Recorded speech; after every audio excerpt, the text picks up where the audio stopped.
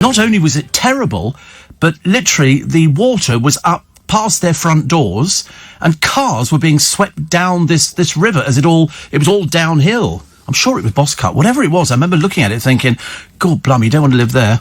There you go, Boscut. The flooding. Look, I mean, it's right again. I know it's embarrassing, isn't it, really? This was in 2004, and the two villages of Crackington Haven and Boscastle suffered extensive damage after these flash floods.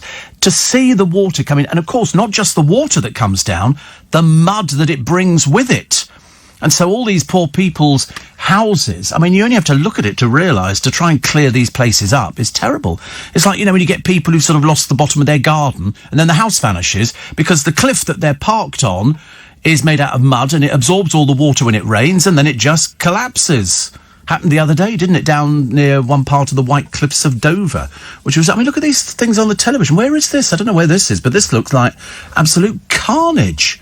This must be somewhere abroad, mustn't it? Nuclear blast. Is that what it is?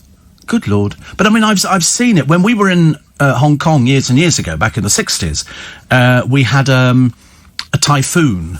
And I think it was Typhoon Mary. I couldn't remember the year. They gave them all girls' names to make them sound more appealing, but they weren't, of course. And this one, all the squatters' huts lived on the hills surrounding Typhoon. 1960. Do you know what? I'm getting better and better at this job, I tell you. I've just been born, yes, I'm a little tiny person. And all the squatters' huts, the next morning when we came out, the whole lot had just vanished. Because they were literally built of sheets of hardboard and wood and stuff like that. And they just collapsed, the whole lot. It's like, it must be the only place I've ever been to in the entire world when they build a block of flats, they built it on bamboo. They literally tied bamboo together with other strips of bamboo. None of this metal scaffolding up, all bamboo. I mean, just absolutely unbelievable. Not very good in a typhoon. But the worst thing was that women over there repair the roads. In those days, you would see women with their big coolie hats on and what do they call these poles over your shoulder? It's got two baskets, one either end of it, and you sort of carry it along. No, there's a name for it. Back for life. and they literally had all the rocks for the road and everything else. I mean, you know, women are tougher than the blokes over there. Well, they certainly were. Mind you, I'm totally convinced it's still the same. Our commiserations to Engelbert Humperdinck. His wife has died. She had, I think, Alzheimer's, and then she contracted COVID. And she was 84, I think. 84. He's 85. And gutted for him. Like, I'm gutted for everybody who loses somebody to COVID. And like the lady was saying, just speaking to Clive a short while ago, about, you know, she's not really comfortable with these people who don't want to wear masks. Because I think most of them are carrying COVID. I don't care what anybody says. You know, now there's 111,000 people dead. You know, and you get these complete idiots who go, of course, you know, it's just like flu. I heard Matt Fry talking with somebody going, no, it's not like flu at all. Flu doesn't kill this many people. You know, it might have done years and years ago, but we got better. This is sort of real people dying, and they're dying because they can't breathe. You know, even though you've given them oxygen, it just gets worse and worse. But I mean, I am feeling buoyed by the fact that they're racing through the vaccines. Not round my neck of the woods. They've run out. They've run out. And did you know that they've had to put guards on the places where they store the vaccine to stop people thieving it? I have heard of stories. In fact, I bumped into somebody who said to me they were speaking to a woman who is working as a bodyguard or security, or whatever they want to call them, on these stores of COVID to make sure that nobody breaks in and steals it. Because people steal everything nowadays. We had somebody the other day. Somebody had complained about a parcel had gone missing, but yet the company, Hermes, said it's been delivered, and they had their proof. You know, they take a picture of it inside the door, so which is good. And so that was nice. And then my Lynn said she'd lost a parcel as well. So she went back on the CCTV, and a man walks into our place, picks up the parcels, walks out the front door. Absolutely as blatant as that. Luckily, on camera. Yeah, we've got 25 CCTV cameras.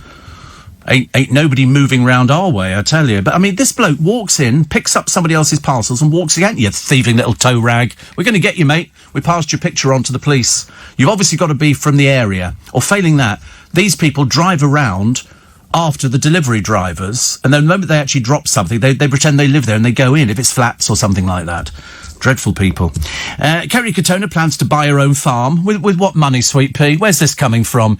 You don't even own your own house. How can you buy a farm? How much do you think farms are? Threepence? Stupid woman. She also said that she was going to revitalise her singing career. What singing career? I didn't think there ever was a singing career. I thought Atomic Kitten Love had all their hits after you left, which was possibly the best thing. Another big name's leaving EastEnders. Spoiler alert, here it comes. It's, put your fingers in your ears, Big Mo. Big Mo is leaving EastEnders. Layla Morse is leaving. Actually, he's not the only person who's leaving, because What's-It's leaving. John Humphreys is leaving Mastermind. He said, he's done it for 17, 18 years. He said, good luck to whoever takes over. Sorry? Do you know, I can't remember who did it before. Well, if he's done it for 17, 18 years, listen, I can't remember past last Tuesday. Amber Gascoigne. No, he did University Challenge. And you started for 10. Magnus Magnusson. Oh, of course, the Icelandic bloke. I don't know if there was somebody in between. I mean, I'm a little bit disturbed to find out that over on Countdown, they've got some yobbo presenting it who sits there, doesn't even wear a proper shirt. He's just there, but, as if he's wandered in from the job centre or something like that. No, not Rapsy Nesbitt. I can't remember what his name is now. He's sort of Colin somebody. Colin Campbell? Who's it? I don't think so, no. Lady Colin Campbell. Oh, she's in the paper. Bye-bye. She's in the paper today. She says that, I don't like this programme. I'm a celebrity, get me out of here. And I thought, no, it was only made worse by you dreary old baggage. My God, you were boring. Boring, dull, tedious and dated. It's called a yoke. No, a yoke is what you put on animals. A yoke is what you put on animals. So there you go. Presenters there, presenters. Where am I looking at? Oh, right. Magnus Magnusson. Peter Snow did it. Clive Anderson did it. And John Humphreys. Somebody else did it as well, didn't they? I can't remember who it was. But it doesn't matter. But John Humphreys done it from 2003. 2003. So who's going to be the next one? They obviously all fit into a thing, don't they? It's called Age. It's called Age. I mean, it can't be that difficult. I think you do about 5 in a day. I could sit there and go, and your time starts now. I like the 8 out of 10 Cats version. I think that's actually quite funny. Bought a lovely little thing yesterday. And, I'll tell you what it is. It's, I was looking for a slow cooker. A cooker that's kind of past its sell-by and sort of really can't be bothered. And I walked past Robert Dias in Richmond the other day.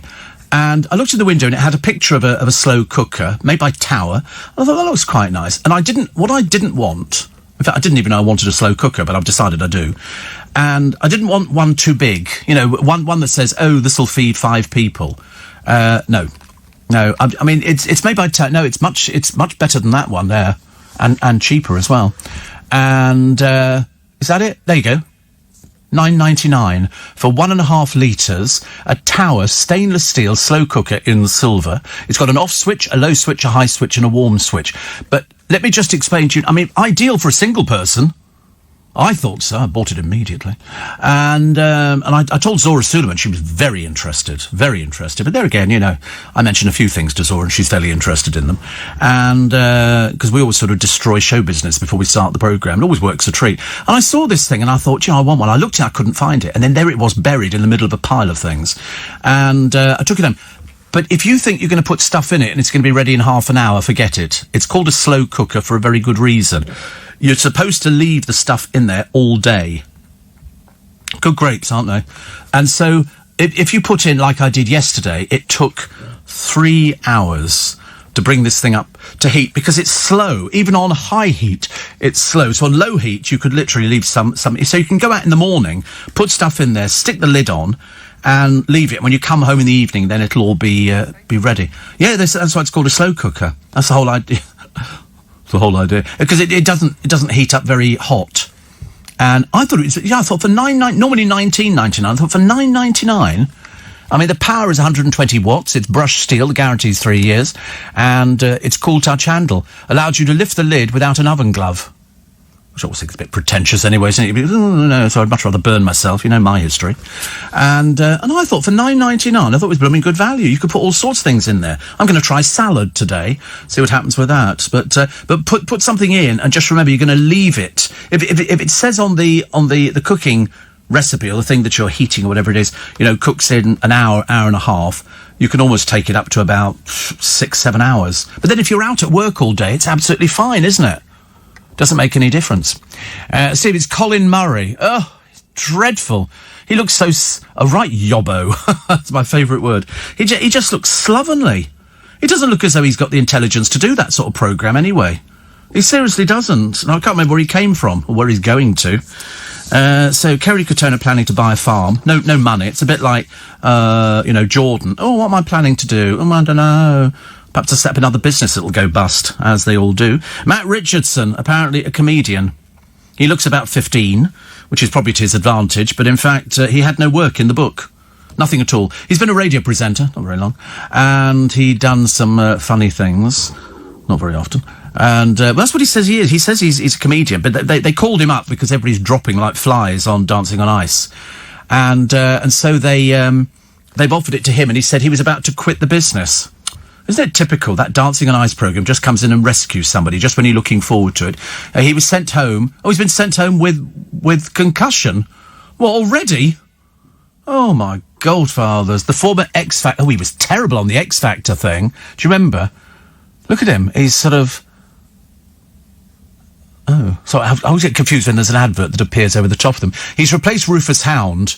Well, there's a man on a mission, isn't there? A mission to be a complete and utter wang-doodle, I'm afraid. A complete useless person. So they put this one in here, the former X Factor host. He didn't last very long because he just wasn't very good at it. I love the way that people go, I think I'll be a presenter. I'll just go and be a presenter. And they look at it and you suddenly realise that there are people who make it look so easy because for them it is easy. But for them, the other people, it's an absolute nightmare. I thought $9.99 was very good for that little thing. I was very pleased with that, actually. Might go and buy another one today. You watch the blooming thing will sell out all over the place. Yeah, there'll be a rush. Steve Allen says you've got this one at $9.99. It can't be right price. It is, and it comes in a box. Christopher Plummer died at the age of 91, I think he was. And, of course, you know that he never sang.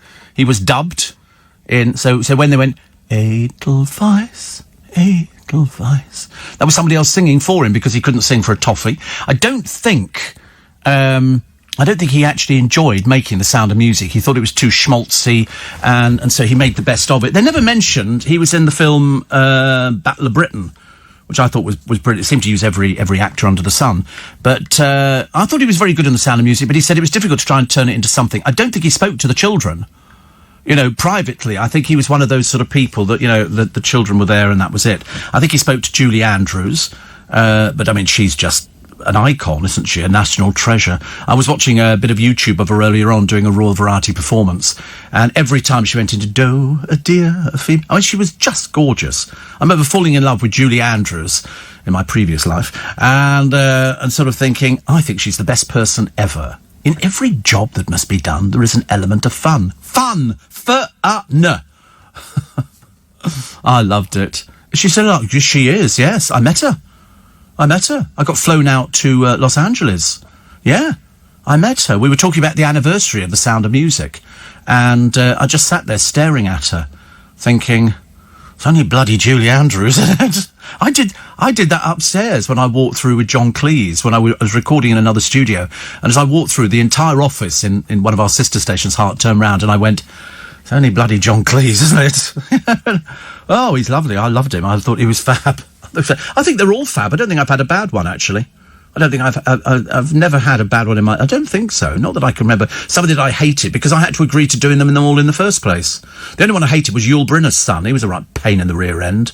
Yul Brynner's son had written a book about his father and being a Lothario, you know, putting it about all over the place. And they hated him at the Palladium. He came over to do The King and I. They used to put... drawing pins on the carpet from his dressing room. Well, they hated him. They really didn't like him. And so that was that. And I mentioned, your father was a bit of a Lothario. And he looked at me and he went, this is my father we're talking about. I thought, well, you bloody wrote about it in the book. What are you questioning me for? Oh, I don't want to talk about that. Well, you might as well just go now, because that's what the interview's about. I'm terribly sorry, dear. We're not going to talk about you. Who cares? And I'll tell you, I was so excited. I nearly texted my friend Henry the other day, because he was totally convinced that his little team, apparently called Arse or something, and we're Aston Villa, up the Aston, and we won 1-0. I mean, I was hoping for 2-1, but we got 1-0, because he poo-pooed me the other day. The other day when he said, "What do you think the score will be, Steve?" They were all taking the mickey out of me, because I support football. I said, "Well, I've got my rattle and my scarf, and I shall be out there." And it was all very good indeed. But 1-0. I mean, I think a lot of people were talking about these sort of side-to-back defeats and all this sort of kind of stuff. But I thought it was back, the back-to-back things. But I thought it was okay. I thought it went down very well. But so back, I mean, and also got closer with Jack Grealish, of course, Watkins, John McGinn, and Bertrand Traore denied. So so it goes. But I thought we did really well. So very happy. Come on, Steve. Colin Murray's a breath of fresh air on Countdown. No, he's not. He just looks like he's bored out of his mind. He's taking the money under false pretences. I don't think anybody should ever sit there on a television programme going, yeah, okay, and start now. Boo! Julie Andrews abandoned Britain years ago, Steve. Our national treasure stay here at home. No, she never abandoned us. She married an American. And it's quite normal to go there. And she maintained a house here for years and years and years. But, as you know, the work for people in the business, what are you supposed to do? Sit here and go, oh, I couldn't go to America. I'll be seen as, sort of leaving the country. She was singing for the Queen at the age of 11.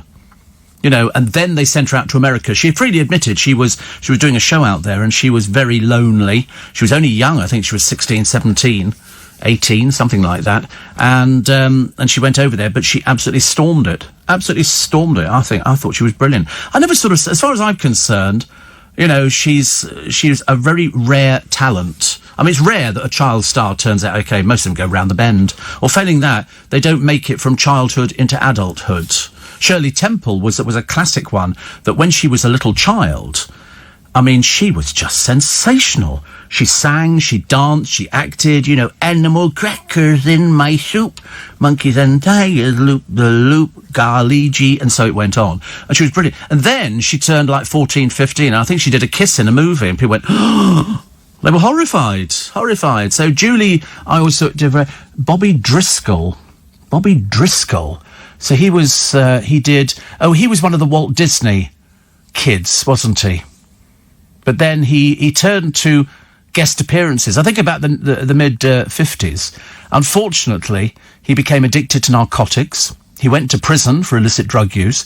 And then he had ill health, which was substance abuse. When you think he was a little lad, Robbie Cletus Driscoll, born 1937 in Cedar Rapids, Iowa. Doesn't that sound exciting? He died in the East Village in Manhattan. They found his body in an abandoned village. Yeah, only 31 years old. There was another one that I saw the other day, and he was an actor again. He was one who'd sort of come up through the Hollywood ranks. He was only young, and it turns out he'd gone to meet a man for an illicit relationship kind of thing or whatever. Because in those days in Hollywood, in fact, just about everywhere, nobody talked about it at all. The idea, I'm so gay, I don't think so. You'd be drummed out of the brownies for that one immediately. And he went to meet somebody and the person murdered him. So every time I watch him, I always think, I wonder if you knew in those days when you were appearing in these movies exactly what was going to happen to you.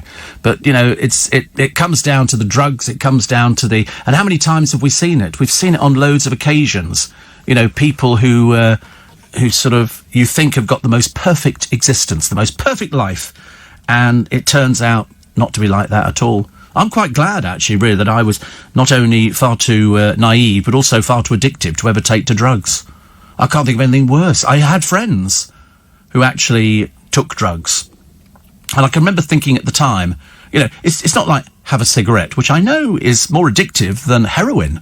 Very much. They can actually detect the effects of cigarette smoke in the brain faster than you can with heroin. It's as addictive as that. And I know because I smoked for years since I was 14. But that's about as far as it went. I wasn't interested. I did smoke one of those marijuana things once, just made me cough.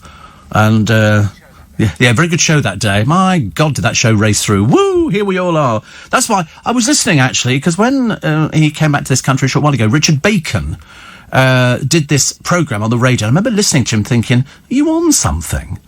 It just didn't sound like Richard Bacon, and he always looks a bit vacant, you know, the unshaved look and all that kind of thing, where people can't be bothered. And now it turns out he takes these gummy bears, which are laced with marijuana. In America, you buy them, like sweeties. And he said he takes them every day, and I thought, well, that explains a lot. That explains, yeah. I'd never heard of these things before. Well, I'd heard of gummy bears, but I didn't know they did the hallucinogenic version. It's mild, but apparently it's enough to... Well, you don't want to get in a car with him, do you? That would be a little bit embarrassing. No. But we were doing it on the programme the other day, and we were sort of thinking, why would you ever want to go down that route? Is your life so empty that you need to take something that sort of boosts you up? And, you know, I like a Prosecco. You know, I like quite a few Proseccos, actually. And but I've stopped before. I just sort of went from drinking to not drinking. Like I went from smoking to not smoking. And it's just the way it goes. Some people are obviously very, very addictive. So you read people, you know, on the television, they sell their stories, their boring, blooming stories about, oh, you know, I lost a job and this happened and so I had to turn to drugs. You think, so you lost a job and you started spending even more money on drugs. How does that work? The answer is they probably don't know. It said on the news the other day that Christopher Plummer despised the Sound of Music so much that he called it actually the sound of mucus. Well, he never sang a word. Bit like Oliver. He never sang either. That was a woman singing for Oliver. Who will buy this wonderful fee? Mark Lester. Very good friends with Michael Jackson. And he's now, he does Reiki and stuff like that. I think he's a healer and does all sorts of things. He's very tall. Whereas, in fact, when he was little, I think he's about 6'4", 6'5" or something. Could even be bigger. And I always liked Mark Lester. I thought in all the films he was in, he just looked fantastic. But, of course, when he didn't sort of... I mean, look at him now. I mean, to me, I still see him as that little kid from years ago. He's an osteopath, and it was something to do with that. So he defended Michael Jackson to the hilt, and I think Michael Jackson was godfather to one of his children. But and I don't know whether or not Michael Jackson liked Mark Lester because he'd seen him in all the films. I mean, I really don't know. I couldn't even suggest that because I don't know. I wasn't there. But I just thought he was fantastic. He did another one, didn't he? Which was, God, what was it called? I think it might have been The Mudlark. It was Andrew Ray who was in the Mudlark, and it's about a story of a lad. There used to be, I think, during the Victorian times, lots of kids who have been thrown out by their parents, or their parents have died, or whatever it happened to be, and they lived by the banks of the Thames. I mean, it's a true story. They did live by the banks of the Thames. And this is the story of one particular lad, and he finds something in the Thames, and it's a coin, and it's got a picture of Queen Victoria on it. And he wanted to meet Queen Victoria. And it was his mission. And he didn't know how to meet Queen Victoria. And so he walked to Windsor Castle. And he slipped in through a little low kitchen window, because he was only a stripling of a lad, and then hid in the castle. This is sort of praising it down quite a lot, actually. And he does get to meet Queen Victoria. And he's such a good kid. He's so brilliant. At this particular part, and he's sort of, yes, Mum, and she's there. You go, well, you know, you mustn't be bad. You mustn't do these things. No, Mum. And he'd never met anybody like it before. He'd never seen wealth like they had. He was really good in this film. It's a really, really good film. If you get the opportunity to see it, because it makes you cry, because she's quite touched. And of course, I don't think she'd been touched in ages, you know, because she wasn't one of those emotional kind of people. But in this film, which is the journalistic license, it was a case of that's what it was like. And so she decided to look after his education, to make him to give him a start in life. You know, to just make sure that he had something as opposed to going back to scrabbling along the sides of the river, just finding odd coins. It was a very heartwarming story. And when they went, run along now, lad. And he turns around and he goes, and it's the way he looks at her. It's a case of, it just reminds him of his mum, who of course he never knew. and he wanted a mum, and he wanted Queen Victoria to be his mum, but obviously because she was Queen Victoria, miserable old bag, she couldn't do it. But it's a great film, really is. Andrew Ray is the actor. I believe he did. He popped up in a sort of a Carry-On type thing written by the same team with, I think, people who were in a home. They were all... Oh, that's him there falling into the thing. Look at him. He's so amazed. He goes into this place. Look at him. I mean, he's just fantastic. He's so fantastic at it. But he's never seen riches like it. This is just everything beyond his wildest dreams. And when he meets Queen Victoria, and she's quite stern to start with, but then she melts. And that's, when I say melt, she doesn't physically go like that, you know. But it was so good, and they sort of said, look, he's here, he's always wanted to meet you, Mum. He's seen your picture on a coin, and he wants to meet you. And so she meets him. He's a cracking little actor, but he turns up in this Kenneth Williams thing where I think they've got tuberculosis or something like that. And he was very good. He played with Ralph Richardson and Celia Johnson. He played with Angela Lansbury, Joan Plowright, and at the age of 19 he married an actress called Susan Burnett, and they had 2 children. So he died in 2003 from a heart attack at the age of 64, which is very, very sad. His brother Robin Ray was a well-known TV and radio personality who died also at the age of 64. But The Mudlark was his first film, and whoever cast him, it was absolutely inspired. So I always like stories like that because he was a real person. He was a committed member of Equity, served as a councillor, but died at the age of 64. Too young, as far as I'm concerned. Is Kylie going to get married? Who cares? I seriously couldn't be less bothered. Seriously, that, you know, they keep putting this out. She's not the marrying kind, I'm telling you. She's been out with loads of people. Loads. And they're all taller than her. Mind you, anybody who isn't working in pantomime as part of a 6-strong troupe with an extra one added, is sort of taller than she is. I love the film Run Wild, Run Free with Mark Lester. Steve, says Carol, we're expecting more snow, 5 to 7 inches here in New York City, starting this morning at 0600. We're still not rid of the last snow we got, although it was warmer the last 2 days, so some of it has melted. I don't know what it is. Is it the shape of New York? Is it the skyscrapers that make them have drifts that go up the side of the road, the like of which we've never seen before? We never get that. Shane says, I laughed when you said the miserable old bag. She was miserable. Kylie's 4'10". She's under 5 feet. Under 5 feet. Amazing, isn't it? Amazing, really. I quite like the idea of being under 5 foot tall. I think that's very good. Steve. Would anyone from the 25% who think it's gone well, please explain to me what's gone well? I don't think this was me. Actually, I had somebody else talking about that. Steve, hope you put Thursday in your diary, Steve. Piers Morgan interviews Gemma Collins. Apparently it's very emotional. Well, of course it would have to be. She's a bit of a drama queen, isn't she? And what did her friends buy her for her birthday? Oh, she got loads of presents. Got loads of presents. She can't afford to buy herself a toaster, so they bought her a toaster. Because just what she needs, isn't it? Really, another Robert Dyers toaster. Unfortunately, this one was about 500 quid. Must have more stupid friends than you can ever imagine. Well, let's buy her a toaster. You know, let's get the fat bird down by giving her more bread and toast. How does that work? Ridiculous. You thought that Liberace's performance was rubbish. No, I didn't say that. You need to get your facts right. I've never said they were rubbish. I said they were cheap. Cheap. And I found his performances mesmerising. He was subject to vile rumours. What, that he was gay? Woo! Hold me back and call me Nelly. He was also troubled, as you mentioned, which was the trouble with many stars. Well, I mean, everybody knew he was gay. The only person who didn't appear to know he was gay was everybody. Everybody knew he was gay. It was the worst-kept secret in the business. Goodness sake, honestly. In fact, if you read his book, his autobiography, every time he talks about going out with a girl, he meant a boy. He had boys that were in his show in Las Vegas who were he had twins, I think. When I say he had twins, he had twin boys who were appearing in the show.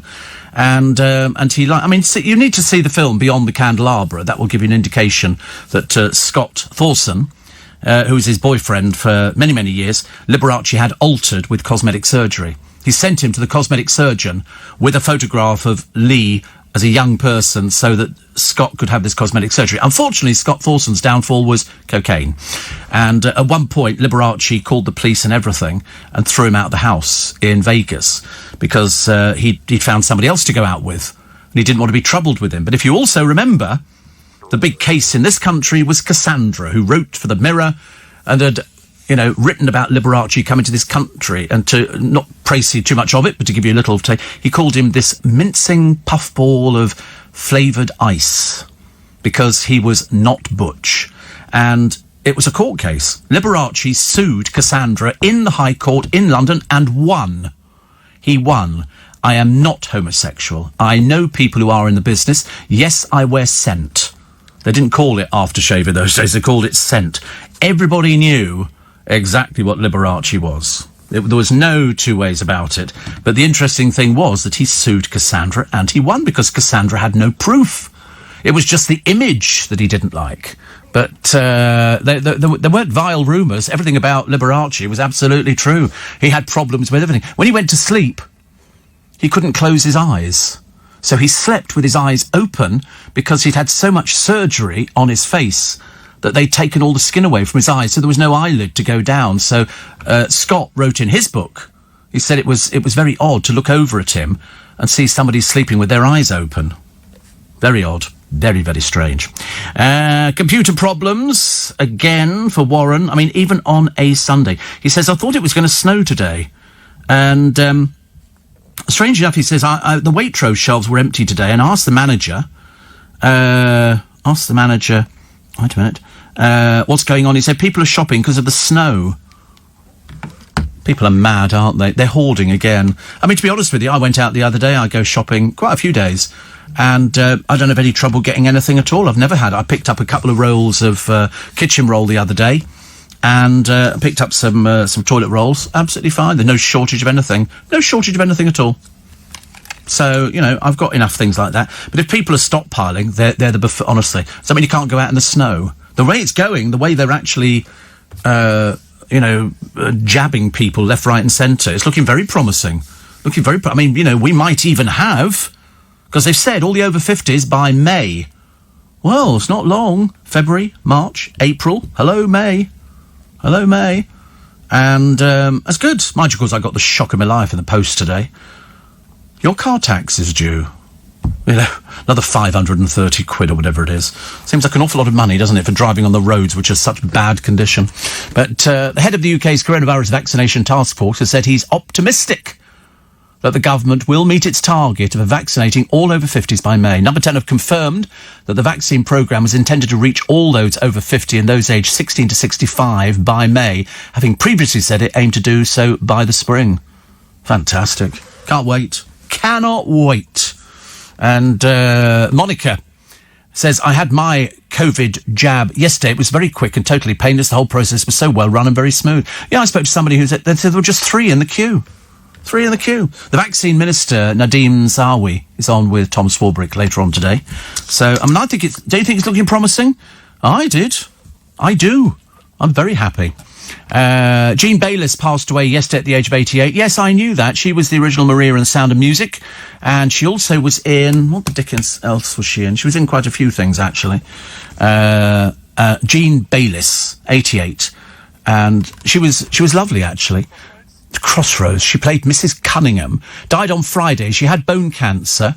Her son, Daniel, said she was an amazing woman, which I agree. The couple had first met. She married David Johnson whilst performing in New York, taking over from Julie Andrews in the production of The Boyfriend. And she was auditioned for The Sound of Music by Richard Rodgers. He says, you're the girl I want for the show, and she continued to work and sing her little heart out all of her life. So, 88.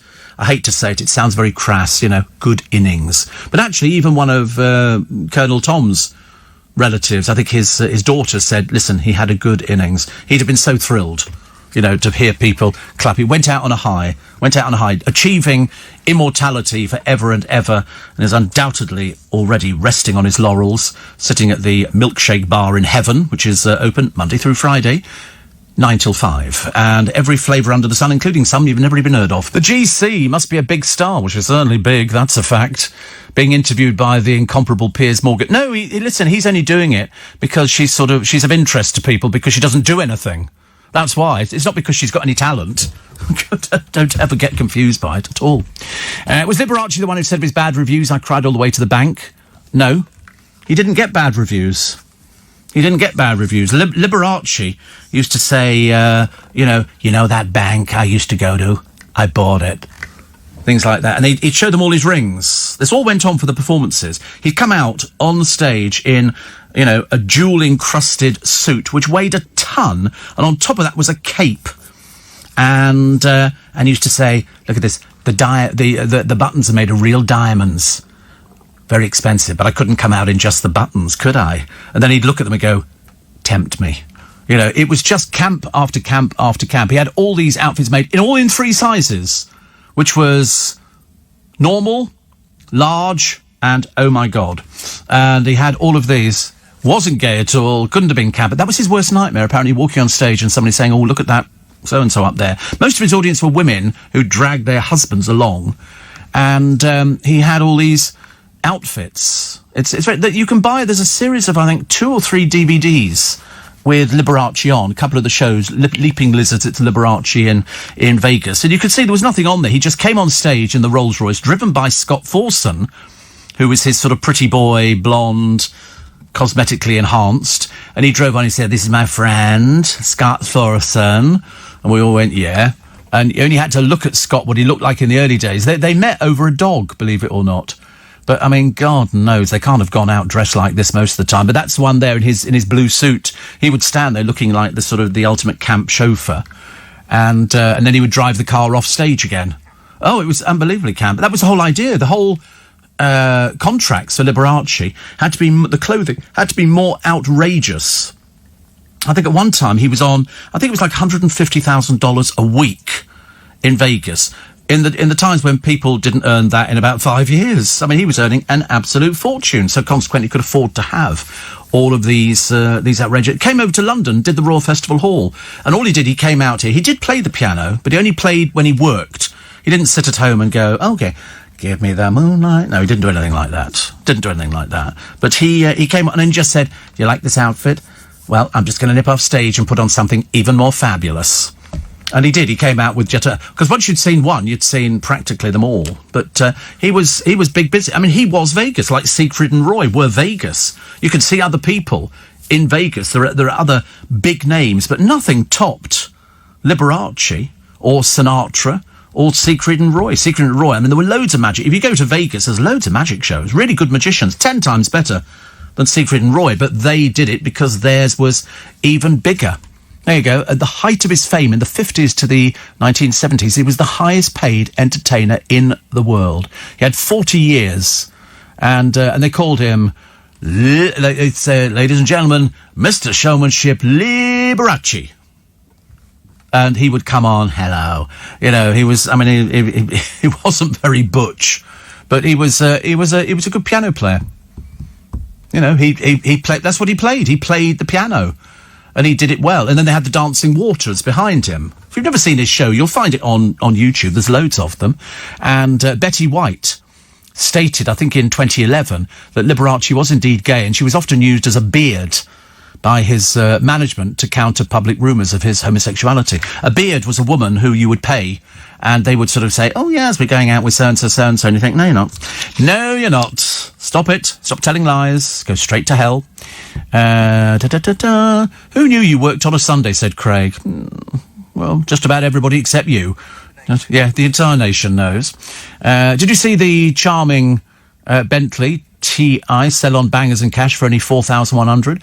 Yeah, it was in 1971, wasn't it? Wish I got it, says Roger. Well, these auctions occur all the time. Where do you think some of these other showrooms get their cars from? They go to those auctions. By the time you've taken that £4,100 Bentley home, or whatever it was, and it's been tarted up, perhaps given a respray job, Connolly hided inside properly, all brought up to date, you can treble the price of it, because the engines just go for ever and a day.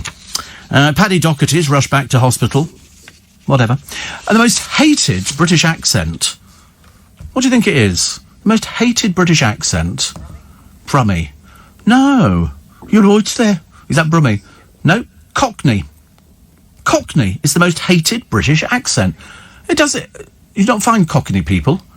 Oh, born within the sound of Bow Bells. I've noticed you've got that comedian, whatever his name is, Rob Beckett, who's sort of playing the working class hero at the moment. I mean, I ask you honestly, do you live in a little one up, one down, mate? No, you don't. All this garbage people feed you. Yeah, because I'm proud to be working class. Well, you're not working class, are you?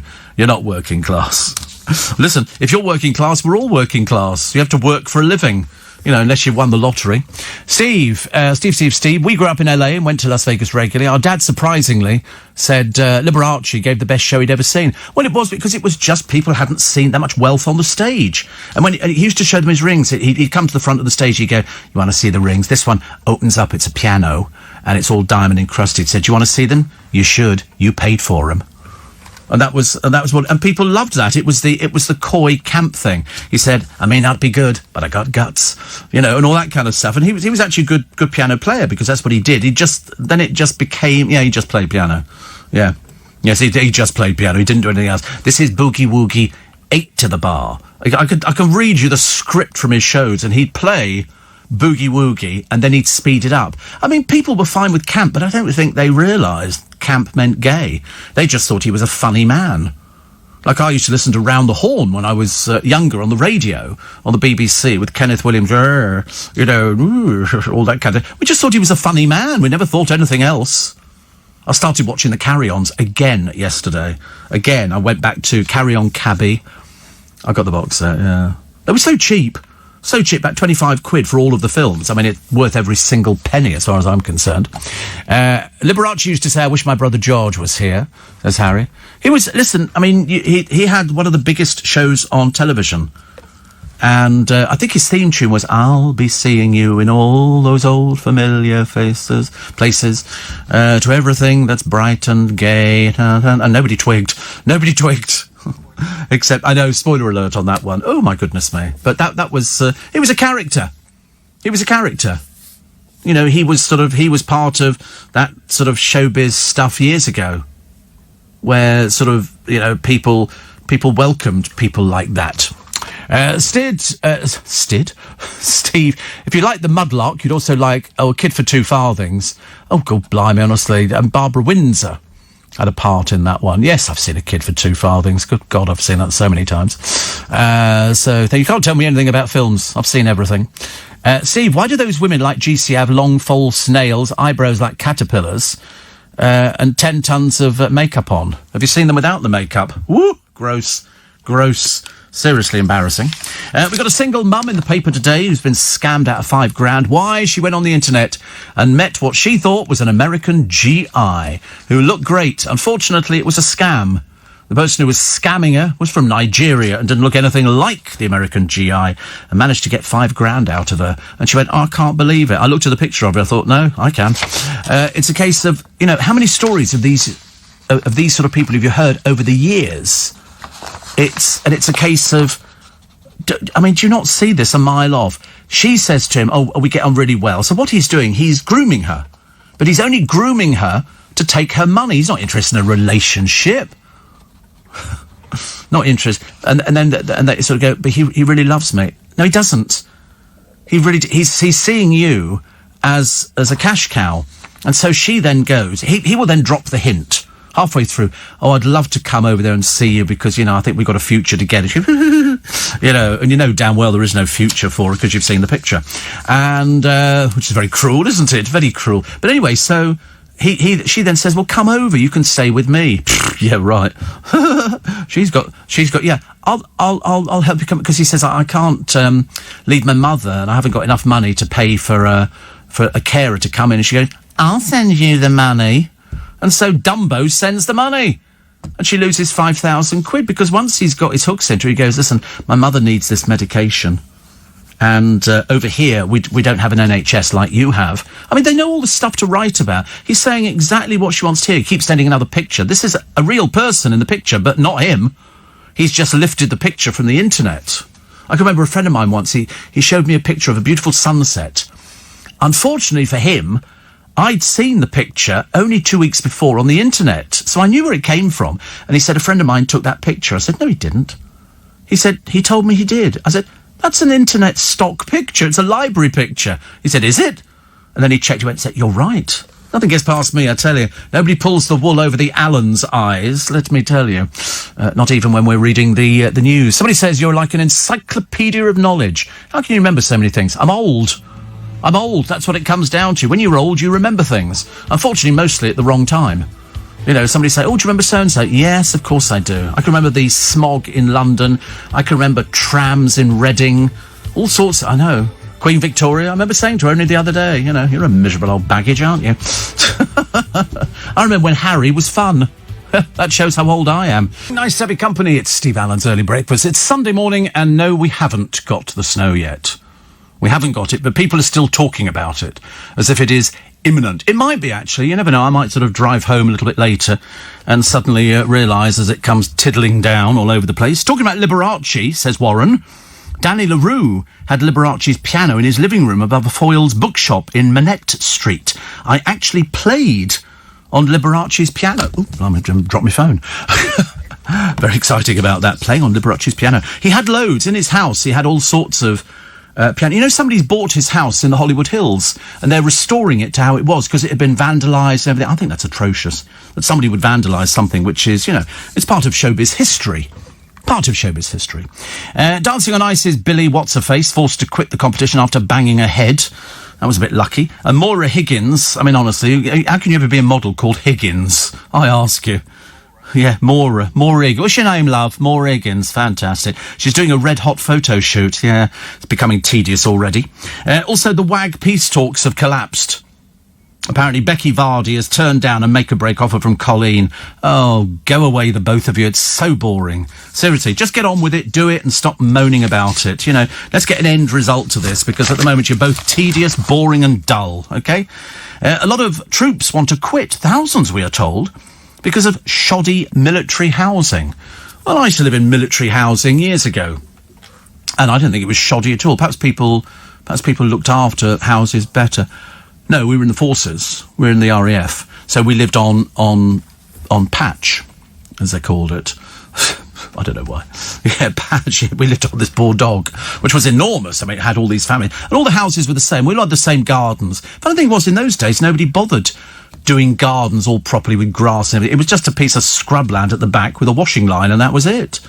You know, because you had the rest of the camp to play in. And we did. The Love Island stars hitting back at the lockdown crisis. Let's get this straight, shall we? They're not stars. They're not particularly bright people. They're just girls and a few boys who are prepared to get their bits out. OK, and that's about as good as they're ever going to get. Blackpool is Britain's booze black spot. You know why? You need to drink to go there. It is one of those kind of places. You know, you could never survive a night in Blackpool unless you'd had quite a few sherbets. I went there once. Lady Colin Campbell, what a dreary person. She reckons I'm a celebrity is too boring. Yeah, a bit like you, dear. You didn't elevate it to new positions, did you? Yes, because I, Lady Colin Campbell. No, you were nobody, dear. You just happened to marry some bloke with a title, OK? You're not descended from royalty or anything else, but she's turned into the biggest bore under the sun. Harry's still living a high life. Here he is on the top of a double-decker bus. The best he gets is an interview with his TV pal, James Corden. Poor old Harry's got nobody else to talk to. What has he got in common with anybody in America? Nothing. Nothing at all. Nothing at all. But then you got the old baloney the other day, didn't you? He wants to come back and live in this country. Sorry, I thought you'd already told us you didn't want to live here because you don't like us. So why don't you stay where you are, love? Why don't you stay where you are? Also, former Bake Off host Sue Perkins, revealed as Dragon on The Masked Singer, and somebody called Gabrielle was on there as well. They keep dragging this out, actually. The producer is more worried about who is Mr. Sausage. Mr. Sausage, not Mr. Just Sausage. Do sausages not have sort of Mr. or Mrs. or something like that? I don't know. Oh, very odd, actually. But fans had previously thought Dragon was Australian drag queen Courtney Act. Gabrielle said, I loved it. It was a fabulous experience. But no judges guessed Sue's identity, but all, bar Davina McCall, guessed Gabrielle. I wouldn't have known. I seriously wouldn't have known. And so the marketing convinced Sausage is Stacey Solomon. After a cryptic clue kind of sums up her intelligence, doesn't it? What are you, Stacey? I'm a sausage. Poor soul, honestly. She says, I'm putting my phone in the drawer for a few days. She said, not off to put my sausage costume on, I promise. Mind you, she might not have... it could be just a red herring or something. I don't know. Who cares?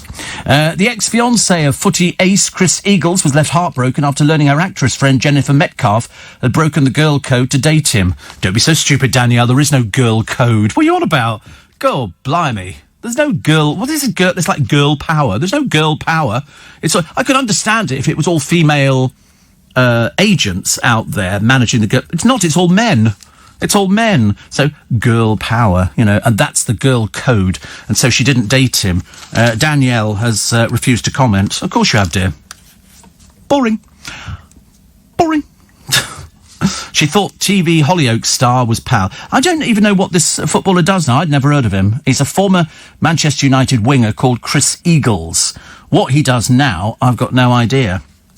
But psychology graduate Danielle told a pal, at first it was wonderful. He was the life and soul of the party. He'd light up the room.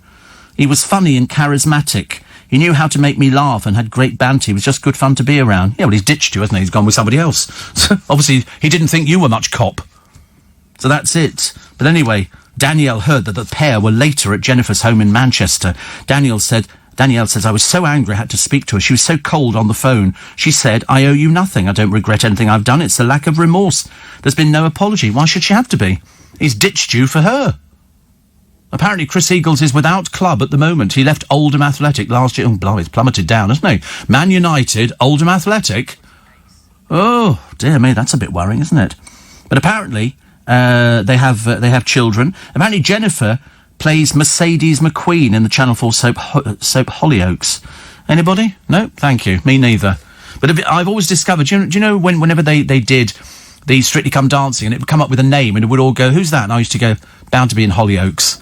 The place where all sort of people go whose career has finally reached rock bottom. What have you got? Part in Hollyoaks. Oh, lovely. Did you get your boobs out? Yes. Fantastic. And so here is little Hollyoaks star, Jennifer, because I can see you playing Lady Macbeth. Not.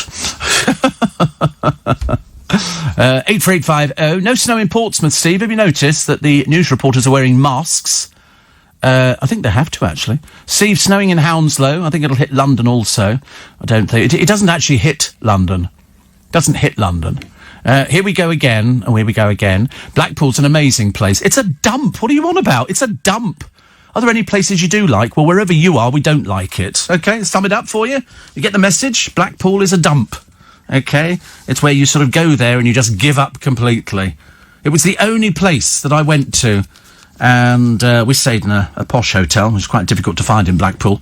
And all the way along the seafront, they've got all these cheap bed and breakfast type places with hot and cold running water in each room, colour television, full cooked breakfast, and all the baskets were all plastic flowers. It's a right dump of a place. It seriously is. It's so garty. You know the sort of people who go to Blackpool, people who think their life is finished, and so you go there. And in fact, Storm Darcy. We're up to D, are we? It's the cold air from Russia. Everything's cold in Russia, isn't it? That's a place you don't want to go to either. Heavy rain expected in the capital on Saturday. Well, we didn't get that. Did we get rain yesterday? I don't remember seeing rain. You were asleep, no. And a yellow warning. It's on its course for snow over the weekend. Well, I mean, how much longer do we have to wait? It's 5:10 in the morning. Hello? Anybody listening to us? Can you send us a little bit of nothing at all out there? Absolutely nothing. Love Island bosses are planning to film this year's show in the UK. That'll be exciting. Perhaps they can go to Blackpool. That'll be a classy place to go to, won't it? Woo, woo, woo. Fantastic. And here we go. Emma Watson sparking engagement rumours by sporting a band on her ring finger. No. So exciting. They must think we fell out of trees or something. Benji Potter wrote this exclusive. Potter actress...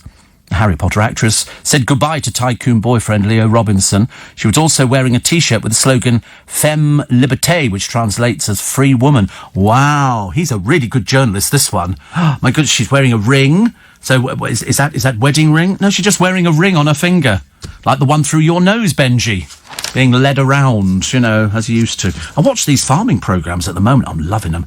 I'm loving farming programmes. I cannot get enough of these things. And it's like when that's why we laughed when Kerry Coke said that she wanted to go and buy a farm. Like, what does she think they are? Like threepence, fourpence, fivepence? She couldn't afford a farm. She can't even afford to live in a house. It's rented. Rented house. You don't think nobody did. Why would you ever give her a mortgage? Not a cat in Hades chance. Can you rent a farm? Well, she wouldn't. She's got no experience. So what would she do? Nothing at all. I mean, she'd just be a complete buffoon, which is what she's been throughout her entire life. Poor soul. Excuse me, let me have a little slurp of tea. Oh, that's so exciting. You know, it's such a walk now to go and get a cup of tea. Honestly, I'm getting exercise I've got to go to the big kitchen round there. Kitchen round here, no. Doesn't work. It needs a new thing on the tap. We've got so many kitchens. We must have about 20 kitchens in this building. Seriously. I feel like Mary Berry. Every time I go in there, you can't cook anything, but, you know. Potter's Bar's had a light dusting of snow. It deserves it. And somebody says, how about, sausage is definitely Sheridan Smith. Beautiful voice, says Kath. She's rather brilliant. Seriously, the others aren't that great, but she really is. Well, listen, I like the costumes, but I'm not bothered about who's singing in them. I'm assuming it's people who need the money. You know. Why are they opening pubs, but you can't drink alcohol? No, they are opening pubs again. They're going to be doing... One of the boys downstairs said when I came in, they're opening them for food, for takeaways or something. And we don't know. I mean, at the moment it's all up in the air, but I'm sure I couldn't care. Seriously, I mean, you know, you can't go into any pubs round our way and have a slow, comfortable, or even sex on the beach or something like that. Boris will announce a plan on the 22nd, but you've got to be good. I got on the bus the other day, there he is, another one sitting right at the front with the thing round his neck. I'm exempt from wearing a mask. I felt like saying, yeah, you can print those off the internet, can't you, mate? He was sitting there in shorts. I knew that was a bad sign straight away. The former Blue Peter presenter Richard Bacon, there you go, it's in the papers today, says he eats cannabis-infused gummy bear sweets to mellow out. For that read, I'm not really in the real world at all. He says the sweets made him laugh wildly whilst he was editing a show. Well, of course, because it's cannabis. I mean, come on. Even you can't be that dumb. That's why you got dropped from Blue Peter. Blimey. Not for cannabis, but for other things. So the Golden Mile is the UK's booze black spot. What do you think is underneath Blackpool? As I say, what do you think is underneath Blackpool? Okay, come on. Manchester? No, Liverpool. Manchester's not on the list. Middlesbrough, then Sunderland, then Hull, then Salford, then Blackburn, then Southampton, then Holton, and then South Tyneside. That's the list. Basically, Southampton, 8th in the table, was the only place in the top 10 in the south. There are just over, in the UK, 500,000 adults classified as being dependent on alcohol. I thought it would have been more than that. Only 500,000 doesn't sound like very many, does it, really? Not to me. Steve. Morning. Isn't an open pub for takeaways called an off-licence? Well, you can't go to an off-licence, can you? There's no off-licences, as far as I know. Do we have any off-licences anymore? I used to have one very near me. But I think it was it Bottoms Up? Might have been Threshers, or as we called it, Thrashers. And I've not been an off-licence for years, because people go to the supermarket to buy their booze. You don't need to go to a specialist off-licence anymore, is there, really? And somebody else thinking that sausage is definitely Sheridan Smith, which is lovely. Prince William, he was spouting off on, we've all got to do more to save the environment, as he lives in... how many houses has he got? 3, is it, really? Do we actually have to do any work? No, he had to shake some hands, and that was about it. Somebody else told me a light dusting of snow. It's really not good enough. Montana Brown, you won't know who she is. She made her name sunbathing with fellow wannabes on Love Island, or as I prefer to call them, the Desperados, ladies and gentlemen. And now, like other desperados from the hit TV show and some social media influence, she's come under fire for escaping the 3rd national lockdown. She's been in Barbados since December. She says, I'm no COVID-idiot, because you've been staying there with family who live there. Well, stay there, darling. Nobody cares. Nobody cares about you at all. A lot of people's worlds are crashing down around them, but of course these people just send you their stupid pictures. She said, it's wrong to put your partying on social media. It's safe for me to stick to guidelines out here. Don't care, darling. Don't care. I suspect your agent has probably said that you better do something to ingratiate yourself. Montana, who lives in Hertfordshire. Oh, how lovely. The millionaire's playground of Hertfordshire. She's not starring in, she happens to feature in. She'll be as boring as heck in Celebs on the Farm, a take on the original show. She appears with Duncan James from Blue, Sean Williamson and Lady Colin Campbell, the most boring person ever. Oh, how dreary is the programme. Is that all you can get, Colin? What a shame. I thought you were such a big celebrity and a huge star. Obviously not. So Layla Morse is leaving EastEnders. She's not going to die, so you don't need to. Well, I mean, at the moment they say that, but you know they kill people off. Who's her brother? Very famous actor. Very famous actor. Come on, you're supposed to know this.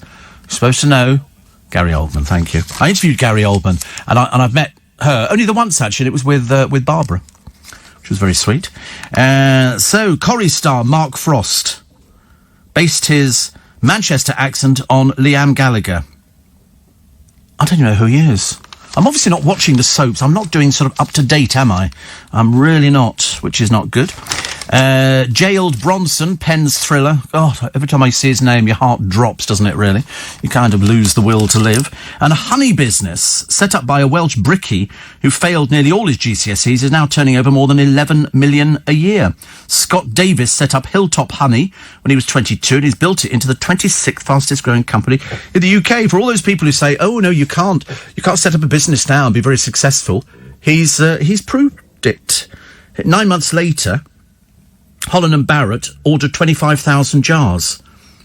Wow. He said any sane person would have given up, but he didn't. He did very well indeed, so congratulations to him. Congratulations. The Archers is celebrating its 70th birthday. I'm assuming it must be going 70 years, but some of the rural Radio 4 drama stars still enjoy their anonymity. Tim Bentnick, who's also the Earl of Portland, said, what's lovely about it is you don't get recognised. Of course you don't, you're on radio. Why would you be recognised on radio? Well, I do, but that's different, but it's only because I'm a high-profile celebrity. And also, I've got one of those voices that people go, I know your... Sometimes you get people going... They always say to me, do I know your voice, like I'm psychic? And I always go, I don't know, do you? Are you... And I always go, no. You sound just like him. Well, a lot of people say that. I can keep it going for ages. Yes, just like Dale Winton. I think not. My career was on thin ice, says Matt Richardson. I mean, the comedian has struggled to get work during lockdown. He said, I've had a really rough year. He says, I got 4 or 5 months of being able to pay my bills. It's literally saved my career. Things got so bad last year, he was on the brink of quitting show business. I don't know what you could say to that, actually. I mean, you know, he's in the... I mean, they've all got to have a story, haven't they? We put you up on the television. The fact that, you know, there's tons of other comedians aren't making any money. He says, I thought I might retrain to be a history teacher. Well, why don't you do it, dear? Because after you finish doing the dancing and icing, you don't think it's going to resurrect it, do you? He's already had a bit of an accident already on the programme, which is not so good. But he's replacing Rufus Hound, which is quite... One of the papers absolutely laid into Rufus Hound like there's no tomorrow. With some of the things that he said, you can't actually believe that the man is still allowed to sort of wander about without somebody picking him up on it. Nick Ferrari talking about the supposed man of God. This is the Reverend Gerald Robinson Brown, Bishop of London, has just appointed to a new post in the oldest church in the city.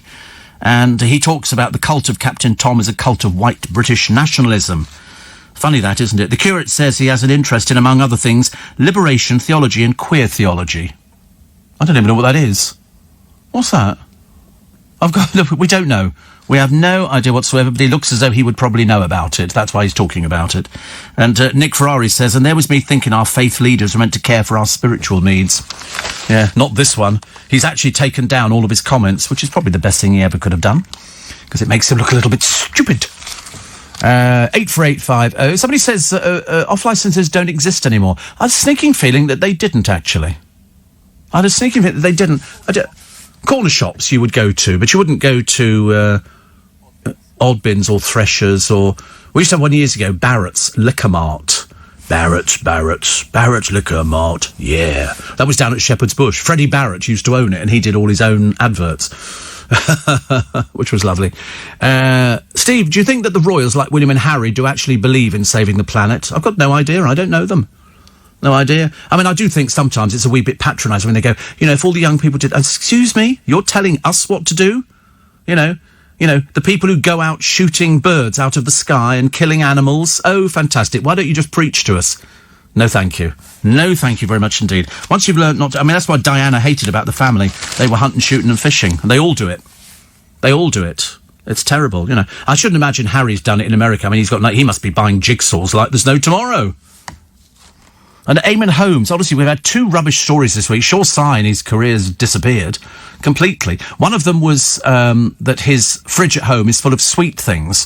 That's why he's the size he is. And Ruth says it's difficult to put her stuff in there because she's doing all the healthy things. He doesn't do that. They were talking a short while ago putting a gymnasium into the garage. They've lived there for years. They've not bothered with it. But anyway, the latest story today, Eamon Holmes' brother name drops him to meet celebrities. TV presenter Eamon. Well, when was that? Come on. Stop making it up. My younger brother Brian said to me, "You'll never guess who I spent the night with the New York Tom Jones." I said, "Why would Tom Jones sit with you?" Eamon said, "Brian has this habit of saying, 'Do you know who I am? Have a closer look. I'm Eamon Holmes' brother.'" I should imagine most of the celebrities going, "Eamon who? Who is he?" They go, "Yeah, he was, he used to be on the television. You should see him on This Morning." Really? When was that? Well, then he got replaced because they decided to have a little change around, and now he's I don't know what he does. Perhaps he's started learning how to sort of, go out for a walk or something. I don't know. Don't know what he does. I mean, she's really good. I mean, she's busy all the time. She doesn't stop. Loose Women, QVC. I mean, she's practically taken over the channel with her clothes. But she's lucky. She's slim. Can't get him to model anything, can you? The only thing he could actually model would be Toby Jugs. It's not going to be anything else recently. So, if you really want the wild wigs and hairpieces worn by the evil music mogul Phil Spector, which could raise £1 million, they're coming up. All sorts of these strange... What is it about people who want to wear toupees? I don't quite understand it. Especially dead people's toupees. I mean, without them, he just looked bald. But, as indeed you would. He was almost completely bald in prison mugshots just before he died, was so sensitive about his appearance up top that he never admitted to wearing a wig. I know somebody in the House of Commons who's exactly the same. It's a nice wig you've got there. No, it isn't. You know who it is. Yeah. I mean, honestly, it's not even the wrong colour wig. It just doesn't even fit. Poor soul, honestly. Never mind, I'm sure he's quite happy in his oblivion. Also... you're getting old when a woman on Who Wants to Be a Millionaire had to phone her dad to find out which band Joe Strummer was in. Mind you, I tried that round here a few times. I've said to people, "Oh, you remember the Supremes?" And they look at you blankly and go, "No." And you go, "Dinah Ross?" "No." "All right. Millie Small?" "No." Oh, it's a bit embarrassing, really, isn't it? Yeah, Lollipop. And also, the other one, she had 2 hits. My Boy. The other one was I Love Sweet William, which I thought was quite good. Steve, if you cross threesomes are more fun with this farming life, do you get a menagerie à trois? Very clever, play on words there. And what did I watch the other day again, which I thought had really gone off, I'm afraid? Oh, it was the so-called celebrity version of Gogglebox. Where do they get them from? It's from an agency. Oh, I can't remember. They were so non-interesting. Roman was on. I don't think he was on this particular one that I saw. But mind you, Roman's on everything, isn't he? I don't think there's a show that Roman's not on at the moment. I think he's not on the Dancing on Ice, is he? No, he's definitely not on the Dancing on Ice. No, because we've got Sunny on that one as well. The con man story about the lover is in the Daily Star today. Julie, who is the woman's name, wanted to share her story to warn others. Well, darling, we've been doing this. You must be the last person on the entire planet to not know about these people. She said, looking back on it, I feel stupid. Yep. Absolutely. She spent 12 months talking to this bloke, and she sold her car, her TV, her nan's engagement ring to pay for her lover's flights to meet her. But the man of her dreams was a fraudster. He'd been using photographs of a real-life serviceman called Jonathan Ramos. And she says, I've just come out of a long-term relationship. My dad had died, and just 5 months before he started messaging. He knew I was vulnerable. That's how he got me. She sold her Ford Focus car for £400. That's called top whack, isn't it? And she agreed to send him. She also swallowed his excuses why he couldn't use a video call and sent £1,000 so he could fly to the UK to finally meet her. But anyway, she travelled to the airport, and of course there was no flight with him on because he wasn't on the flight. He just got the money. She said She said he didn't text until the next day, claiming his commander stopped him. He then said he'd need more money to come over, and I fell for it. She told her mum, Mary, how she'd been taken in by this con artist. And then she found an anti-scam Facebook group where she saw a video featuring the real Jonathan Ramos. And he's got more than 92,000 followers. She says, I could tell he was putting on an American accent and he was African. He just hung up on me. I'm 35. Well, you're dumb. Because these things have been going on for donkey's years. You need to listen to a proper radio station. She's only in Portsmouth. She can hear us. You know, and then we can tell you about scams. People would phone you up. The next one you'll be caught for, dear, is you've just won the lottery in Utah. OK, and there's about $20 million. Or failing that, you know, I'm the wife of the Interior Minister of Mozambique, who's just been killed in a car crash, and he had $600 million, which he'd thieved from the country, and we'd like to use your bank account. Oh, yes. How do I do that? Just send us your bank account details and £500 so we can do the process. We have to pay for the processing. OK, I'll do that. Fine. Thank you very much indeed. Another one bites the dust, as they say. Nice to have your company. And interesting programme last night, Secrets of the Royal Palaces. I've seen it before. It was OK. It was OK, but most of it is sort of like cobbled together at little bits of, you know, Meghan Markle gets out of a car and doesn't know how to get back into it again. You know, how do I get in that? Which side do I go in? Well, the Queen's this side, so obviously you're not going to be clambering over her lap, are you? It was all just dreadful mess, I think. So I did see it. I quite like... I quite like programmes on the royals, but you can tell when it's a spin, can't you? Do you not think it's a spin with William and Kate?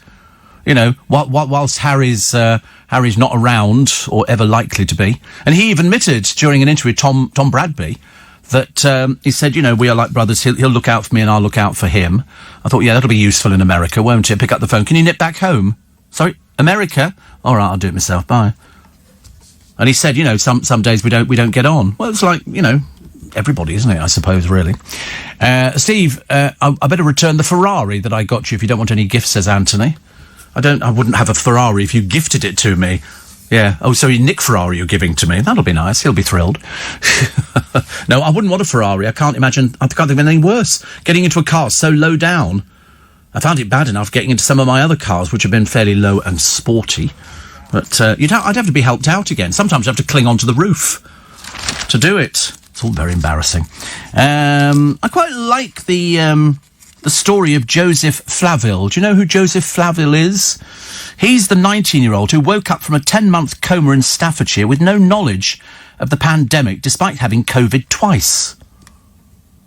I mean, I think that's amazing that you can sort of, you know, get rid of half your life like that. Yeah. Yeah. First-time buyer Darren Connell, very excited after finding a Glasgow home for 60 grand, till he looks on Google Street View and sees a police officer outside. I don't know why that should be funny. Nothing the matter remotely. I would have thought it made it even more secure. Would you not think so? The Instagram shot of Smiley Kylie in a spotty dress has been driving the internet mad. It's a posed pic. I mean, who cares? Listen, she's 52, for God's sake. Why do we keep treating her like she's sort of, oh, she's only 18 or this? She's 52. She's an old woman. You know, does it matter if she gets engaged or married or anything else? No, of course it doesn't. Of course it doesn't, but the papers seem to be obsessed with it. I mean, she's been out with just about everybody in the business. She even went out with Michael Hutchins. It was told that he was the one who sort of got her into, you know, enjoying a bit of the old how's your father. You know, obviously a bit of an expert, and she wasn't. Helinka says, isn't Majestic Wine Chain still going strong? It is. It is. Yeah. It's not really an offie, though, is it? No, it's like a wine warehouse. Yes. 84850 steve@lbc.co.uk. Somebody thinks that Blackpool's got roller coasters. How sad and tragic. Oh, pathetic person. Yeah, shut. Might as well just close it down. Nobody goes there. Nobody goes there anymore. And somebody says, locked into the spike after watching Lois and Clark old TV show. It's going to be a new Superman show. Do you know, I never liked Superman. Ever since they showed you how he was flying, I thought he really flew. It turns out it was a piece of wire. What a fraud. He couldn't fly at all. Honestly, how hopeless. Somebody else asking about William and Harry and their wait a minute, and they're sort of saving the planet. You know, Steve, did I hear you say? Excuse me, you've just had to Renew your road tax, £500 for the year. No, it's more than 500. More than 500. I've just done my car for 20 quid for the year, says Richard on the Wirral. That's not a car, dear. That's a pedal scooter. Yeah, 500 and... whatever it is. I can't remember, actually. 530, I think. Something like... I remember looking at it thinking... I seem to remember complaining about it last time. Right? Oh, God, here we go. Here we go. Oh, blimey, honestly. Stand by your beds. Have you decided which seat to sit in now, are you? They don't go to Blackpool. You only go there to visit your hubcaps. You don't go there for any other reason. Blackpool. The Grand National. Blackpool. The race... Oh, right. How many roller coasters have they got? They've got one, haven't they? Isn't it called the Big One? It is dreadful, isn't it? Mind you, I thought the whole theme park was rubbish. We went up there some years ago. Oh, they always do that thing. Just as you go over the top thing, it goes click, and you go, oh, brilliant. Did you put your head down? Oh, no. Is that ex-girlfriend? Yeah. So it's that same older ex-girlfriend. Put your head up. We're going round again. I don't want to go round again. Come on, you're going round again. Keep your head up. If you go to not Thorpe Park, which is the one up north, it's in like Alton Towers. They have a log flume that you go up and then it goes inside a house which is pitch dark, and then inside it turns around and then it drops and then it takes your picture. So there's you going, everybody's got their mouth open. Everybody's got their mouth open. I don't like having pictures taken. You go and have a look at them after you go, well, how many people buy them? Apart from your ex-girlfriends. Have I ever? Yeah, we went to Seven Flags Magic Mountain in America. That's all it's got is roller coasters. And we went on those. But my favourite thing is the thing at Winter Wonderland, which is the tower, which is really tall, and you all sit round it, and then it takes you all the way up to the top, and then you sit there. And you can only do it at night, because it's the best thing. And then all the lights go off, and then the lights flash. You think, oh, and you're clinging on for grim death, and all of a sudden, phew, you shoot down the tower. Half your insides are up there. I went on with my godson, who was very brave about it, and I kept saying, I don't like this at all. And I kept talking to try and cover my, I'm really scared of this thing. Because it wobbled, it moved a little bit. They said, oh, this is the tallest drop tower in Europe, and it's a travelling version of it. So when they get there, they push a button, and it's very clever. But it was the most expensive ride at Winter Wonderland. It was among the most expensive rides. Except for a little thing, it was the same price, which you went up on a roller coaster and you were hanging from a hook thing, and you get to the top, and then there's nothing underneath you, and then it swings round the corner, and then swings round... Oh, I didn't like that one either. That was very embarrassing, honestly. Very damp seat afterwards. And the one inside, which was the roller coaster not a roller coaster, but a railway that goes like a snake, like that. And when it gets to the corner, the carriage you're in, like a waltzer, spins round and then shoots off. Didn't like that one either. And I got off it, and I went on with a friend of mine, Paul Smith, and it said, do not go on this ride if you have a heart complaint. Hello? I thought I was going to die. I seriously thought... He, of course, was going, oh, you're fine. We had to sit... I've got to sit down. I can't function. Funny thing is, I generally like to be scared, but roller coasters, once you've done the first big dip, it's a bit easy peasy, isn't it? And yet, when you think years ago, the thing that you all went on was the Dodgems. But do you know what the Waltzer used to be? Yeah, the Waltzer. I did a documentary on a funfair family called Traylins, who operate around the Richmond area. And they had a Waltzer there, and I love the painting, the sign writing on all the rides. It's fantastic. But I said, what has this always been a Waltzer? He said, no. He said it was a Noah's Ark. A Noah's Ark. And before the Waltzer was Noah's Ark, and you sat on an animal, and it just went round and up and down and all the rest of it. But some of the ones in Winter Wonderland, the rides there, they had a cover that went over, so you were sitting in the pit. I just felt sick. I don't like any ride that's going to make me feel a little bit bilious. I like to sort of, and especially if you go to the funfair in Vienna. I've been to the funfair in Vienna, the Prater, and they sell these crisps, it's like a giant poppadom, but painted with garlic butter. Take my advice, ladies and gentlemen, do not go on a ride after you've eaten one, because you'll be seeing it again, okay? Just thought I'd tell you that one. And, of course, the thing you've got to make sure is all your money's out of your pockets, because otherwise, when some of these things, you just lose money and, I can't begin to tell you. Awful, awful, awful. But apart from that, it's lovely. I'll tell you what Andrew Castle's doing on his programme. It's being assembled, even as I speak. And Tom Swarbrick. Tom Swarbrick. We like Tom Swarbrick. I saw him a couple of weeks ago, actually. I came in quite early for some remarkable reason. And Tom Swarbrick was walking towards me and went, Stevie. I went, Swards, because we're like that. It's like, all okay. Public school boys and things like that.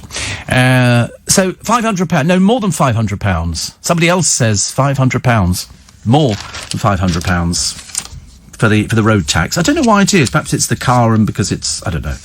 Or perhaps it's because of the age of it. I've got no idea. I really don't know. Plus in the papers for today. Oh, you're finished now, are you? Oh, just having a little chat, while you weren't here, filling in the time.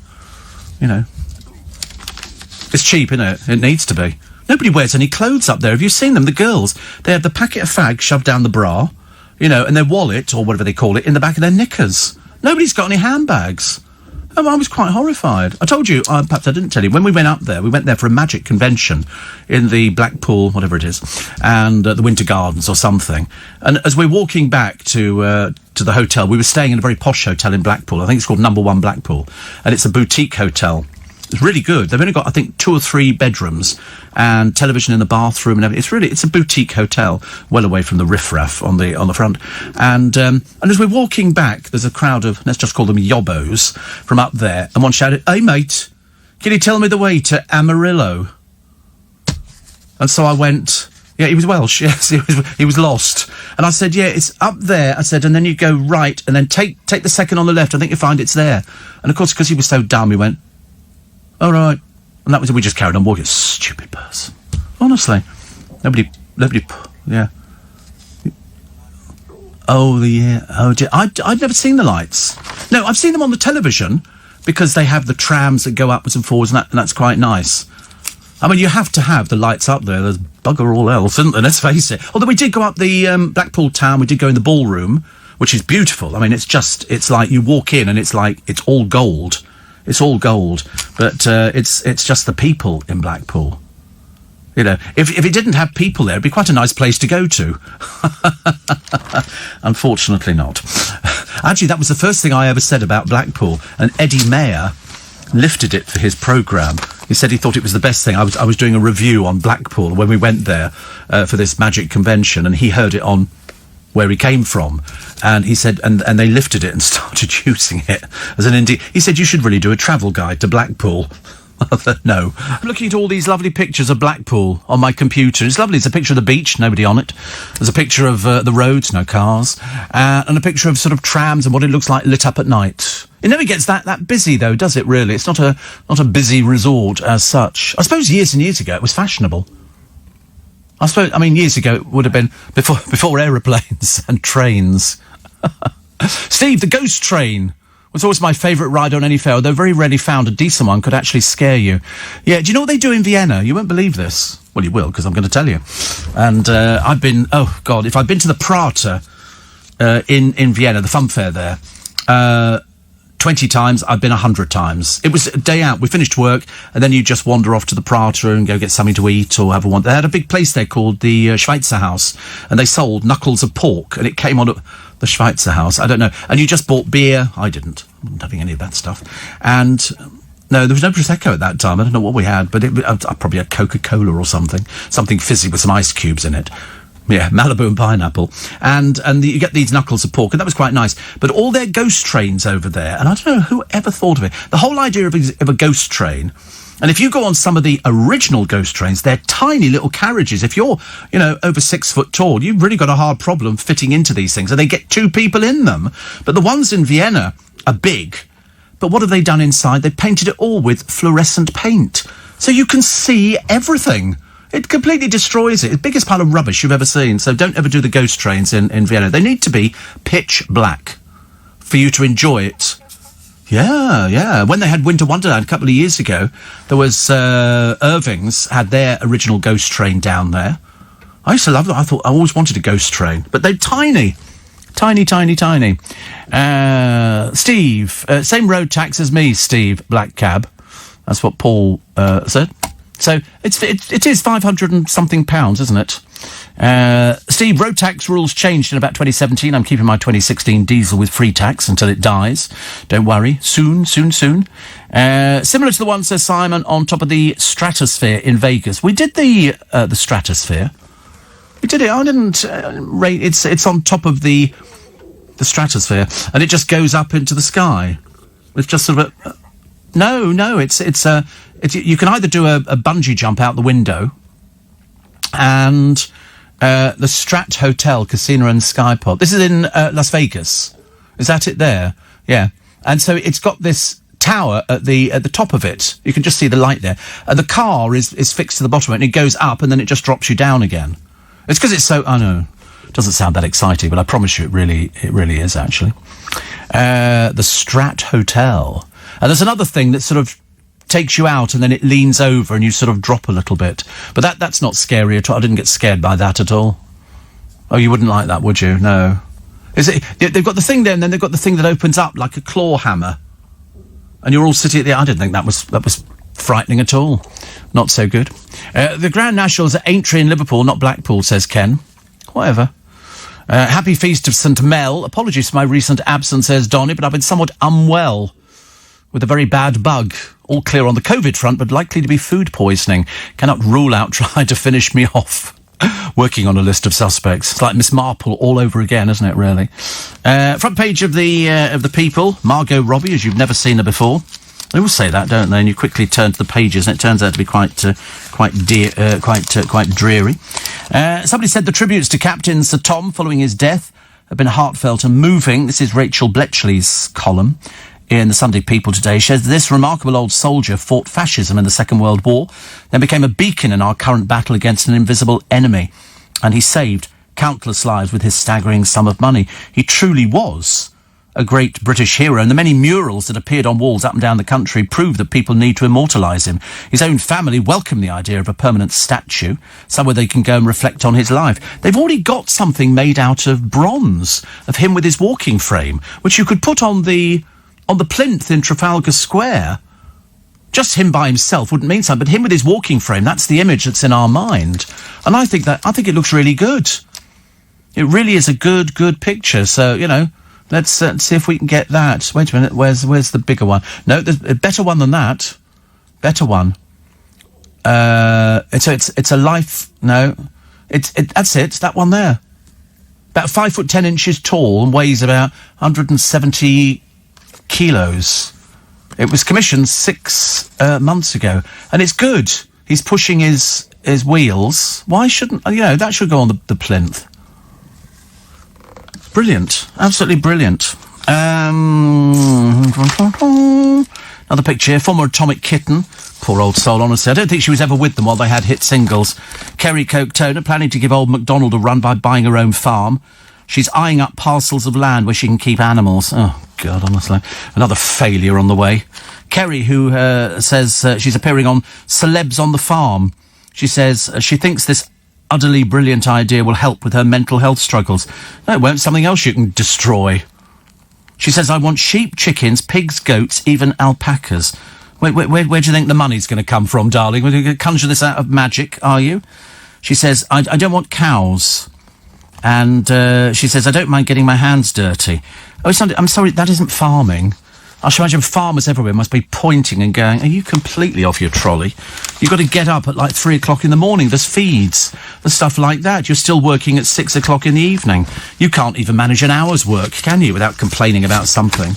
Perhaps you can take the kids there, get them working. That'll be good, isn't it? 84850, steve@lbc.co.uk. Kylie flashing a sparkler. What is this press obsession in this country with Kylie Minogue? A 52-year-old woman who's not been in the charts for some time. What is the point? She's also Australian.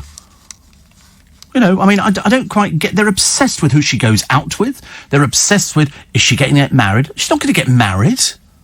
Why did they not realise this up until now? I see 750,000 pensioners have refused to fork out for a TB licence. They're rebels. I have to be honest, I'm on their side. I don't think they should have to pay. So when did she get... Kylie's most recent singles. Okay, let's try. So, back in 2011, Put Your Hands Up, which got to number 93 in the charts. Time Bomb got to number 31. Flower got to 96. Into the Blue, that did very well for her, number 12. And then the next chart entry was 59, then 60, then 38, then 52.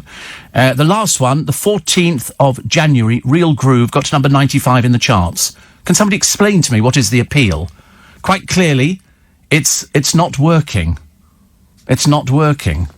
I mean, and most of them seem to head around the 50s and 60s, but I mean, 95 in the charts. I mean, that's disastrous. But anyway, The Ring reignites her engagement goss. I wonder what she does all the time. Should be easy. She's probably thinking, you know, nothing ever worked for her since she had all the early hits with Stock Aitken Waterman. It was then do you remember, then she decided to wear that conical bra thing, and we all went, she doesn't look... Well, she copied Madonna. She did it as well. Hot pants and stuff like that, and you think, she's tiny. She really is... and it just looked a little bit weird. But obviously the fans like her, but they're not buying the record. 4'9.5". So important, isn't it? So important in this day and age. The Beast is back. That's not the Beast off the Chase. This is the Beast from the East 2. Will hit Britain this morning, bringing 4 days of snow, ice and freezing cold temperatures. Well, it's out with the thermal knickers. It really is. It's going to be dreadful. Whole communities could be cut off as up to 12 inches of snow falls in some parts of the country, with weather forecasters warning of widespread travel chaos, power cuts and snow. Oh, that's it. The railways will close down immediately, won't they? They've never managed to survive very long at all. But London will feel the full force of a depression called Storm Darcy today. Woo. I mean, very, very cold at the moment, apparently. Is it very, very cold? No snow in Leicester Square. He's been out for research purposes for the programme. Did you manage to get sort of a feel for the weather? Did it look as though it was snowing? Did it look as though it was going to snow? No, so that's what worries me. Do you think it might just appear? You know, you might sort of get a sort of I don't know, sort of an inch or two would be all right, wouldn't it? But they're actually saying more. You could actually get I think in some of the Highlands, it could be an absolute disaster. But we'll have to wait and see, won't we? We'll have to wait and see. 3 minutes to 6 is the time. Prince William believes we can change the tide of the climate crisis if young people educate relatives about the damage they cause. I mean, has he been on a climate change programme or something like that? I never know. Shane says, what a wonderful man Captain Tom was. Absolutely. Yeah, we probably talk about me as well. No, I totally agree. A wonderful, wonderful human being. How can you ever knock somebody who raises that much money? Because Joe said earlier on, he said 33 million. I said, no, about 36 with the gift aid. 36 million pounds. You know, for a man who was, you know, turned 100. Absolutely unbelievable. Absolutely unbelievable. It's about one of the best things I think I'd ever seen. And it just captured the public's imagination. You know, 1 minute nobody knew who he was. The next minute, there's murals. You know, he's knighted by the Queen. I mean, all these things happened in a very short... You know, within 6 months, he was knighted by the Queen. I mean, admittedly, there was just him, her and somebody else there. But he told the story, he said, and they actually put a chair out. He said, I thought it was for me. He said it wasn't. It was for the Queen to put her handbag on. She has to have a... Because she always carries a handbag. What's in it? I've got no idea. Probably an emery board, packet of peppermints and a penny for the toilet. Mobile phone. Do you think she's got a mobile phone? Hello, Queen speaking. I don't know whether or not she would have a mobile. I bet she hasn't. Yeah. I wonder if brought her on a cushion. Do you think she's got a good rate? Pay as you go. Yeah, exactly. Harry? Oh, he's not here. William, go top up the phone for Grandma Ma. I can't remember what they call her now. They all have different names for them, don't they? As indeed we do. But here is poor old Harry, smiling because he's finally met somebody he can talk to. At the moment, I mean, all the staff must be American, I should imagine, and he's there sitting in a sort of a huge house with nothing to do. Nothing to do. Nothing in the diary. Apart from, you're going to be meeting James Corden today, and we're going to take you on top of a double-decker bus, and we'll do a quick interview with you to talk about how you've sort of dumped this country and went to live in America. Fantastic. It is. It's a bit naff, but it's the best he can get. He can't, you know, because nobody... It's just not interesting enough, really. Matt Richardson says Dancing on Ice call-up was saved his showbiz career. This is every paper. That's about the best you can get out of Matt Richardson. That's why he's not working. It's not that he can't work. It's just that, you know, his girlfriend Sam has financially supported us both. Well, that's a bit embarrassing, isn't it? Shouldn't you get out there and do something? I mean, road sweeping or something. There must be something you can do, for God's sake. So Gemma Collins gets a toaster from her pal. She's supposed to be on a diet, so it's a toaster. I mean, what? I mean, how stupid is that? Sorry? Warburton's Thins in there. Well, not for her, I'm afraid. And James Blunt has been reunited with family heirlooms and the Brits who splashed out £100 million on jigsaws last year. Still waiting for this snow. Mind you, of course, never wish for snow because all of a sudden it might just whoosh, come in like that. Steve Ken was wrong. The Grand National roller coaster is in Blackpool. It's based on a Mobius Loop roller coaster, which is wooden, and there are only 2 in the world, one at Blackpool. There you go. I think he thought it was the race. He didn't understand. And somebody says Kylie's had 2 number-1 albums in the past 4 to 5 years. 4 to 5, oh, so really prolific. 4 to 5 years, Yeah, it's like the Beatles. And there we go, the Grand National is at Aintree. No, that's the Grand National horse race. We were talking about roller coasters. Never mind. Joanna Lumley says, I'm old enough to have kissed all the Bonds. We love her. She's fantastic. And Emily in Paris star Lily. This is Lily Collins. This is Phil Collins's daughter. Has been caught up in a race hate storm as furious fans of snubbed actress Michaela Cole tell her you're only up for a Golden Globe because you're white and your dad's Phil Collins. No, she was up for it because she was the best thing. That's why she got it. They don't do things... I mean, gone are the days of voting for somebody because, of who your father is. In fact, as most of these people will tell you, if they've got famous fathers or famous mothers, sometimes it's a handicap. What they're doing is they're trying hard to make these things not too white now. They believe that Michaela Cole shot to international fame because she was in Arabella and she wrote the script, did everything, blah, blah, blah, blah, blah. And so she was one of those signing a thing the other year, an open letter demanding an end to systemic racism in the industry. But they're going to give it to the best person. And in this particular case, it's Lily Collins. Been targeted by trolls, poor soul, honestly. Like, what's she done? Can't pick your parents, can you? You can't decide who is going to be your father. Apparently it's snowing in Suffolk. Oh, right, okay. That's good, isn't it? I suppose. And believe it or not, I can't believe this story. I really cannot believe this story. David Beckham will take just about anybody's money. Can you advertise pants? Yeah. Whiskey? Yeah, do that. Can you do a motorbike? Yeah. Leather jacket? Do that. Yeah. Sunglasses? Yeah, do that. Glasses? Yeah, do that. He'll do anything. This latest thing, if it's true, he's going to need to backtrack like there's no tomorrow. What would you say? Would you say that David Beckham was homophobic? No. Would you say he was a gay icon? Possibly. A lot of gay men would fancy David Beckham and he revels in that because he just wants to be loved. He's believed to have been offered £10 million to be a country's ambassador with a major role in promoting next year's World Cup there. And this is the Gulf state of Qatar. What is unusual about Qatar? They're homophobes. They hate gay people. And Brand Beckham... I mean, homosexuality is illegal, under Sharia law punishable by imprisonment, flogging, or even death. Why, in God's name, would David Beckham go anywhere near this ghastly place? I mean, seriously... perhaps he's not bright enough to realise that they're a bunch of homophobes. Perhaps he hasn't worked this out. So £10 million to be the face of homophobic Qatar? I do hope not, David. I really hope not. There are legal challenges over there. I remember, actually, that I think George Michael performed over there in 2008. They say, that there are prevailing cultural moves. The government does not recognise same-sex marriage or civil partnerships or anything like that. What on earth is David Beckham doing with this?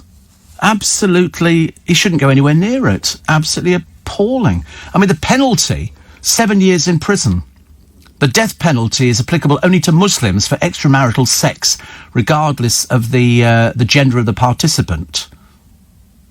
What on earth would he get involved? Is he just tempted by, the golden shilling? Well, I don't understand why on earth he would want to do that, being somebody who sort of supports gay rights. I thought so. Perhaps I might have to rethink myself. He's made no secret of his support for the forthcoming World Cup, probably hoping that somebody would take up his offer of giving him 10 million quid. But I hope it's not true. I would like to think it isn't. But, you never know, do you? Never know. Also... with their wild terrain and pristine beaches, the remote islands of Uist. I've never heard of this place either. Uist. It's in the Outer Hebrides. the Outer Hebrides. And the reason I mention it is because it's almost become overrun with celebrity presenters. Because after the COVID pandemic curtailed globetrotting, Joanna Lumley recalls today how she bumped into Jeremy Clarkson, Richard Hammond and James May and their 45-strong crew as they filmed the Grand Tour. The island chain has a total population of just over 5,000. Bob Mortimer, Paul Whitehouse, Dame Darcy Bussell went there, Romesh Ranganathan, and loads of people go there. You know why? Because it's actually quite beautiful. And you can actually forget. I mean, it's got the best camping, they say. Oh, here we go again. It looks freezing cold. The sea looks very blue, enhanced. And they've got lovely sort of crofters' cottages to go and stay in.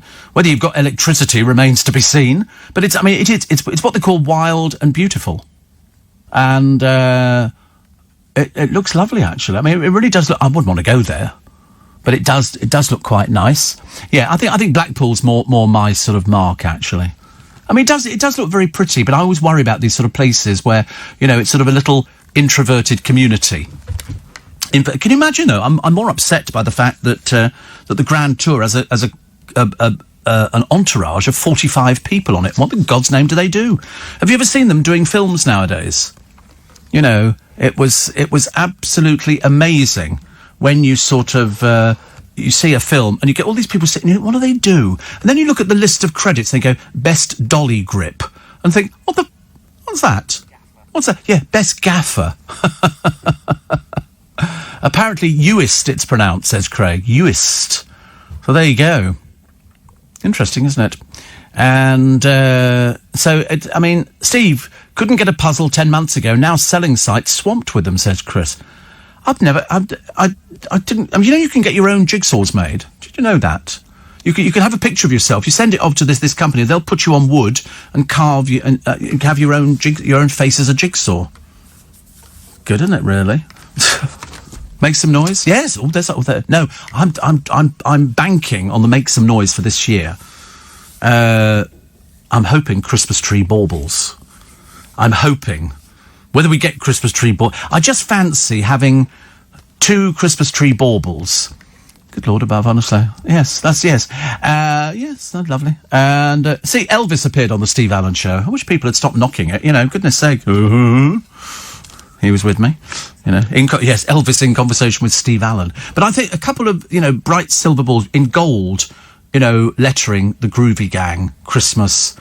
It's going to be quite difficult to probably get all that on a bauble, isn't it? But I just fancy... I don't know why Christmas baubles... My love of Christmas, I think, is sort of, you know...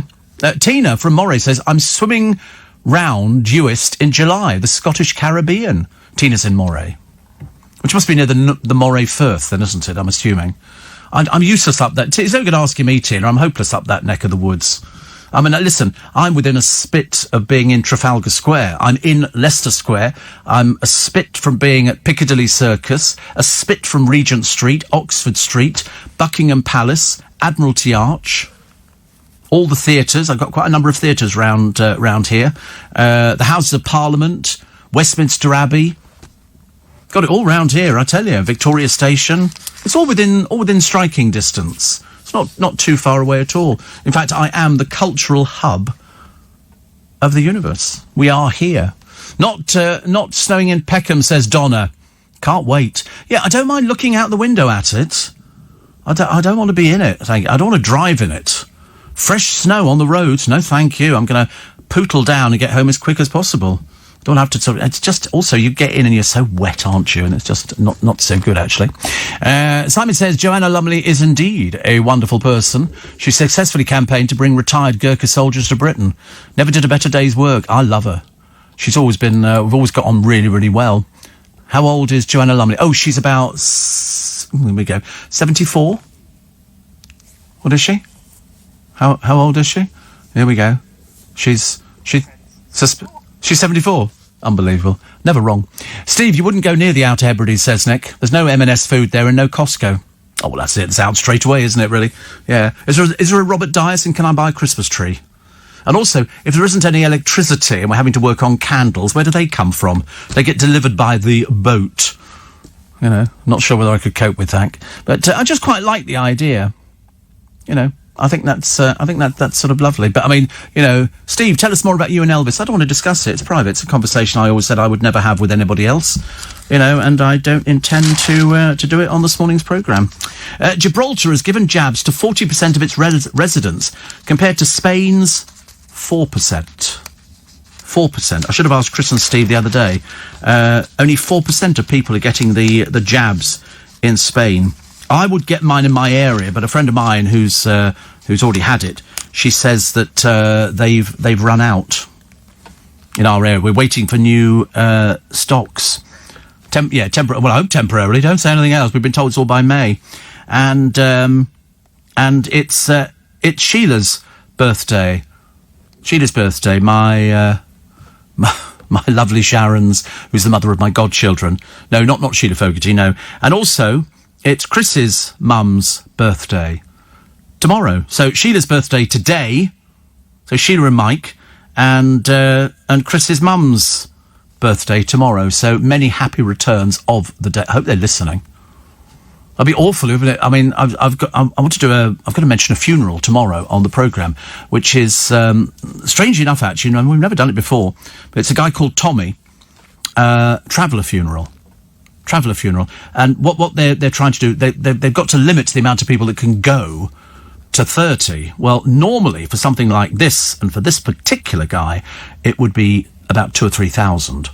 It's as simple as that. And they're trying to make sure that people stay away so they don't get fined. So there you go. So Sheila and Mike. Sheila, happy birthday for tomorrow. Don't even dare ask how old Sheila would be. I thought about late 50s, Sheila. What do you reckon? Late 50s. And Chris's mum's birthday tomorrow. And if anybody else is celebrating their birthday, many happy returns of the day. It's mine coming up soon. Well, March. That's quite close, isn't it? February, March. What? When? 17th. St. Patrick's Day. You're 19th. Do you know, all the people I work with, I don't know how this works out, but a lot of the people I've worked with over the years, they have March birthdays. What does that tell us? Tells us they've all got birthdays in March. Doesn't tell us anything at all. Maureen's birthday tomorrow, and then Chris just came back.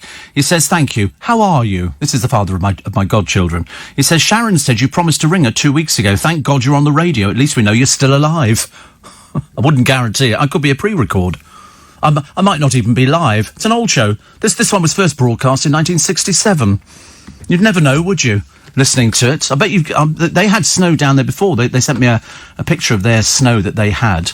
They're down in Essex, which is lovely. Apparently, Craig says, I live and work on the North Coast 500. I don't know what that is, actually. He says, in recent years, I've met Gerard Butler, Lee Evans, and had some dinner and drinks with Leslie Dunlop and Chris Chittle, Eric and Brenda from Emmerdale. It's really a quiet retreat where the celebs can relax. Well, how can they? There's no Marks and Spencers there. Where'd you get your booze and your chicken Kievs and stuff like that? Where does that come from? Do you have to, it's not all fish, is it? I'd hate it. If it was all fish, I'd be very... Unless it was fish fingers and scampi, in which case I'd be... Yeah, some Captain Birdseye stuff. I mean, do you think he lives up there as well? Steve, Grandma Sandy has her birthday at the beginning of March. She's getting on a bit now, an occasional fan of the show, says Donny. Oh, I'm not sure about an occasional fan of the show. Not sure about that. And somebody else saying, Moray is pronounced Murray, said Craig. Oh, listen, I can't know everything. Goodness sake, you're barred. Yeah.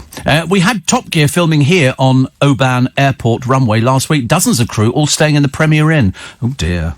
Obviously not as much money on the programme as we thought. And the Premier Inn. And not snowing. In fact, it's not snowing anywhere at the moment. Well, I don't think it's not snowing here, which is quite nice. I've watched Forces TV, Channel 96. They're showing Sapphire and Steel, says Jack. I got that on my thing the other day. I never quite understood Sapphire and Steel. Did anybody else understand it? Not me. So, going back to the coronavirus and the vaccine, how are we doing? Put it this way, let's pick somewhere. Cyprus. 25,168 people have had the vaccine. Okay. In Sweden, always like to be excited about Sweden, 343,872. In Switzerland, 368,252. Poland, 1.6 million. Poland, 1.6 million. France, 2 million. I didn't know there were 2 million people in France. Spain, it says here, 2 million. Italy, 2.4 million. Germany, 3.1 million.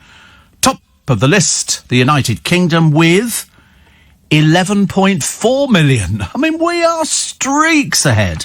Streaks ahead, which actually leads quite nicely into this morning on LBC, because from 7, Andrew Castle is here with LBC's Weekend Breakfast. He'll be asking when we can start lifting restrictions and how the new beast from the east is affecting you. Well, we haven't seen it yet. We're still waiting at the moment. It's just talk. At 10 o'clock, it's Swarbrick on Sunday. Tom Swarbrick discussing the vaccine rollout with the vaccine minister, Nadeem Zahawi. Also speaking to Ken Clark about the road out of lockdown and the big questions facing the government. All of that just coming up this morning on LBC. I feel good about this year. I feel very, very good about this year. You know, I really do. I think this is I think this is going to be so much better than last year. Absolutely. And also, it's Marion's birthday today, which is my brother's wife. Fantastic. Do you know we're non-stop birthdays? Non-stop. So, Marion, you're sharing it with Sharon's mum, Sheila, and then Chris's mum, Maureen, is having her birthday. And what did I get Marion? Well, I sent a card, but also I sent her some peanut brittle bars. You know those Mr. Tom bars? I got her two boxes of those, which is, they're very, she doesn't care. She just likes peanut brittle. She says, I'm looking forward to it. I think I may have to share. Being spoilt already, she says. Tea and cards in bed. The only downside is you've got this programme at the moment. But have a lovely birthday today, and I hope you both do. I don't know what you can do, actually. Did you ever watch Rich Man, Poor Man, says Sidcup Julie. I used to fancy Nick Nolte, not anymore. Oh, right. And Craig says, Tesco deliver. Their value range is to die for. Value Prosecco, value crisps. You're bad. And I don't think they're going to be delivering to the Outer Hebrides, are they? That could be very, very funny, actually. That could be very, very funny. So we're doing, 11.4 million doses already. Listen, you've got to keep being good. I don't want to see any more people without the masks on. We want to make sure that this thing doesn't come back. And there's another strain of it, isn't there? There is another strain of it, which we're not over happy with. Not over happy with at the moment. Plus, the patient tags to cut huge bill for the NHS. The people who book an appointment and then don't bother turning up for it. Idiots. Unless there's a completely logical reason for you.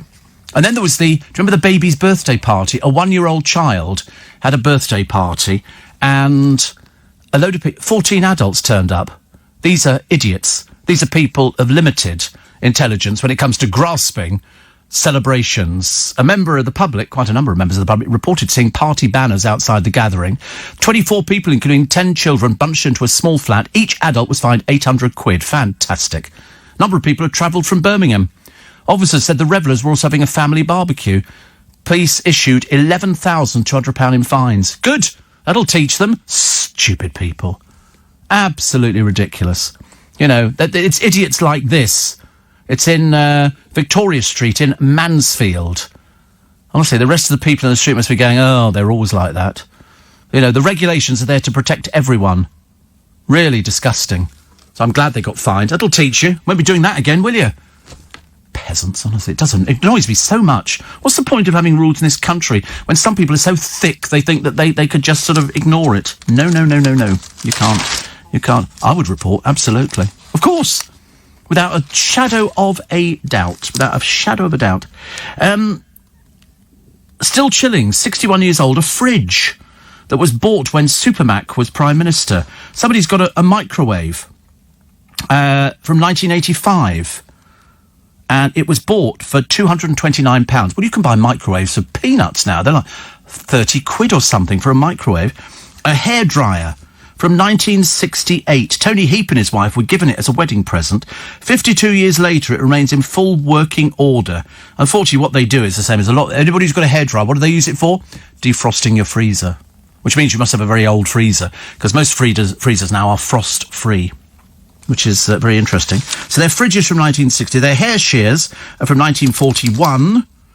For 1941, good Lord. Made by Forfex 80 years ago. They've never required repairing. The lead was replaced, and that was about it. Hair clippers, they call them hair shears in those days. And a tumble dryer. There's a woman here, Elizabeth Broadbent, bought hers in 1969, and even then it was second-hand. It was sold by the now-defunct Northwestern Electricity Board. It's taken quite a pounding, but it's still going from 1969. It still works well. It is a bit tight, aren't they, all these people? Why don't you just sort of buy something new, for goodness sake?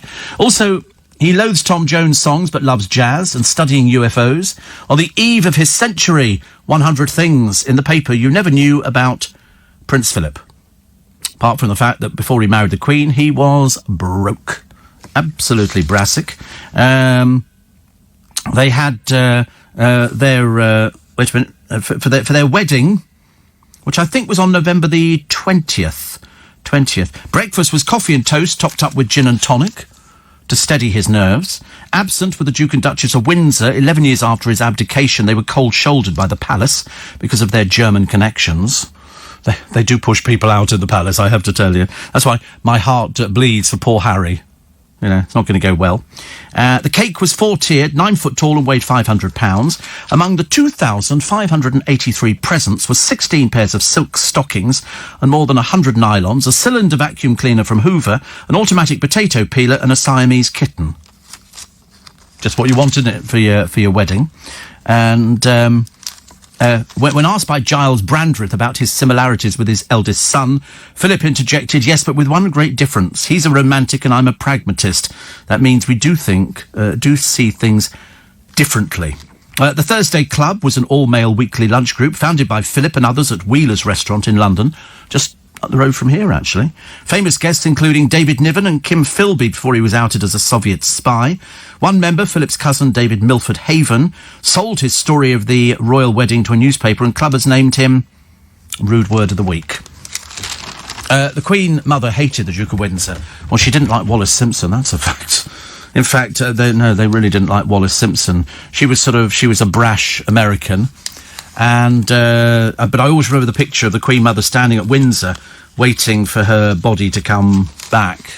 And she went to the funeral. I think she was delighted. She could have been happier, actually. I've had my jab done at the Brighton Centre yesterday morning. So very well organised. In and out in 15 minutes. Lovely and friendly. I like things like that. That's very good, Gail. In Rottingdean. Oh, I know Rottingdean. She says, great experience and no side effects. Well, I mean, I'm due mine soon, but at the moment they're waiting for new supplies. So please God, that would be. I'm thinking in a couple of weeks' time because I'm hitting the big numbers, and I would like to think that I can have the injection. Actually, Harvey's gone back to hospital because apparently rushed in a big drama about it because he was getting some sort of side effect. We don't know if he was or whether it's just a story that they've put out there. But anyway, so he's sort of gone back in and it was fine. Because some people get a reaction to it and some people don't. But I thought he was a bit young for it. I don't know why he would be at risk. Is he vulnerable? Yeah. But they didn't say that before, though, did they? They didn't say, you can be 18, 19, 20 and really vulnerable and you get it. Any age, is it? Oh, right, OK. Now we know. Also... what was that story that I saw earlier on? Have you been on the tube recently? Are people still not wearing masks on the tube? They are wearing masks. No, they're not. Oh, they're not wearing masks. Idiots. Stupid people. Yeah, there was a woman at the bus stop yesterday. I moved away from her. I made it quite clear I was moving because she was an idiot. And she had the mask under her nose. I felt like saying, why is it not covering your nose, dear? What do you breathe through? They sit down, they don't. Yeah, they sit down. Oh, no, so stupid, aren't they? Honor Blackman left a string of gifts to friends. Her will was worth £1.85 million, and she did £10,000 to 7 charities, and £10,000 University of East London, close to her birthplace, and then she gave money to Julian Ball and his wife Jane. Nicholas Grace was there £5,000. There were loads of other people who actually got money. We loved her. She came in to me about 3 occasions for In Conversation. She was quite charming. Oh, I'll tell you, I'm sick to death of box sets.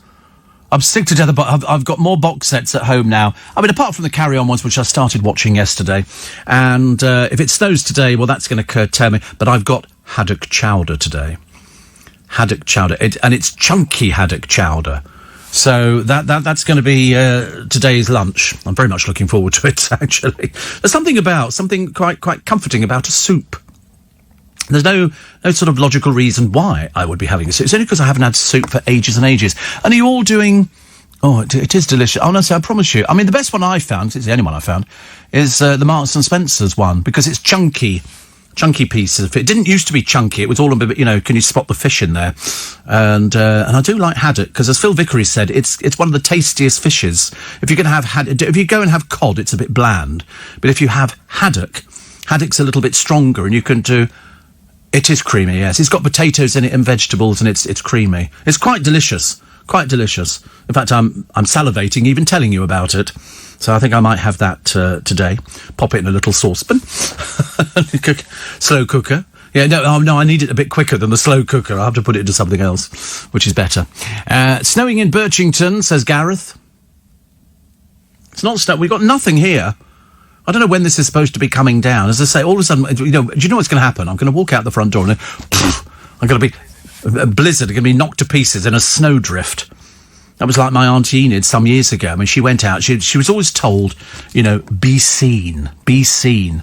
So she put on a white pair of slacks, a white coat, a white hat, white gloves. Got knocked over by a snowplow, and it was fun visiting her in hospital. She was okay. Lindsay says off to have my jab at 4:47 at a pop-up session. Is that one of those instant ones where they just sort of phone you and go, can you come in now? Because who was it I spoke to earlier on, and they said that they live in Staines, but the injection was miles away. Hayes. Dick, I've never anything like it. I mean, I'm hoping mine's literally just round the corner, or they could pop round, I don't mind. We could have it done on the patio. Do it here. I'll wait. Which arm? This arm. Definitely left arm. Definitely. Piers Morgan's column, My Life and Other Celebrities. He talked about the clapping for Tom. He says his daughter texted me saying he'd be tickled pink. Listen, he had so much, didn't he, in those last few months of his life, where, I mean, at one point, I think his grandson was saying 3 million a day was pouring in. 3 million, but can you imagine? 3 million a day. What was it about him that made everybody go, you have to give money? Hannah, who is the daughter, called Piers Morgan on Tuesday, Feb the 2nd, and said, I'm so sorry to have to tell you that my father has died. Another gut punch, he says, only 10 times harder. We had a very emotional conversation, because Tom went to live with Hannah and her family 14 years ago after his wife died. So they were incredibly close. And he said, your dad was a truly great man, and I feel honoured to have known him. He lifted us all when we most needed it. Hannah wept and said he did. We'll miss him so much. The house feels so empty without him. And then Piers says, shamefully, the family have been abused by vile social media trolls over a trip they made to Barbados. Perfectly lawful at the time for a bucket list family holiday in December. She says the abuse has been so hurtful. They need to find these people and drag them into court. It's as simple as that. Piers Morgan needs to campaign, or everybody needs to campaign, to make sure that you get these people out and you expose them for what they are. It's just absolutely disgraceful, that they would say that. They were perfectly entitled to do that trip. They weren't in lockdown, and it was given to them for the amount of money that he'd raised. And it was a lovely thing.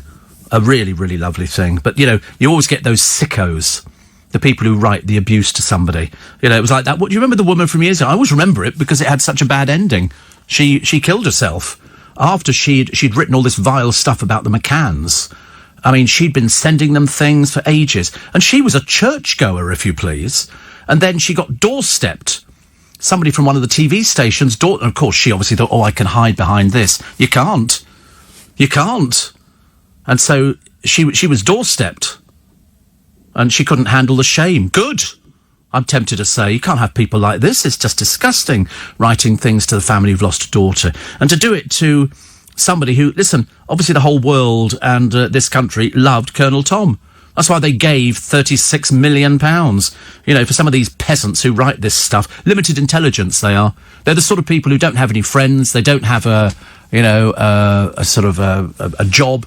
They don't really have anything. They just thrive on writing stuff to people's family like his. And they had to live with it. It goes on all the time. The sooner they find them, get them expose them for who they are. Expose them who they are. I would have no hesitation in running a programme that took cameras round to somebody's place. Once you found out where they live, you just check and make sure, are they on the computer now? Yeah, they're on the computer now. Knock on the door, turn on all the floodlights. Out you come, pal. Out you come. Not all men. Not all men. Steve, I'm 34. Having my vaccine next Friday. Went to the doctor, was told I was in group 2. I didn't even know, says Lewis. Elliot says it's snowing in Mortlake. Stop it. You're just trying to do that to make me sort of semi-jealous. We're looking out the window here because we over... Nothing. Nothing in Leicester Square. It's all very... Perhaps we've been overlooked. Trying to snow in Gravesend. Right. But I'm trying to clean the windows. There's no easy time to clean windows. A funny time to do it, but there you go. My daughter Cody has introduced me to her boyfriend, Robin. Weird name. He's from Germany. Oh, right. Okay. You think that's an odd name, do you, Robin? I think Robin's quite a normal name, actually. Oh, Cody's really weird. That is really peculiar. I mean, honestly, where'd you get that from? Cody. Not even spelt the right way. C-O-D-I. Is that the chav spelling? Cody, I don't know. Coddy. Perhaps it's Coddy. Even funnier. Even funnier. There's all these films coming up on the television. And, Tom Hanks hasn't made a Western until now. It's called News of the World. He's made Is there nothing that man can't do? I think he's absolutely brilliant. Also, Bling Empire. Looking into the lives of Asian American socialites. Why is it that the so-called socialites in America just look like trailer trash? You know, they've all got the fake hair, they've got the big eyelashes, they've been pumped up with so much Botox that they just look like sort of chipmunks. They all look peculiar. The housewives of, Orange County, the housewives of New York City, they all look weirdos. You wouldn't want to go into a club where they were. Definitely, stay well away. Stay well away from them. Also, there's a book you've got to read. A friend of mine phoned me the other day. He said, I've just read this fantastic book on Robert Maxwell. That evil old person. You remember the one who thieved and robbed and everything? There's a new book out by John Preston called The Fall, The Mystery of Robert Maxwell. This was a man, at his death, age 68, he weighed 22 stone. He used to order food for 14 people, Chinese food, and just eat it with a friend. 2 of them. That was it. But very interesting. Very interesting. I have a whole shelf of books on old frauds, says Craig Brown. This is the most enjoyable. It's supposed to be a fantastic read. So it's The Mystery of Robert Maxwell, which will explain an awful lot of things about how vile he was. We like musicals, The Greatest Shows, which has got Elaine Page, Michael Ball, Amanda Holden, Nicole Scherzinger, and it's got songs from Wicked, Mamma Mia and Hamilton, amongst others. Fantastic. They're all socially distancing. You know, the BBC Orchestra and the Choral Society and all these other people. I love stuff like that. It's quite nice. Effortless singing, I think. What was that other things that I put down here? Is Kylie going to get married? Who cares? Prince William. Keir Starmer suffering another blow as he comes fourth in a poll as who would make a good Prime Minister. Obviously, nobody thinks he would. And Boris Johnson says the youth of today deserve the nation's thanks. What for? What does he... I mean, what is the matter with him? Comedian Sue Perkins and singer Gabrielle revealed as Dragon and Harlequin. Is there not a programme that Sue Perkins is not on at the moment? She's becoming as tedious as the Rob Beckett. That's the one who seems to be shoved on everything. Jimmy Tarbuck on love, friendship and beating cancer, and how most of his friends are not even alive anymore. They also, all the people he hung around with. John Humphrey's quitting Mastermind. I wonder who'll get that one. Oh, it'll be somebody OKR, won't it? It'll be sort of somebody who's on trend or something, which won't be very good at all. And also a driver. He was over the drug drive limit. I didn't even know that. I mean, obviously there has to be one, but I wasn't aware what it was. He led cops on a 130-mile-an-hour chase. How many times over the drug drive limit was he? 14. 14. I mean, that's almost, on another planet. Yeah, he was drugged out of his mind. Drugged out of his mind, The trouble is, I couldn't care less what they do to themselves. It's the danger they can be to other people. Millions of us are so fed up of video calls, we tell lies. What do you think the top lie is?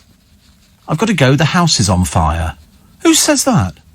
Who says that to anybody? I'm so sorry. Listen, lovely chatting to you. I've got to go. The kitchen's on fire. Thanks. I mean, who's going to believe... What sort of phone calls are these people making? Very odd. Ian McKellen's in the frame to play Captain Tom. That'll be an acting experience and a half. Captain Tom was a bit of a Lothario. I don't think Ian McKellen's a bit of a Lothario. And Becky Vardy and Colleen.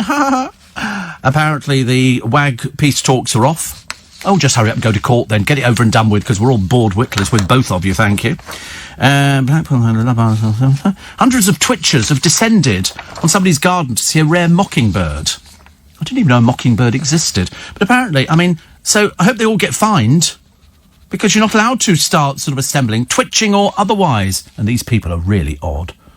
They're really odd. Oh, yeah, I waited a long time to go and see a marsh warbler, and they go out there and they just sit there in somebody's garden or on the flats or something, and they just take a picture of some poor bird, and they wait for the bird to appear. Yeah, and then they take a picture of it and they go home happy. They're seriously odd. Seriously odd. Piers Morgan wants to get Boris to tell his life story. That'll be interesting. First question, how many children? You know, that's the interesting thing. Lady Colin Campbell reckons I'm a celebrity too boring. Well, it certainly was with you in it, dear. That's, I mean, really, you are the most dreary person ever. Captain Tom Moore apparently wanted a low-key funeral, which I think he's going to get. The family want to try and keep it private. Obviously, the press will hear about it, and they will take pictures. Herne Bay, Steve, it's chucking it down. Well, you deserve it. We don't know if it's rain or snow. I don't think snow can be chucked down, can it? Is it only rain that chucks it down? Snow's dumped. How lovely. So the single mother in a few of the papers today scammed out of her £5,000. And Harvey rushed to hospital after reacting badly to the COVID jab. And Joe Wicks, hello, could apparently be signing up for Strictly. Can't imagine why. I really can't imagine why. I'm really not remotely interested in that. Why do they tell you this now? They make such a big deal about Strictly, don't they? Mind you, by the time they come around to filming the thing, they might actually have an audience. You know, which will be interesting. Cody came from Wild Bill Cody. He had an interest in him when she was born. Live in Winkfield, Berkshire. Winkfield. I don't know anything about Winkfield. So, definitely Chav, though. Definitely Chav name. I mean, honestly, Wild Bill Cody. I mean, good Lord above. Steve, Sue Ann says, it's cold, big up. The farmers' market who've come through all the lockdowns. Yeah, we have a farmers' market in Twickenham. I'm never sure how much is sort of proper farmers, but how much is grown and how much they buy in. So I always been curious by things like that. Gary Katona and her farm. Nick says, when you have the vaccine, you'll feel very tired the day after. I never feel tired. Are one of the groovy gang on standby? No. Why would that? Good heavens above, you don't just sort of stick somebody in on a programme like this. Absolutely ridiculous. And on the weather app on iPhone, it says sleet and rain in London. See, I don't mind sleet. I can cope with sleet. Sleet doesn't bother me at all. I've walked out in sleet loads of times, but nothing, no, just cold. We just keep looking out the window, just hopefully we're going to see something. It was Elliot who told us that it's snowing in Mortlake. So, it's okay. And, Steve, I'm outraged and disgusted with bus drivers, says Connie. They still let people on without the mask and even without an Oyster card. Oh, I've seen no end of people, Connie, being allowed on the bus because their Oyster card's got no money on it, and the bus driver waves up, get them off! Get them off! Mind you, I did see one once. I felt a bit awful because it was a school child, and he said, I've forgotten my... the amount of them who forget their card, they must have brains in their shoes. I'm terribly sorry, I've forgotten my card. They don't pay anyway if they're a child. And he turned him off the bus. He said, we have to go home and get it. Of course, another bus driver would probably let him on. They seem to make up the rules as they're going along, actually. But they do let people on without the mask, because these people, you can't ask me what my medical condition is. Most of the time it's made up. Most of the time it's made up. They just sort of do it because they don't want to wear a mask. But I always look on them as the people who've got the virus. I always think you could be carrying this and you could be spreading it to us. It's as simple as that. I get really, really annoyed. But it's the people who they let on for free. You know, and it happens, I mean, you know, if it happens sort of, you know, twice a week, all right, only twice a week, but it's still, they're letting people on for free. We've all had to pay for the blooming thing. Well, I don't. But other people have to pay for it. Andrew Neil. I like Andrew Neil. He used to be on LBC years ago. And I can't remember if I followed him or he followed me. I think, actually, I followed him. I'm pretty certain. I seem to have followed most people, actually. I've worked with them all. Diana's brother was on as well. The Duke of Cambridge has suggested that young people can make a difference to climate change by teaching their families about the effects they were having on the environment. Do you think they sort of sit there with them and go, do you want to talk about the environment? That's fairly popular. You can do the environment. OK, I'll do the environment. Brace yourself. Storm Darcy's gale force winds and snow. It's the wind I don't like. The wind is terrible, especially when it sort of comes into your face and things like that. So, in fact, the mask's actually a very good idea because that sort of deflects a lot of things. Keeps you warm as well, doesn't it? Just means that if your nose starts running inside, it does look a bit ridiculous, doesn't it? But never mind, we cope with all of these things. Here's Princess Anne giving royal watchers a unique glimpse into her home life. She's in a scrubby little sitting room with... she's seen on the stands when her side plays. Twickenham empty, of course, Saturday, but here she is, cheering her beloved Scottish rugby team. Often say they live in Gatcombe Park. This picture was posted on the royal family's Twitter account, and it's a very ordinary sitting room. It's really dull. Hey, look, it's the most boring thing. When I first looked at it, I thought perhaps it was a made-up thing with sort of look-alike people sitting. Yeah, and then you see where the Queen has her breakfast in a little kitchen with a Formica table. And they sit down and have their tea and toast. I mean, I think the trouble is if you're surrounded by all this wealth, they don't indulge it. I don't think the Queen ever goes and sits on the throne and goes, I don't know, nice, yes, quite nice. Yes, bring my cornflakes in here. And so when you look at this picture of them, it's just an ordinary, pokey little sitting room with a few sort of naff things that need dusting. But that's it. Jimmy Tarbuck, I was watching him the other day. There's a couple of YouTube things that have come out of Royal Variety Performances, best performances. And, of course, the one person who brings the house down, Cliff Richard, who's just the consummate professional. But my favourite, if I was going to have a favourite out of it, for an entrance alone, it was Shirley Bassey. And what they did, she goes on stage and she does a number from a Bond movie, and then she sachets off stage. The idea being she closes the bill, and when she goes off stage, she disappears under the stage, changes frock, from a white frock to a bright red frock, and then comes up on the lift. Getting all tangled in my headphones here. Comes up on the lift and she's singing, music is my first love, and it may be my last. But by this time, everybody's on stage, and then, as she starts singing, they part in the middle, and the lift brings her up. Well, the lift operator... didn't do it properly, and so she sort of, first of all, her little head appears, then she pops up in the middle, but she comes, and all the people on stage applaud her. It was one of those best things. I saw Shirley Bassey singing live the song that she sang that year at the Royal Variety Performance, which was, Hey Jude. Don't be afraid. Take a sad song and make it better. And she sang this thing, and then she sachets on and on. She brought the house down. And she did exactly the same at the Dominion Theatre in Tottenham Court Road. I went to a special fundraiser. Everybody was there. Big Hollywood stars. Big Hollywood stars, including Ginger Rogers.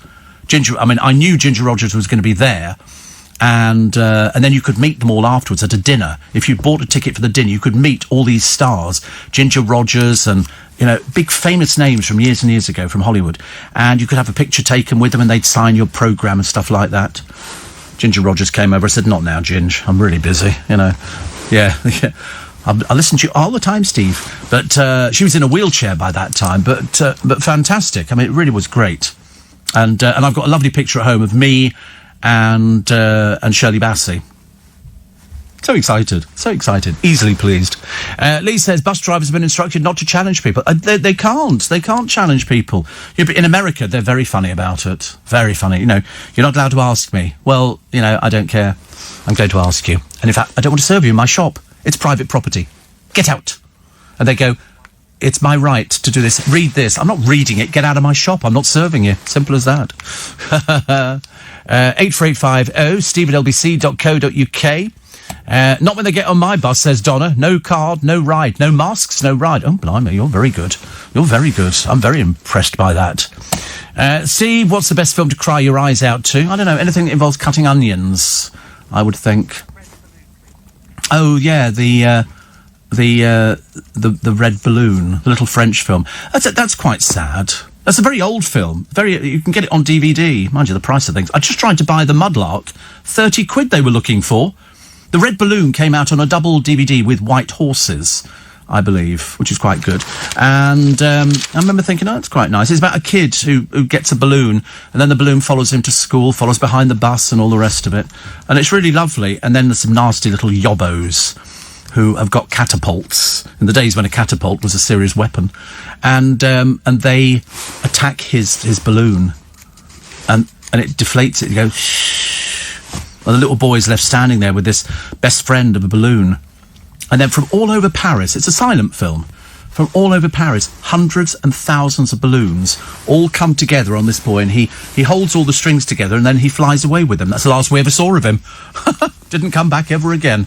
I saw Shirley Bassey, where she sang about burning a candle at both ends. Oh, she's found a diva, proper talent, proper talent. A former public schoolboy, once pictured with Boris Johnson, has been stabbed to death whilst walking home after buying his mother some juice and a bagel in Kilburn for no logical reason that we can find. Plus 1,000 jabs a minute. Britain hits the vaccine milestone, which is great. I'm still waiting for it, but unfortunately we've run out in our area. And do you remember the so-called comedian Matt Edmondson, I think, who was thinking of quitting show business because he had no work coming in because he's a comedian and expected his girlfriend to keep him. And so the papers were full of this bunch of old hooey, whereas in fact 99% of people in show business are suffering in the same way. And he said he was thinking of quitting and going back to being a teacher again. And then along came Dancing on Ice. And I thought, oh, this will be interesting. Unfortunately, he lasted basically a week and he's out again. So Matt Richardson. Yes, Matt Edmondson is another one, isn't it? I don't know who he is. He's a DJ. Okay, so Matt Richardson. But he's a pretty sort of little boy, but he said, I was thinking of quitting because there's no work. So he's more than happy to let his girlfriend pay for him. Why couldn't he get out there and do something? There are jobs out there, you know. It's not like there aren't, you know, there's no jobs at all. He could stack shelves, he could push us, but of course you can't do that. So he goes on the Dancing on Ice, he was chronically awful at it, and he's off. So you might as well just quit the business and go back to being a history teacher or something. What else we got? Oh, always smiling, Leon Spinks has died, the nice guy who beat Muhammad Ali. And what was the other one that I quite liked, actually? Oh, yes, the story of Matt Goss. He's vowed never to retire. Well, that's ruined your week, hasn't it?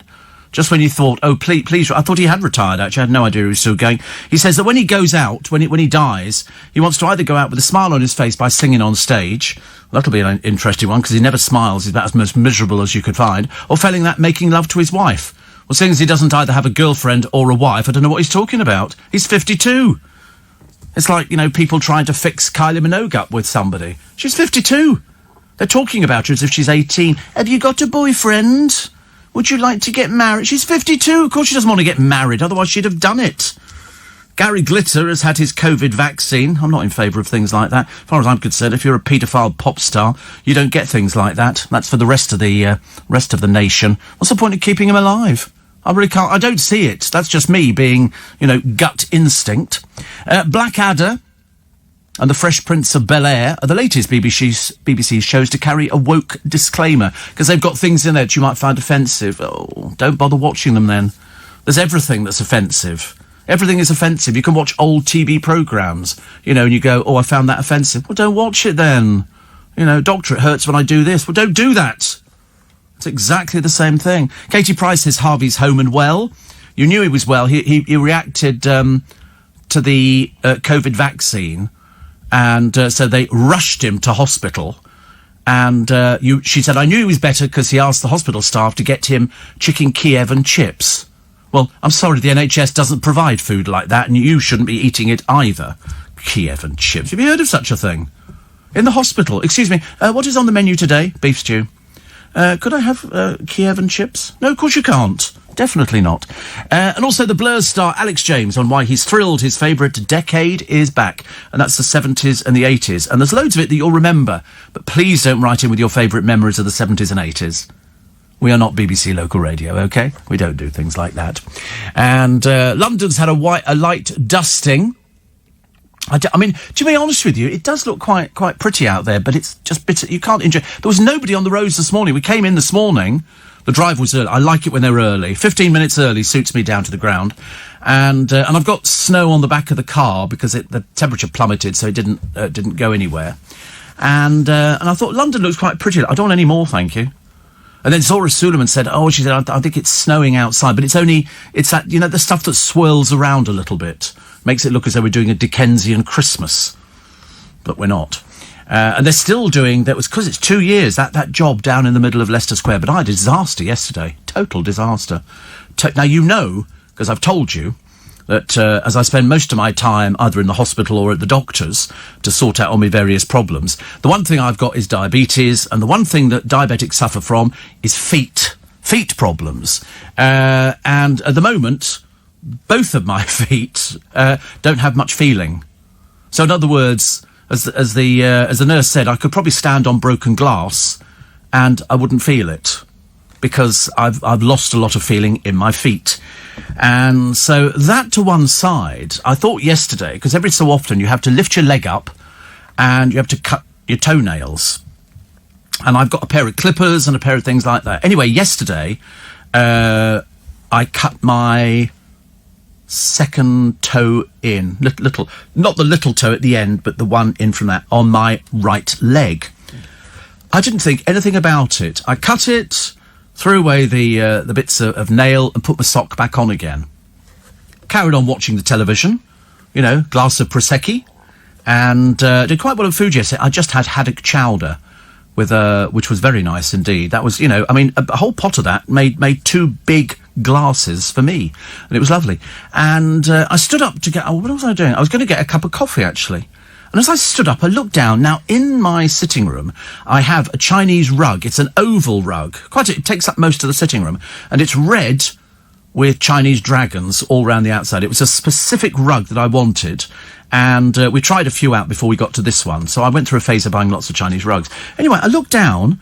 I thought, what the dickens is that? I thought it was a shadow on the Chinese rug, on the red bit. And I looked at it and I thought, so I put my hand on it, rubbed it, picked my hand up. It's blood. I've got blood. And I'm thinking, this is like The Omen. All of a sudden, there must be blood dripping out the ceiling or coming out the skirting board or something like that. Oh, where the dick is that coming from? Look down. It's from my foot. I've not just cut the toe, I've cut the skin around the little toe. And I'm bleeding like buggery. It was like, and of course, I can't feel it. I have no feeling whatsoever. And I thought, oh, goodness. So anyway, then I have to go and get the sponge, put some washing up liquid on, rub it all over the rug on the bit where it's got the blood. And there's quite a big patch, about sort of good 6 inches by 6 inches. And it was wet blood.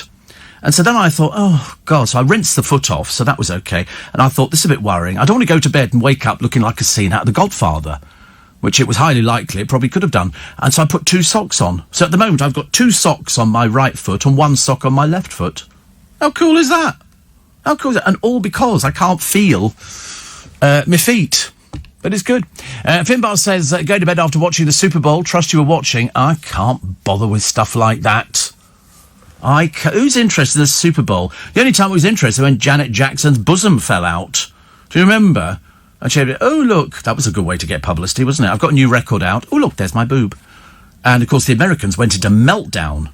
You imagine being at the Super Bowl, and how much is it running at per second? Is it something like $25,000, the advertising rate for the Super Bowl? Whatever it is, it's phenomenally expensive because the entire country watches the Super Bowl. I don't, because I'm not interested in it. And I think you're fine. There you go. Super Bowl ad rate, a 30-second commercial, 4 million. 4 million.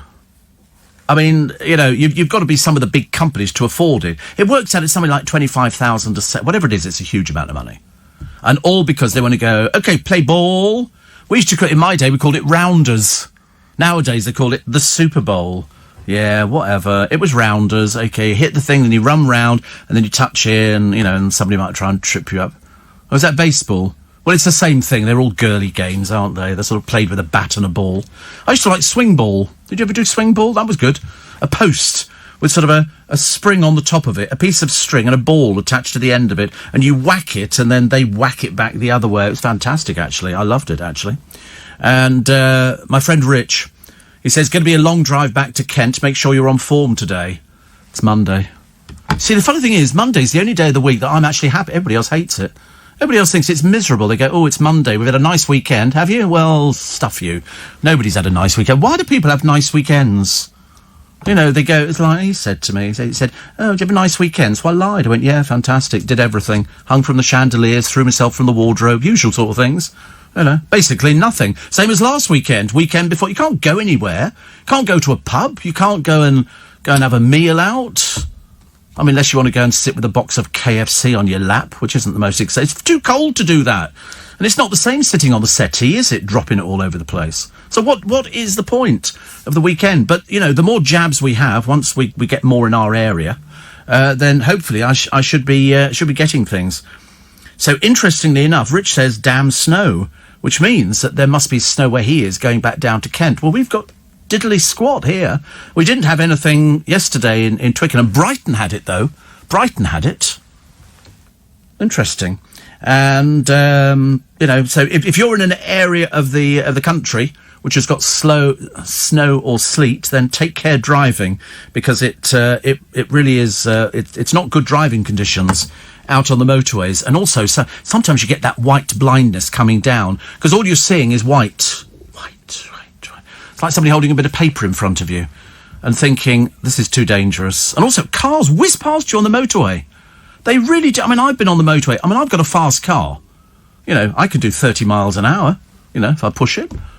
If I lean forward and hamsters are working on the wheels. But apart from that, you know, it's all a bit sort of basic.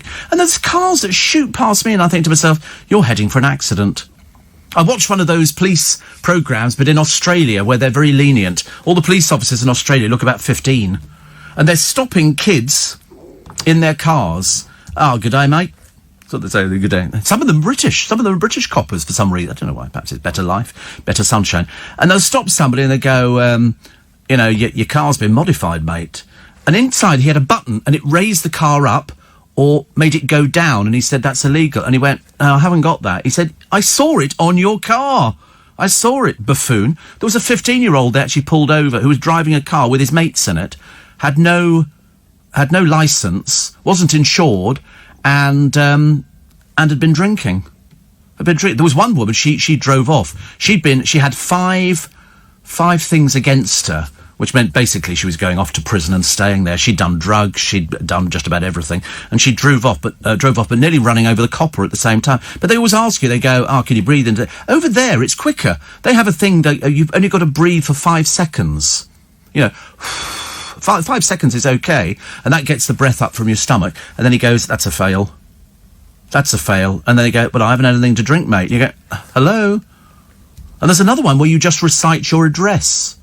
But they all get out the car. They do it in this country. What you stop me for, mate? Or failing that, get that camera out my face. Get it out my face. They're like that. Get it out my face. No, unfortunately not. This is a public place. He's allowed to film you because you're a tea leaf.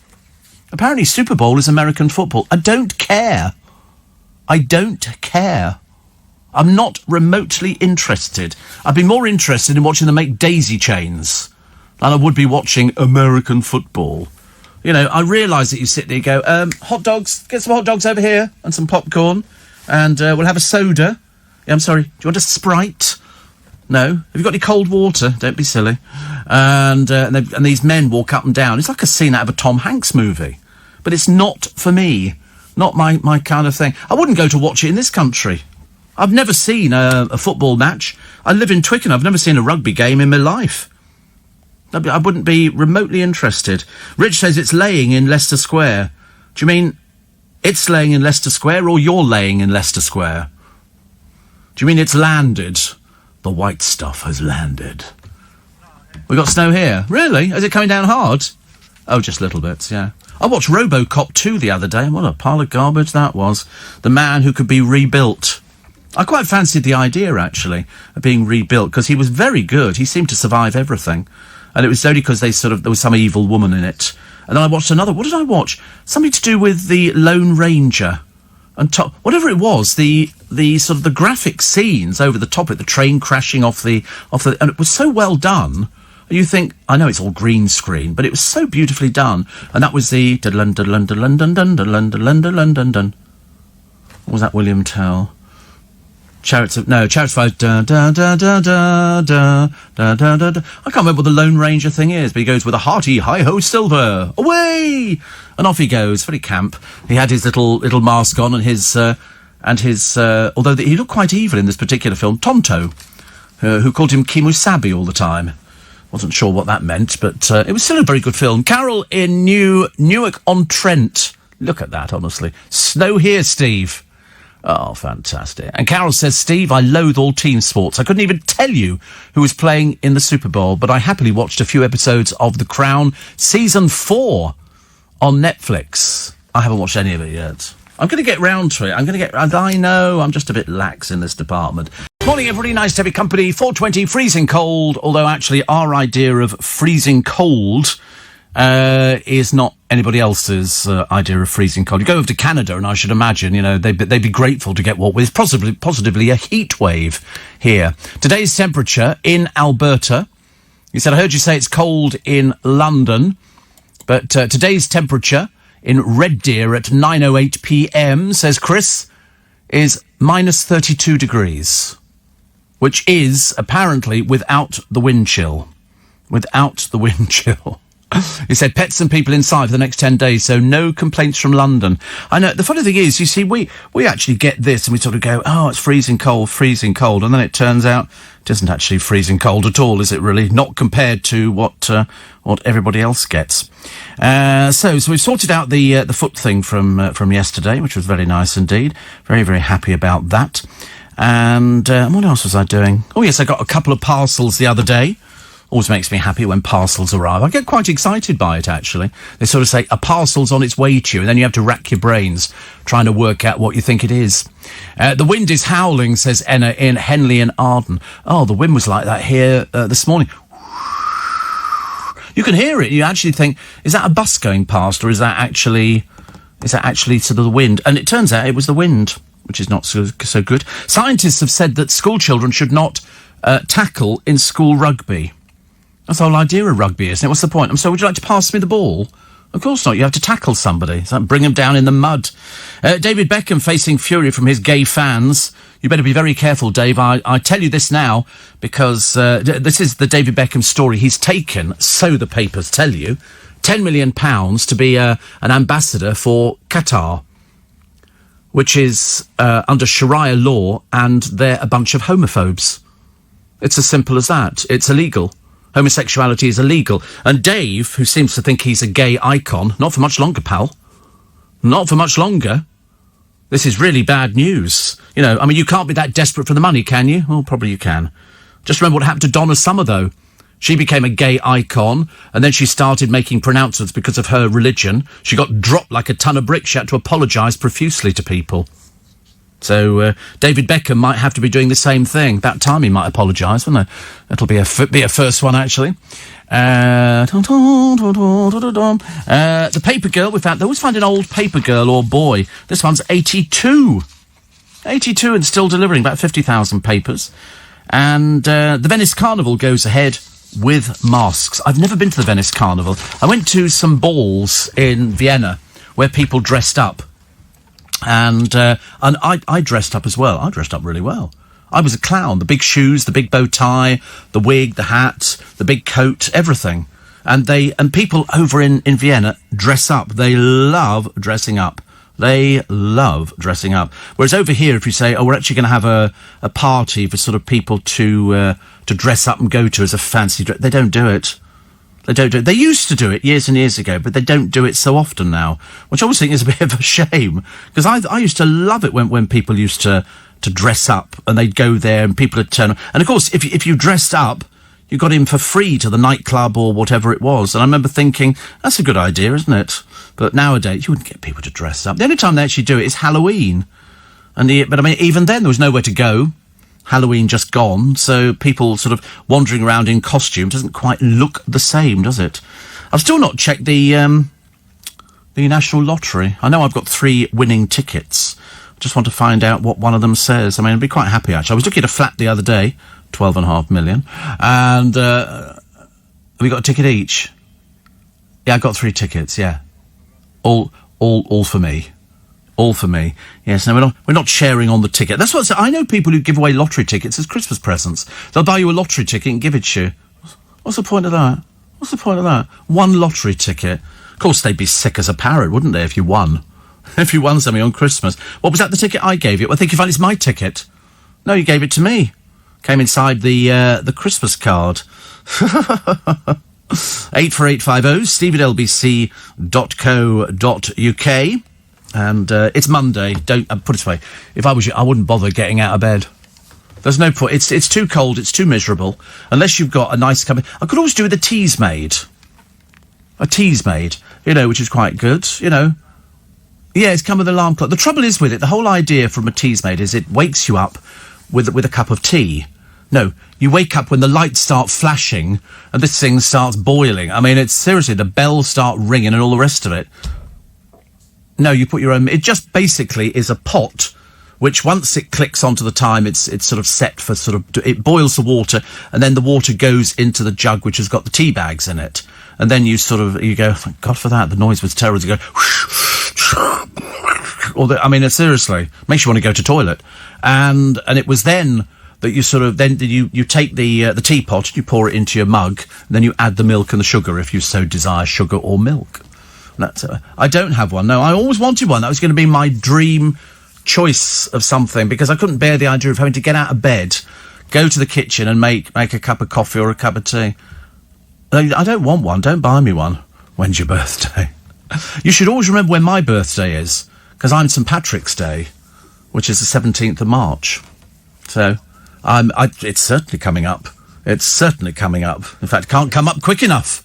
I was only saying to Jake earlier on, I said if it comes up today, we'll be talking about it. I just want my COVID jab. That's all I want. I don't care when it happens, but preferably in about a week and a half. That'd be quite good. I tell you what I listened to over the weekend. My God, it was rubbish. Harry and Meghan's podcast. I'm sorry, how old are they? Are they just particularly childish? A little bit embarrassing. Did you use the slow cooker yesterday? No, I didn't, actually, because I just had soup. I had the chunky smoked haddock chowder, which was delicious. It was really delicious. I had a bread roll, yes. I had a bread. I've only just discovered that one of my little local supermarkets on a Sunday, which is open from 7 in the morning, so it's open when I get there, which is lovely, does crusty bread rolls. I don't like it soft. Crusty or nothing at all. Much messier.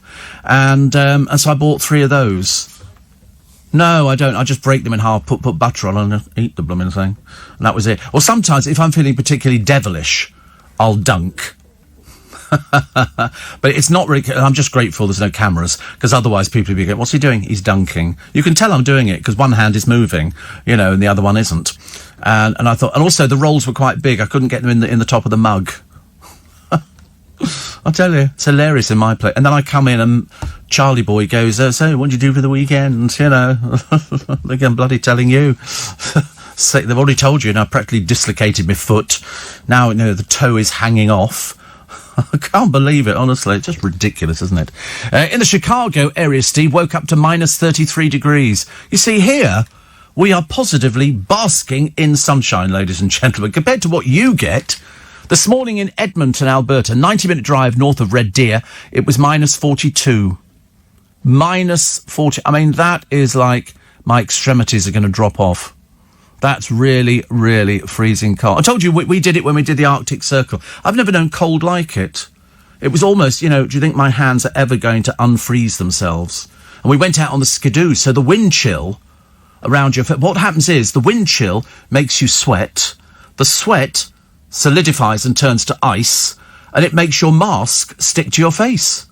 So when you go back inside, you've got to wait till the heat, sort of reinvigorates your face. Oh, it's horrible. It's really awful. All the hairs in your ears freeze, in your nose. Oh, ghastly. And don't even mention going for a wee. That's just a nightmare. Really, I mean, everything. It's so cold. You can't imagine. But then there's no wind. It said it was a wind chill factor, but that was the bit I just remember thinking, it's bloody cold and I want to go home. Climb up in bed, please, with a hot water bottle. Because I've got a little one. I remember telling you that some time ago. And it came free with my hand warmer. A free little hot water bottle. It's only like, I gave one to Zora. She loves it. Zora loves it. It's only about that big. A little tiny hot water bottle, as opposed to, I've got a couple of big ones as well. I'm adaptable. It doesn't bother to me. I can have a big one or a little one. Don't make any difference. I apply equal attention to both. Thanks, Debbie Company. Shane in Sydney said it's 23 degrees here, though it was cool this morning. 23 degrees. We live in hope. Essex boy in Scunthorpe says cataracts done yesterday. Looking forward to reading the guide on TV that's not foggy anymore. Snow has arrived here, so skis and snow chains on. It was bitterly cold. It's quite bitterly cold this morning. So if you're going out, do wrap up warm. Even though I still see people walking, on Waterloo Station. They haven't got proper coats on. They've got no gloves. They've got no scarf. They've got no hat.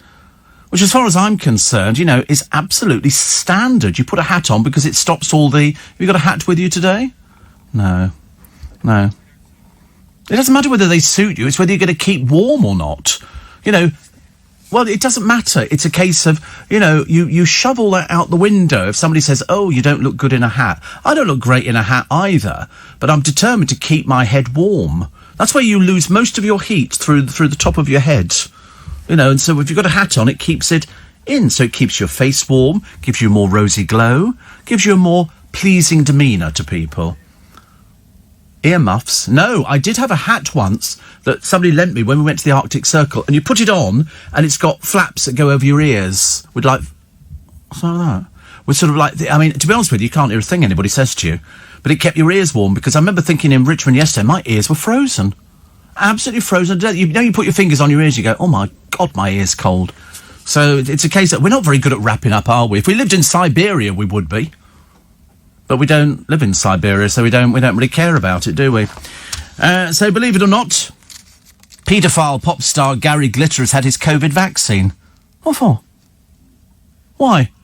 He's, as far as I'm concerned, I know he's 76. He's one of the first lags to get protected. But that he's a lag. The clue is in. Why should they benefit from this? He's 70. I don't think he should be having this. I think all these prisoners should be the last people ever to get vaccinated. I find it absolutely disgraceful that one of our prisons is offering the vaccine to somebody like him, a paedophile. No, thank you.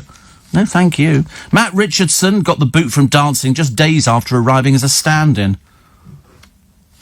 Matt replaced Rufus Hound, lost the skate off. He said afterwards, I'm quite relieved. It's the most horrifying and terrifying and fear-inducing thing I've ever done. Really? How rivetingly boring.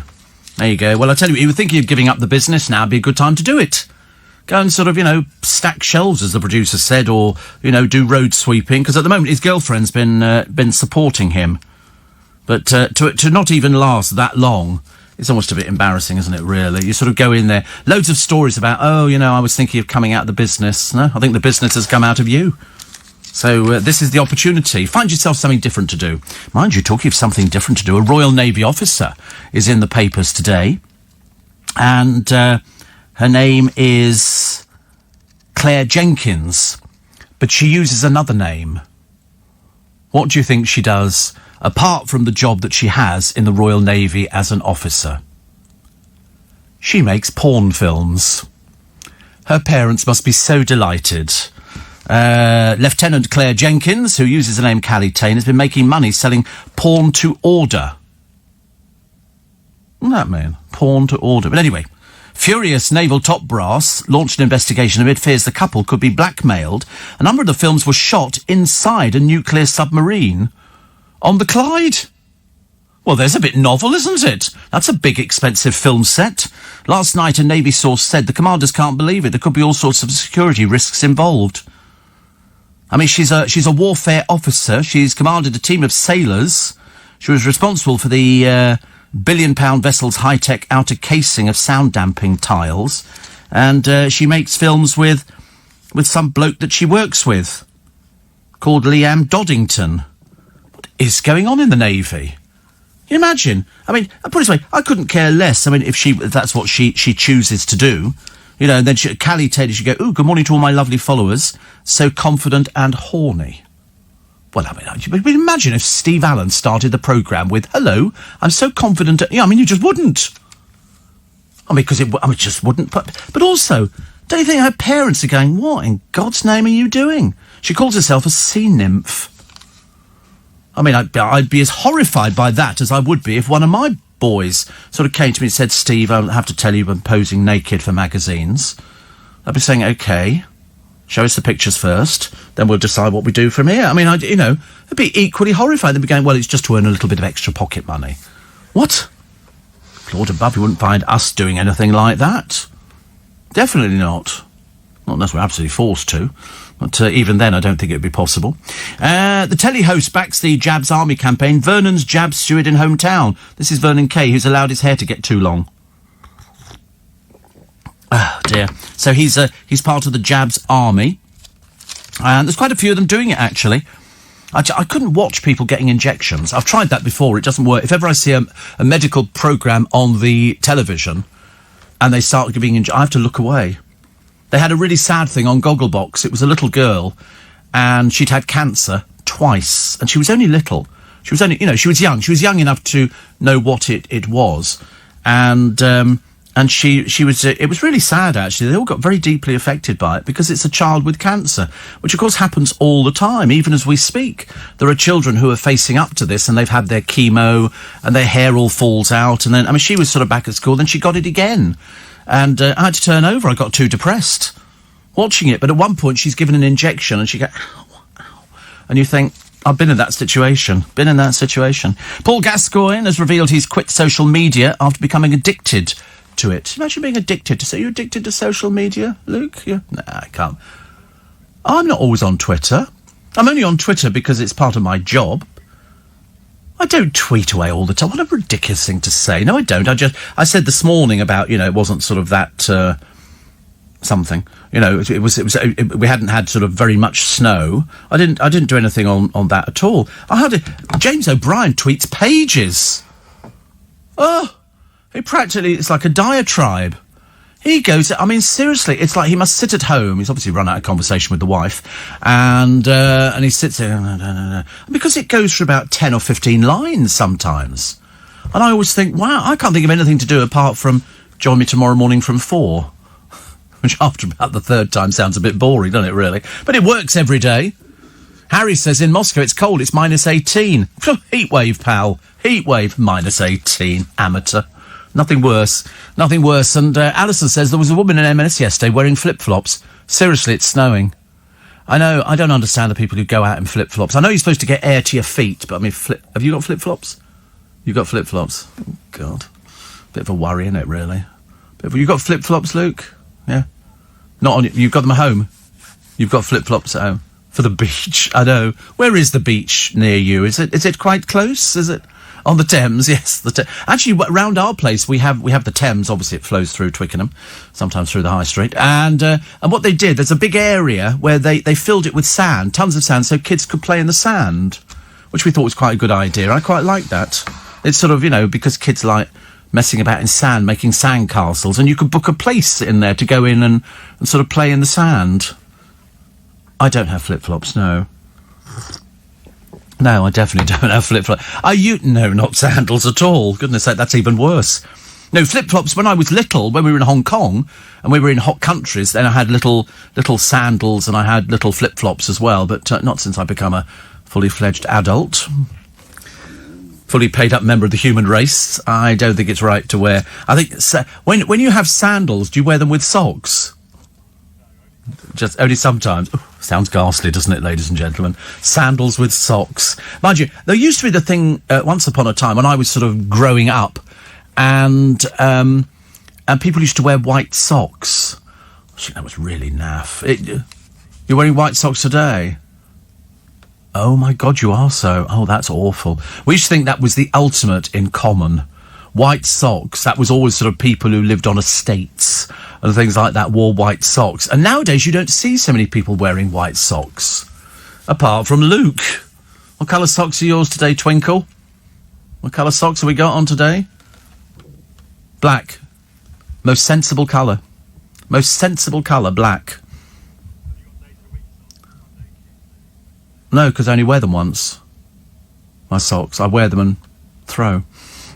Although, actually, having put 2 pairs of socks on one foot yesterday to soak up the blood, I'm frightened to take it off. Just in case it looks even worse than I thought it did. What else we got in the paper today? So, Gaz is addicted to social media. Katie Price said son Harvey's home and well. And it's like every aspect of this poor lad's life is sort of exposed to the full glare of the media. His temperature shot up. And, I mean, we're normally 36.5. That's the average temperature. He went up to 39.9. He was shaking uncontrollably. Anyway, by yesterday he was fine. He felt much better and asked hospital staff for chicken Kiev and chips. A sure sign he was on the mend. A sure sign he's still going to be that size, if that's the food. Idea was to try and get him down, you know, on his weight. She said, I love this idea. Katie says, the doctors and nurses were fantastic. What are you preaching to us for? Like what? You all think that, you know, do you seem to think that we don't appreciate what they do? My godfathers. She said, I recommend everyone to have the injection. Well, we're really going to be taking notice of you, aren't we? Not. Loads of pictures of people enjoying The Beast from the East too. Over in Kent, people having a ball. Walton on the Naze in Essex, snow covering the beach huts. Some driver, the only one on the road. I mean, I wouldn't want to be driving on the road. Not if you've got snow out of town in Essex. South Yorkshire. Do you think horses feel the cold? Do you think they stand on the snow and go, freezing? Do you think they do that? Or do you think they don't really care about it? I quite like the idea of sort of people, you know, going out in the snow. But you definitely shouldn't be driving. Definitely shouldn't be. And 2 COVIDiots were fined £200 each and had their cars seized after driving 139 miles to see snow. That's what you call stupid. Nice to have your company. Catherine says, Steve, white socks and highlighted hair. Big thing in the 80s. I know, white socks were everywhere. Seriously. Oh, goodness me. It's like people wearing those, you know, when they put trainers on and they don't wear proper socks, they put little socks on. Little half socks. Trainer socks. Have you ever seen anything so stupid in your entire life? They sell them in Marks and Spencer. I looked at them the other day because I thought, oh, that's quite nice. Something you could put in your shoe to sort of make it a bit more sort of comfy for walking. And I went, oh, they're those silly things that people wear in trainers. They come in all different colours. What do I wear with shorts? I don't wear shorts. Why would I want to wear shorts? I'm sorry, I'm an adult. I don't wear shorts. Although somebody says here, I'm still wearing shorts. I wear them all year round unless I'm dressing up to go out, which isn't much at the moment. You seriously wear shorts? My postman, Darren, wears shorts, but he's the postie. And all weathers, rain, shine, everything. And, Steve, I'm a submariner. That officer is the casing officer. This is what she does on board this submarine. Most junior officer on board, don't big her up. Her biggest responsibility is keeping a diary. I'm not, to be honest with you, I wouldn't want to big up anybody like that. But how embarrassing for your parents to discover in the pages of a national newspaper that your daughter's working in the porn industry. And yet she's got a very good job. I mean, albeit probably lowly. But, you know, she's still there and she's working on a $1 billion submarine, which is fantastic. Halinka says, I've got bed socks on. They are orange. I love bed socks. Keep your feet in, because it's the coldest part of your body, isn't it? One of them. And they do get, sometimes I like to sort of curl my legs up underneath me. I know. If ever you could photograph people in bed, it looks very odd. Very, very odd. 67 years ago today, I was born in Montreal, Canada, where it gets very cold. Indeedy. Stay warm in bed. Tog 15 duvets. Insert hot water bottle under your left armpit, therefore maintaining core body temperature. I'm celebrating, says Anne, with an Eccles cake, which are similar to Christmas mince pies, but made with flaky pastry. Yeah, they're made here, actually, in Eccles. Okay? I love the way somebody in Canada is telling me what an Eccles cake is. There's a place called Eccles. E by gum. Hello? Hello, where'd you come from? I come from Eccles. It's that neck of the woods. Yeah, I think you'll find Eccles is up there. There you go. Eccles, town in England, town in Greater Manchester, part of city at Salford. You know, the town is famous for the Eccles cake. And there's a woman in Canada called Anne from Preston telling me where Eccles cakes come from. And then saying to me, it's like a similar Christmas mince pie, but made with flaky pastry, available year... Hello? You must be listening to local radio too often. You know, thinking that they may be all a bit sort of dim. No, we know about things like that. They sell them in Marks and Spencer's. You get them anywhere. Not difficult. Mark the Postie says, finished work at the Royal Mail, got my shorts on in the snow. Must be something to do with postmen and women, mustn't it? And somebody says, we've got 4 horses. They go out in all weathers. We've just hayed our field for them to graze. We go out around 5 a.m. Yeah, I see people who put covers over horses, like they're a small settee, and they cover them with these things, and it's apparently to keep them warm. It's like people putting coats on dogs. I don't think you should do that. Listen, it's a dog. If it doesn't want to go out, it'll just sit there and you could drag it round on its bottom. They won't go out. It's as simple as that. I used to wear thongs, says Shane. Yeah, over here a thong is something different, as you know. It's a little thing that goes with a piece of string, and there's a little pouch thing. A very little pouch thing. And that's a thong. Over there, that's what they call flip-flops. Oh, I'm just going to put my thong on. That's, it's flip-flops to them. So now we know, just in case you didn't know. Do you wear Crocs, Steve? They're the future, says Russ. No, they're the past. They're so far the past. I mean, nobody wears Crocs anymore.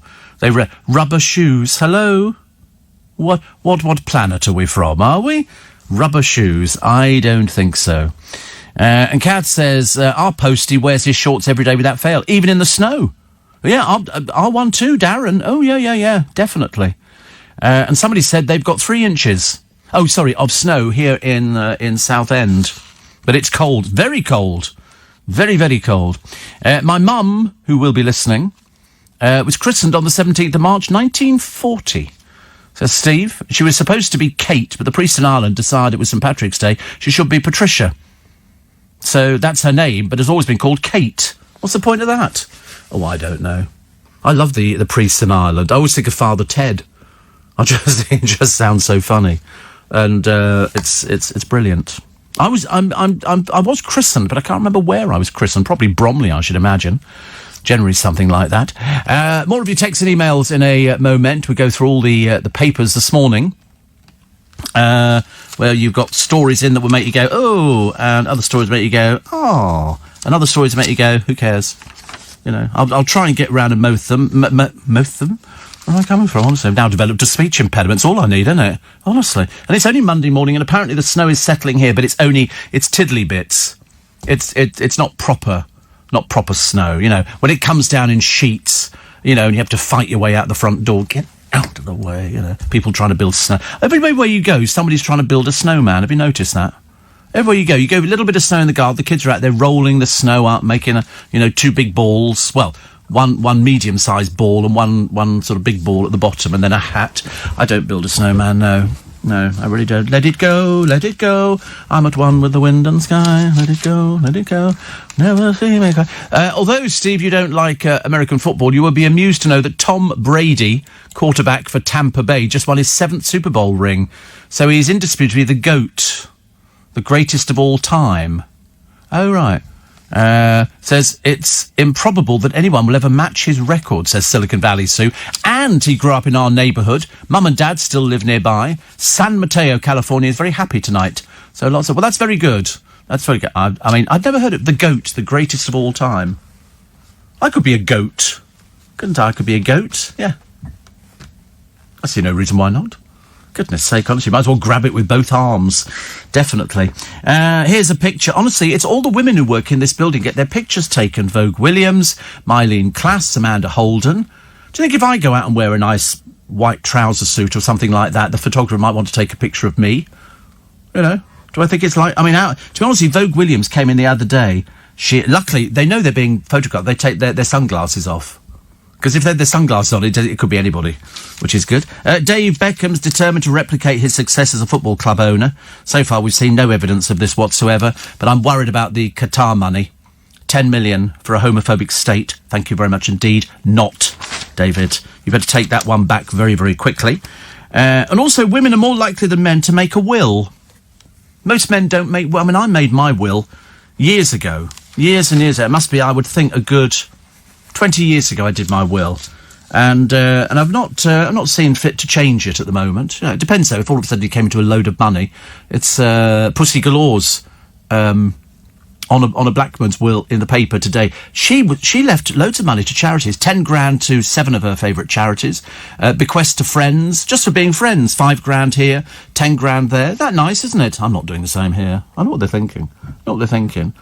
He could leave us a bit of money in his will, couldn't he? No. Sweets. I'll leave them sweets. Vegan sweets. Vegan sweets. What do you got, poppadoms this morning? Goodness sake, honestly. Never keep them happy all the time. You know, you can give them everything. Give them an inch, they want more. Steve, I'm worried about your feet. What happens next? God knows. God knows. Steve, I'm really sorry about your feet, but I can make you happy, says Connie. Where I live, the courtyard's filling up with snow. Hopefully it will be snowing harder. And I just took a picture because it's so beautiful and pretty. I think they always look pretty. I remember saying, and it's my friends in Pratt Bottom who started this one, Pratt's Bottom, that snow is the only time your garden looks as good as everybody else's. Everybody's garden looks the same. They go, doesn't the garden look lovely? You go, yeah, because it's got snow on it. Which I do like. It's rubbish for drive. You're out, out of town and you're driving into town. It might be bad out there. I don't know.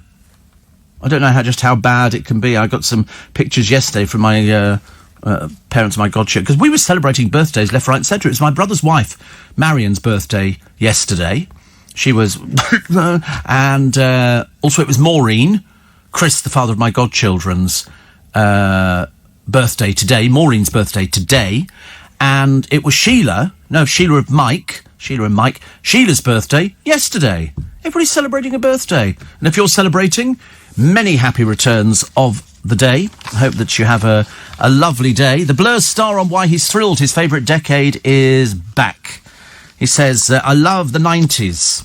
The 90s is Beverly Hills 90210, Supermarket Sweep with Dale Winton. Sonny, actually, I was reading his biography again. I get mentioned. Of course I do, as you expect so. And also Will Smith as the Fresh Prince of Bel-Air.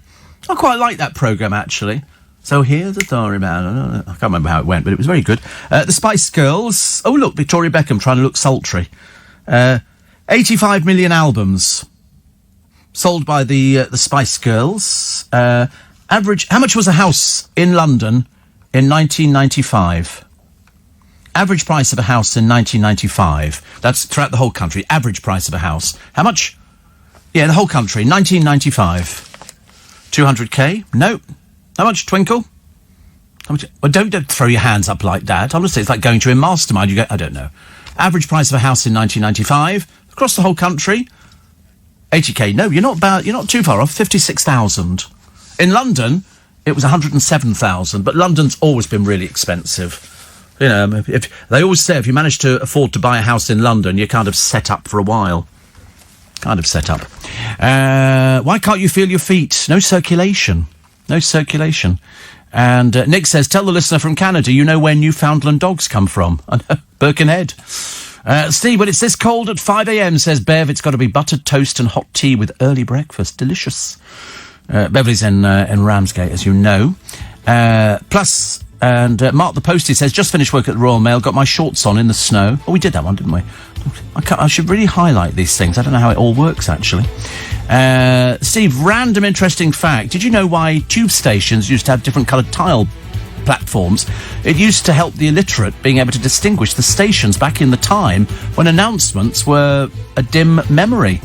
So that's what it was. It was people who weren't aware. Mind you, did you know that when they first built the underground, they had to have a man travelling on the escalator in front of people to prove that it wasn't dangerous? Only then... Company, I'm so sorry it's Monday. But, you know, that's just the way it goes. Now everybody's writing in with their prices that they paid for their houses. In the year 96, Steve, I bought my house for 69,000. I bought my first flat for 32,000. It was just a one-bedroom, brand-new flat. That was the first place. My parents helped me with the deposit and paid my legal expenses. Because it's just when you think you've sort of paid all the bills off, I mean, it's a very expensive commitment. I sold that, made a nice profit on that, moved to another place, made a nice profit on that, moved again, you know, each time making a good profit. And now I think I've made the most profit that I've ever made on a property. It's just the way. For ages, it just sort of sat there not doing anything. And then Marks and Spencer's moved into Twickenham, and up went the prices of the properties. You know, better that than sort of another sort of supermarket. Marks and Spencer's had some sort of kudos, and then we got Marks and Spencer, and we got a Waitrose. So up go the prices. So a 2-bedroom flat around my neck of the woods, I mean, any other part of the country, you could buy a 10-bedroom mansion, I should imagine, about 700,000 for a 2-bedroom flat. But bearing in mind, on top of that, apart from the fact you've got to pay your mortgage, you've also got the service charges. No parking. You want parking, that's extra. Everything's extra, isn't it, now? And also, they build the flats so that you've got to keep your curtains drawn all the time. Otherwise, the next-door neighbours can look straight into your flat. Never understood that at all. Back in the days, were you and Dale mods or rockers? I think that was in the 50s, wasn't it? I think that was... We didn't have that in our time. Steve, I bought snow grips for my shoes a few weeks back. Yeah, I bought them as well. Somebody bought them... somebody bought me a pair of grips. You clip them onto your shoes, and they've got spikes, which is good.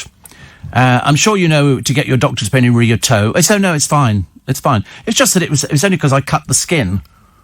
And that's it. So I've got to get some Savlon today. Zora Suleiman's got me under strict instruction. Go get some Savlon. So I shall buy it at Waterloo Station if I've got enough time. And I should just pop that on there. But it doesn't hurt, actually. It's funny, isn't it? But there again, I've got no feeling in my feet at all. So...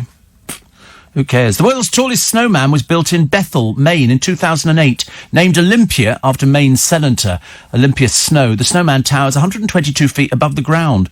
She was so tall that they used skis for her eyelashes and wreaths for her eyes. Where's that place? Is it China, where they build a vast... loads and loads of ice sculptures, and they light them with lights? I think that's really nice and pretty. I like stuff like that. Don't want to go there.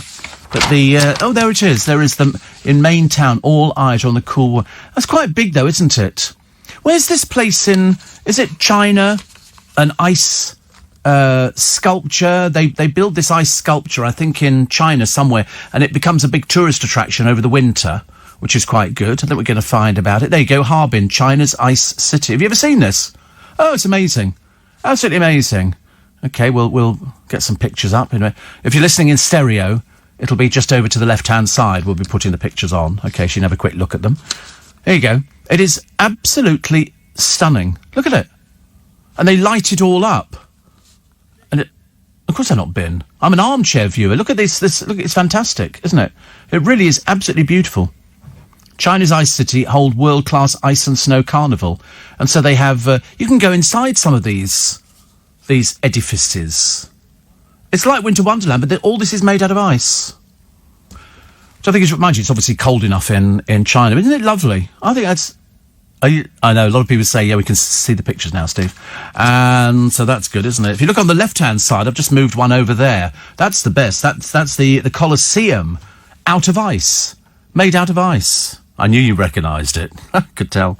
My friend Ian, he says, where he lives, all the apartments overlook a pool, which is lovely, except like the flats you mentioned, it means everybody can see into everybody else's windows. I chose a corner unit, so I'm more obscured, although I can still go out onto my balcony to look at some of the sexy neighbours. But I looked at some the other day in Twickenham, opposite the station, and I suddenly looked at the configuration. You've got one block that's like that way and one that way. So the people on this side, again, if you're listening in stereo, right-hand side now, come on, drag yourself away from the picture of the... Come on. And they can look right into everybody else's windows. Well, I mean, I don't know about you, but I'm often to be found wandering around nude. You know, I always think if they want to look, let them look. You know, jealousy is a horrible thing to have at any age. And, but yeah, it's very nice. It's lovely. The ice city is very famous. It's like over here, or they do it somewhere in the world. They do sand sculptures. Have you seen those ones? They're really good. You know, whereas in my day, you just got your bucket, filled it with sand, turned it upside down, stuck a flag in the top, and that was a sand castle. Or failing that, we used to make them at school with the sand, and you'd make what they call the marble run.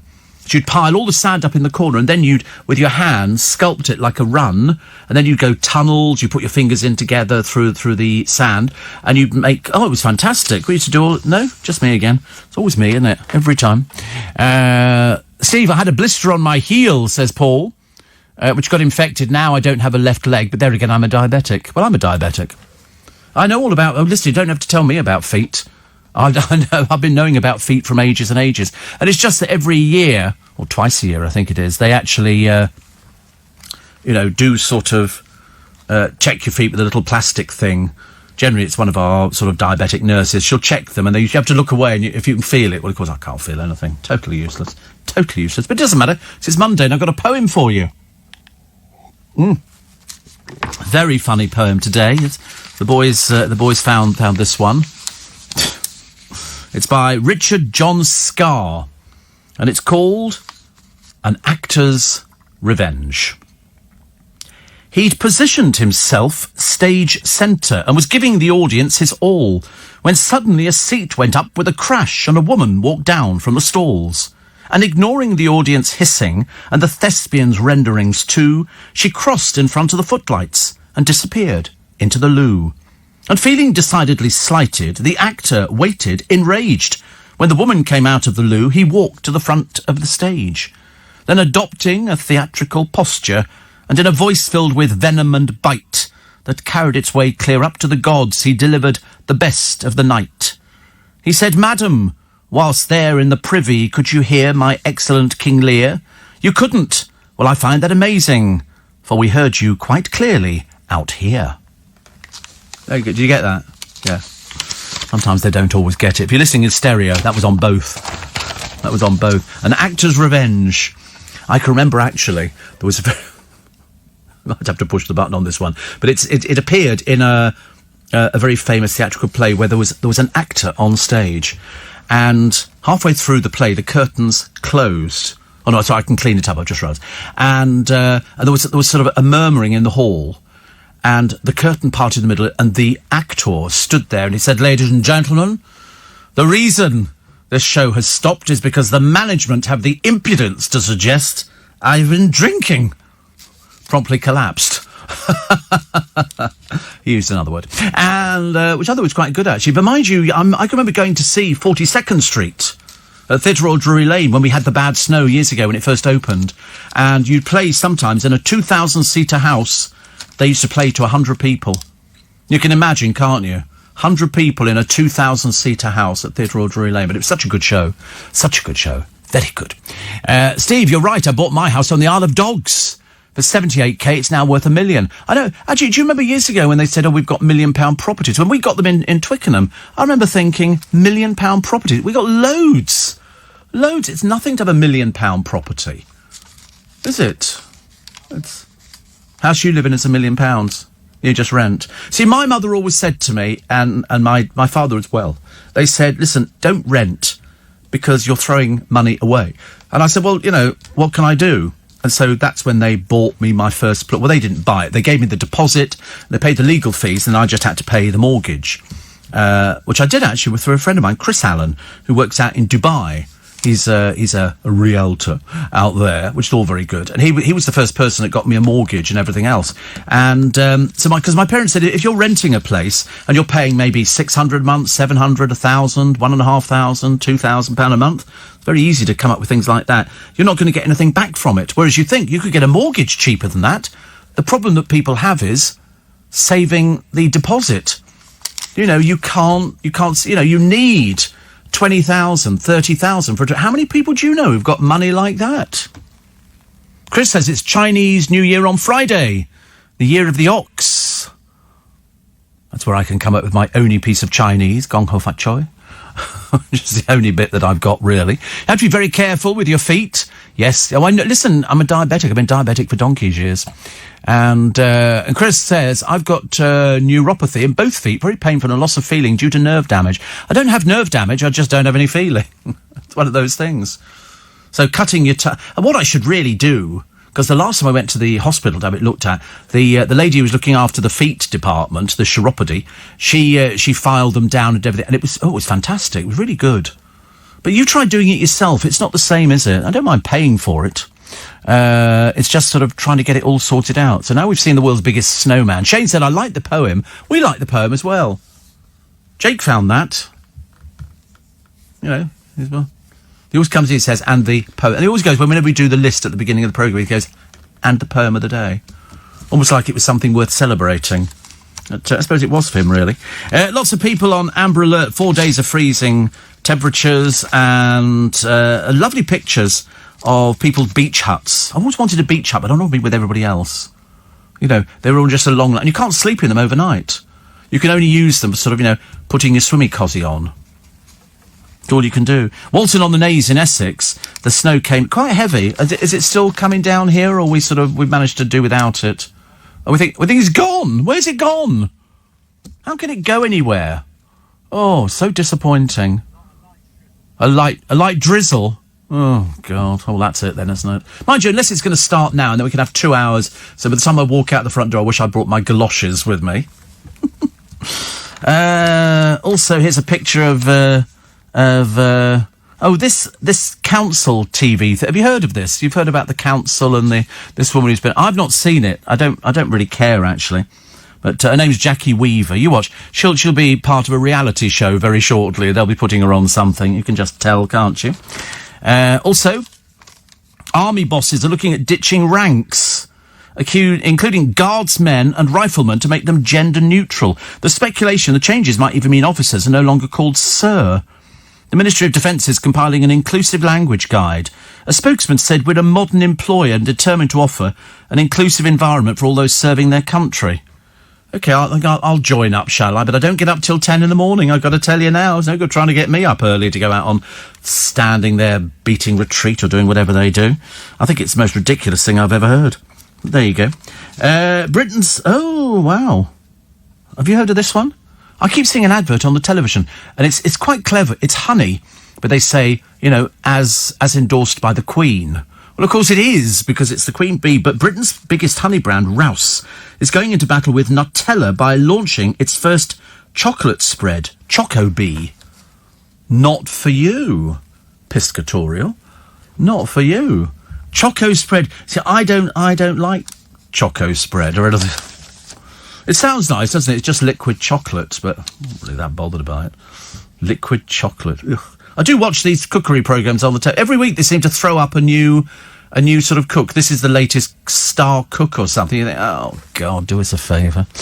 And Jimmy in Fulham says, £1 million house on the Isle of Dogs. I don't think so. Only kennels on the Isle of Dogs. I think I've been there. I'm pretty certain, actually. And a great investment, says Lorraine, who's the one who claims her house is now worth $1 million. Can we find £1 million house on the Isle of Dogs? Somebody finds something at home that they've had for ages and ages. It turns out to be worth a bit of money. These aren't worth a particular huge amount of money. Oh, here we go.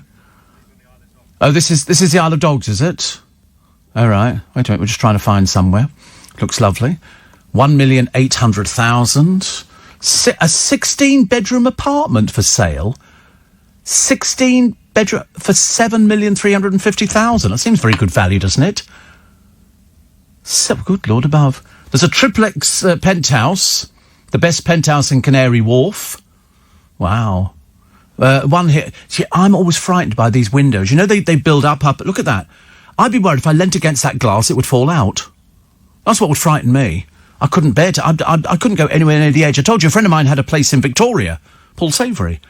And his balcony was glass, all glass floor, glass side. I couldn't step on it, frighten the life out of me.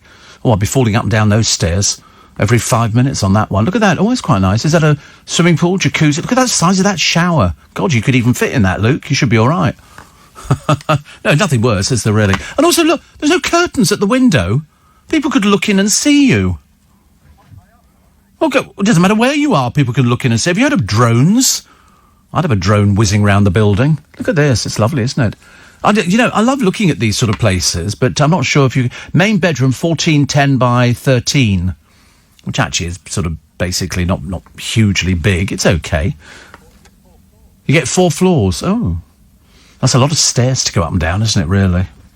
Sky Lounge. Yeah, I'm not sure about that. Anyway, back to this lady. And their 16th century Chinese cups. They date to around 1732. They're Doucet cups. They had a home on Lady Sally Peel's mantelpiece for many years. They were owned by the widow of the Queen's former surgeon gynecologist, have sold for £12,000. She nearly threw them out. One of them is broken. Got a big chip out of it. But rare 16th century Chinese cups are rare Chinese cups. And £12,000, I think they got an absolute bargain. But she was going to throw them away. Throw them away? Not so good. Steve, there's beach huts for sale at Muddyford near Christchurch for over 300k. Yep. Beach huts are very highly desirable. That's why you go anywhere, Brighton, Hove, you'll find rows and rows of beach huts. And I wouldn't mind, having one so they're on a hot summer, but I don't want to be that near to the next door neighbour. They're practically buttressed next to each other. And that's not my idea of fun. I'd rather sort of have I'd have a little day bed in it, so I could have a little doze.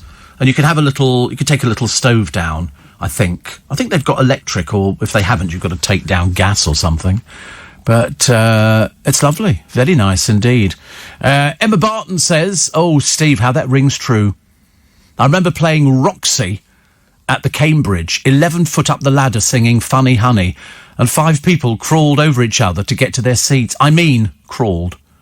How I didn't slide down the ladder and give them a piece of my mind, I don't know. The joys of live theatre, says Emma, and I love it. Me too.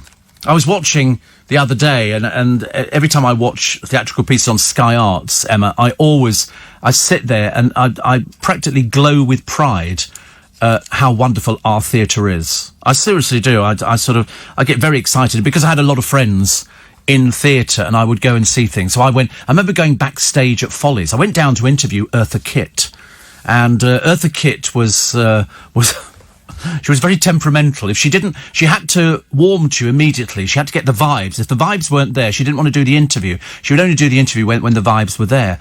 And so she said, I don't want to do the interview. And I said, that's okay. She said, you walk me through Covent Garden. And so I walked out of the theatre with Eartha Kitt on my arm, and we walked through Covent Garden together. And I remember thinking, it's Eartha Kitt. I'm walking through Covent Garden with Eartha Kitt. We got as far as the tube, and then she was quite happy to sort of depart that way. But I saw her again a couple of weeks later, and it was absolutely fine. And then I read Shakespeare with her at the Theatre Museum. Do you remember the Theatre Museum, Emma? There was a place to go to. Again, so many places. I noticed the other day the Florence Nightingale Museum is closing down. They haven't got any visitors to go to it, so they can't keep going. So they're going to sort of mothball the Florence Nightingale. The Florence Nightingale Museum is going to be mothballed. But the Theatre Museum in Covent Garden, I went there all the time. I thought it was lovely. That's why the V&A's good. It's got a lovely theatrical section in there, which is, for people in the business. And it's just nice. They've got Kylie's dressing room. Well, that's what they say it is. They've got a box and they've got all sorts of things. I think they've got one of War Horses. We had them here. We had the 2 of the War Horses down outside here a few years ago. God, it was fantastic. Really fantastic. So I always love stuff like that. But happy memories, Emma? Happy memories. A friend of mine said to me the other day, I got quite depressed. She said, I don't think our lives are ever going to be the same ever again. And I went, oh, God. Because she hasn't seen friends for over a year, like, a lot of us. I haven't seen my godchildren for quite a while. So I'm looking forward to those sort of things. I'd be used to as well popping down in the early hours morning to drop some stuff off at my brother's or something like that, if I was having a bit of a clear out. But she said yesterday, I don't think it's ever. I said, no, it'll be fine, don't worry. I said, you might not get a holiday in this year, but there's always next year. Always next year, Apparently, says Janet, Steve, you can sleep in the Muddyford beach huts. Oh, I have seen the glass bridge in China. Have you seen the glass bridge in China? Which you must have seen it. It's totally glass, but every so often it goes like that, and it looks as though the glass has shattered. People literally throw themselves into the wall. It's hilarious to watch. It's a real good wheeze, and the glass appears to crack under their feet. Best thing I've seen. East Taihang Mountains. Is this the one here? Is this where the glass cracks? Yes. It is literally affixed to the thing. You watch. And look. It's so funny. It looks as though the glass is cracked. He's going to pieces. He thinks his life is about to finish. But in fact, it's just an illusion. You watch, here we go, and bottom cracking. And then they go, oh my God, it's cracking. But actually, they look as though they're being quite good. It hangs over nearly 1,200 metres up in the air and stretches 266 metres. And look, all of a sudden, people are... Oh, they haven't noticed it. See, school children, they couldn't care less. Not remotely bothered. So we crashed to the ground at speed. Who cares? You wouldn't get me to walk along that. I saw a thing the other day. It was some school children, and their school in the middle of China is in a cave. and they have to take a rope swing over a river. They have to climb up the side of the mountain, clinging on, just to get to the cave. I mean, it's like a boarding school, really, but I mean, it just goes to prove it's all different. And, Steve, do you know who I interviewed, who was a massive Eartha Kitt fan? Johnny Rotten, says my friend Ian. Johnny Rotten. It was the same interview where he told me the Bee Gees' New York mining disaster made him cry. What was that Bee Gees song? Oh, it was the 1st of May, when I was small and Christmas trees were tall. Do-do-do-do-do-do-do-do-do. Don't ask me why. The time has passed us by. Someone else. It was a lovely song. It was so sad. And to think there's only one of them left now. Only one of them left. So you can sleep in the Mudderford Beach Huts. Whoopie-doo. I love that, actually. What else do we have? The Venice Carnival going ahead. I've never seen it, but it looks quite grand, doesn't it? A little bit freaky, I suppose. Grey squirrels could be exterminated in Britain by 2050 as part of plans to save trees, and red squirrels. Red squirrels are the nice ones. They've tried to reintroduce them. The grey squirrels marauding. And have you seen the meerkats on the television in the morning? I think they're repeating it. It's 2 gangs of meerkats. Oh, my God, the hierarchy in meerkats. You think, oh, cutesy sitting up like that. They kill each other. They're seriously dangerous. One of them, she got ostracised. She was kicked out of her troop, and she couldn't go back to them. And she got bitten by a puff adder, and all her side was, it was awful. And the other ones went back and humiliated her totally. She was leader of the troop, and all of a sudden she'd lost everything. It's constant taking over. It's like if a male lion moves into a female's pride, he kills all the cubs. He doesn't want anybody else's cubs. He's not looking after anybody else's cubs. He only wants his own cubs. Terrible, really. Another one here, 84850. Emma says, I did a production of Grab Me a Gondola at the Theatre Museum about 20 years ago, one Sunday afternoon, the good old days, and that's the coolest story of you and Eartha Kitt. I bet you were trying to be really calm and composed walking through Covent Garden. I just kept thinking, it's Eartha Kitt. I'm just an old-fashioned girl with an old-fashioned mind. I used to love her. But when we did Romeo and Juliet, Emma, it was hilarious. She lay on the floor, reading to herself. There was an audience. I had an audience of over 100 people who came in to watch this. So I was doing, Romeo, Romeo, wherefore out there, blah, blah, Romeo. And she was on, Romeo, Romeo, where are you? And you couldn't hear what she was saying half the time, but it was the fact it was Eartha Kitt rolling around at my knees. But walking through, I thought it was amazing. I took a very famous actress to Joe Allen's once, because she said, I'd love to go out for a drink. So I said, let's go to Joe Allen's. It was round the corner from where she was working in a theatre. And we went in there, and the maitre d' said to me, is that so? And I went, yeah. He said, wow. And we just had a couple of drinks and then left. It was lovely. That's what I miss about London at the moment. A, the theatres and the crowds pouring out onto the streets, and B, Joe Allen's, and let's go, another bottle of Prosecco, go on, let's push the boat out, enjoy ourselves. And Little Italy, we want all these places open again. I really do. But the rate we're going, we're doing so well on the vaccines, more than nearly 12 million.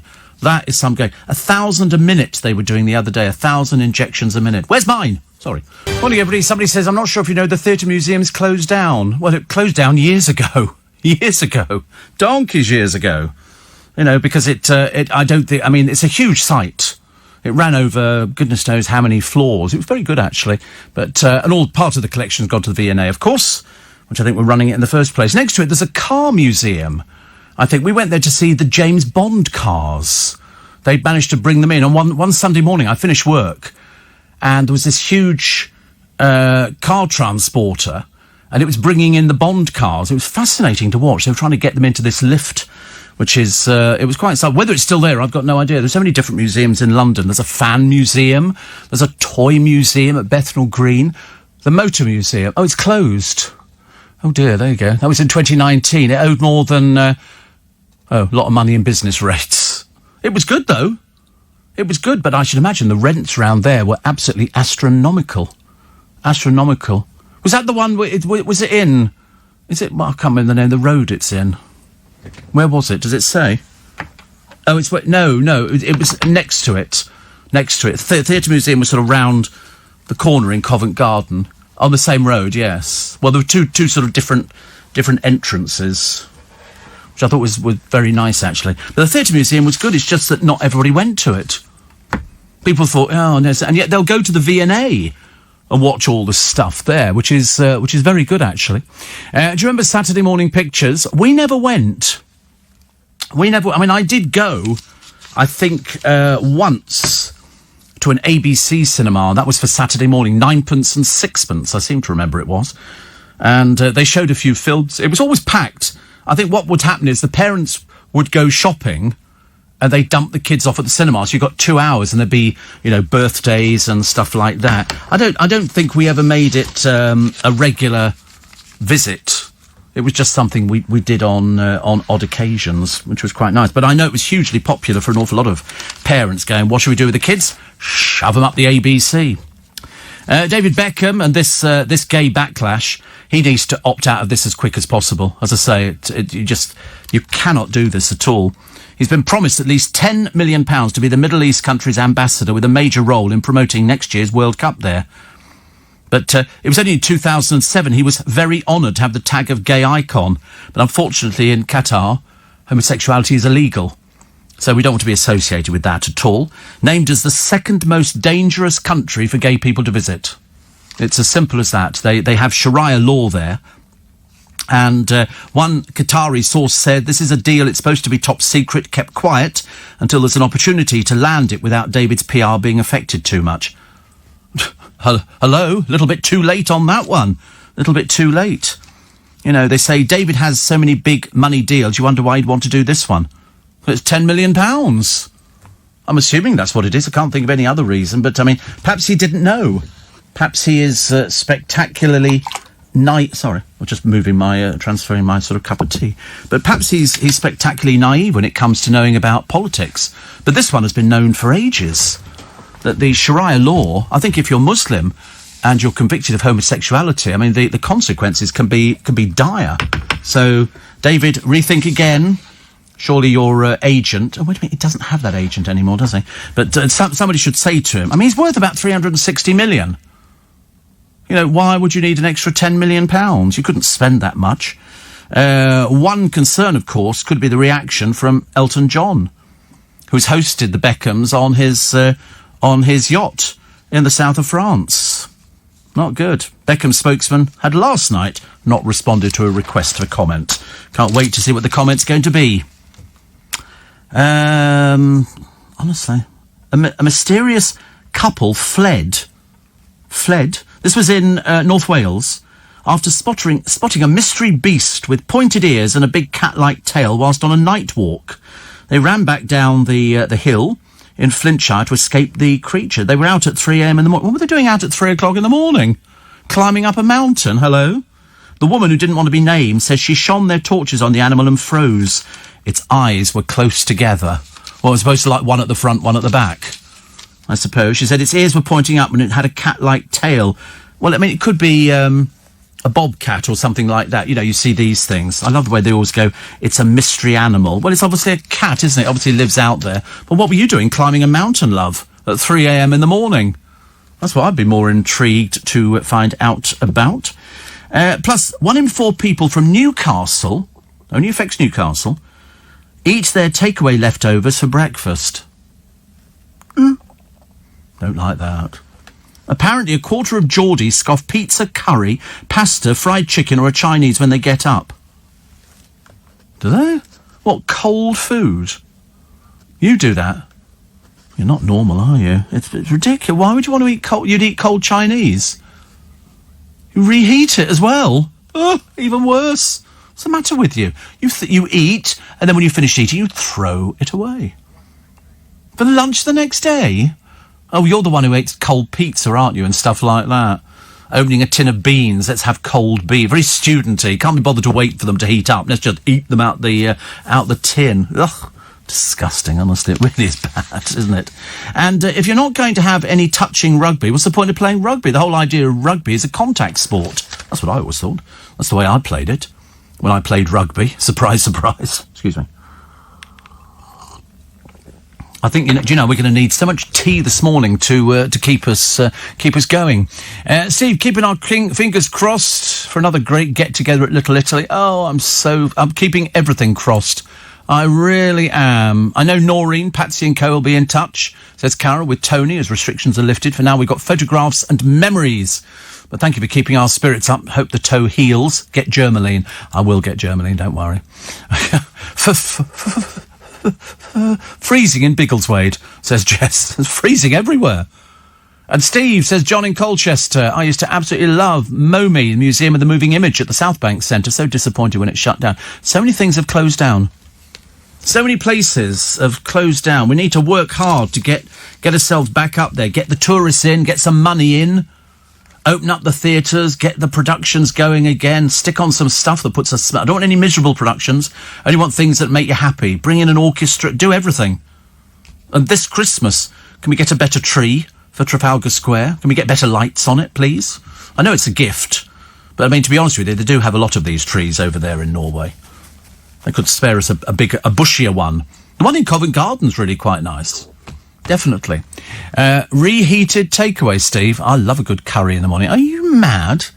What are people going on about reheated curries and everything else like that? You must be an ex-student. That's what students do, isn't it? Because they can't be bothered. They're still sobering up from the night before. They go, is there any pizza, some pizza left in the kitchen?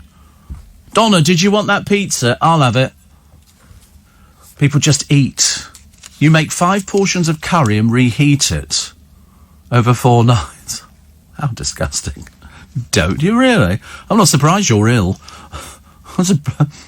You are ill, you're a piscatorial. I know you are. Oh, Steve, I'm a vegan. Yeah, right, whatever.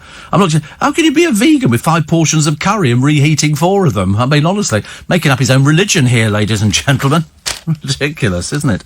The grey squirrels could be exterminated, and here's a family of penguins looking like the Beatles on the cover of Abbey Road as they make a dash for food. The hungry chicks were striding after their mum and dad at Volunteer Point on East Falkland, which is quite nice. So the Gentoo penguin chicks are chasing the parents of food, because the parents go out to swim. They go out to see loads of fish, then they come back and then they regurgitate. You imagine if we did that? Regurgitate the food back again and they eat it. Disgusting. Who'd want to be a penguin? Not me, thank you very much indeed. Other stories which are in the papers today. Nick will be talking about quite a few of the things which are in the papers this morning, including this knife crime in the capital. I mean, I find it absolutely unbelievable that there was a spate of knife attack, people going out with knives. I thought we had a knife amnesty, and then all of a sudden we haven't got a knife amnesty, and people are going out there killing people. For what reason? I've got no idea. But quite clearly, going to prison is no deterrent nowadays. Have you ever heard of Malik Thompson Dwyer? I've got no idea who he is, but he's admitted he does reality TV for the cash. Who is he? Malik Thompson Dwyer. I mean, wait a minute. He's a former Hollyoaks actor.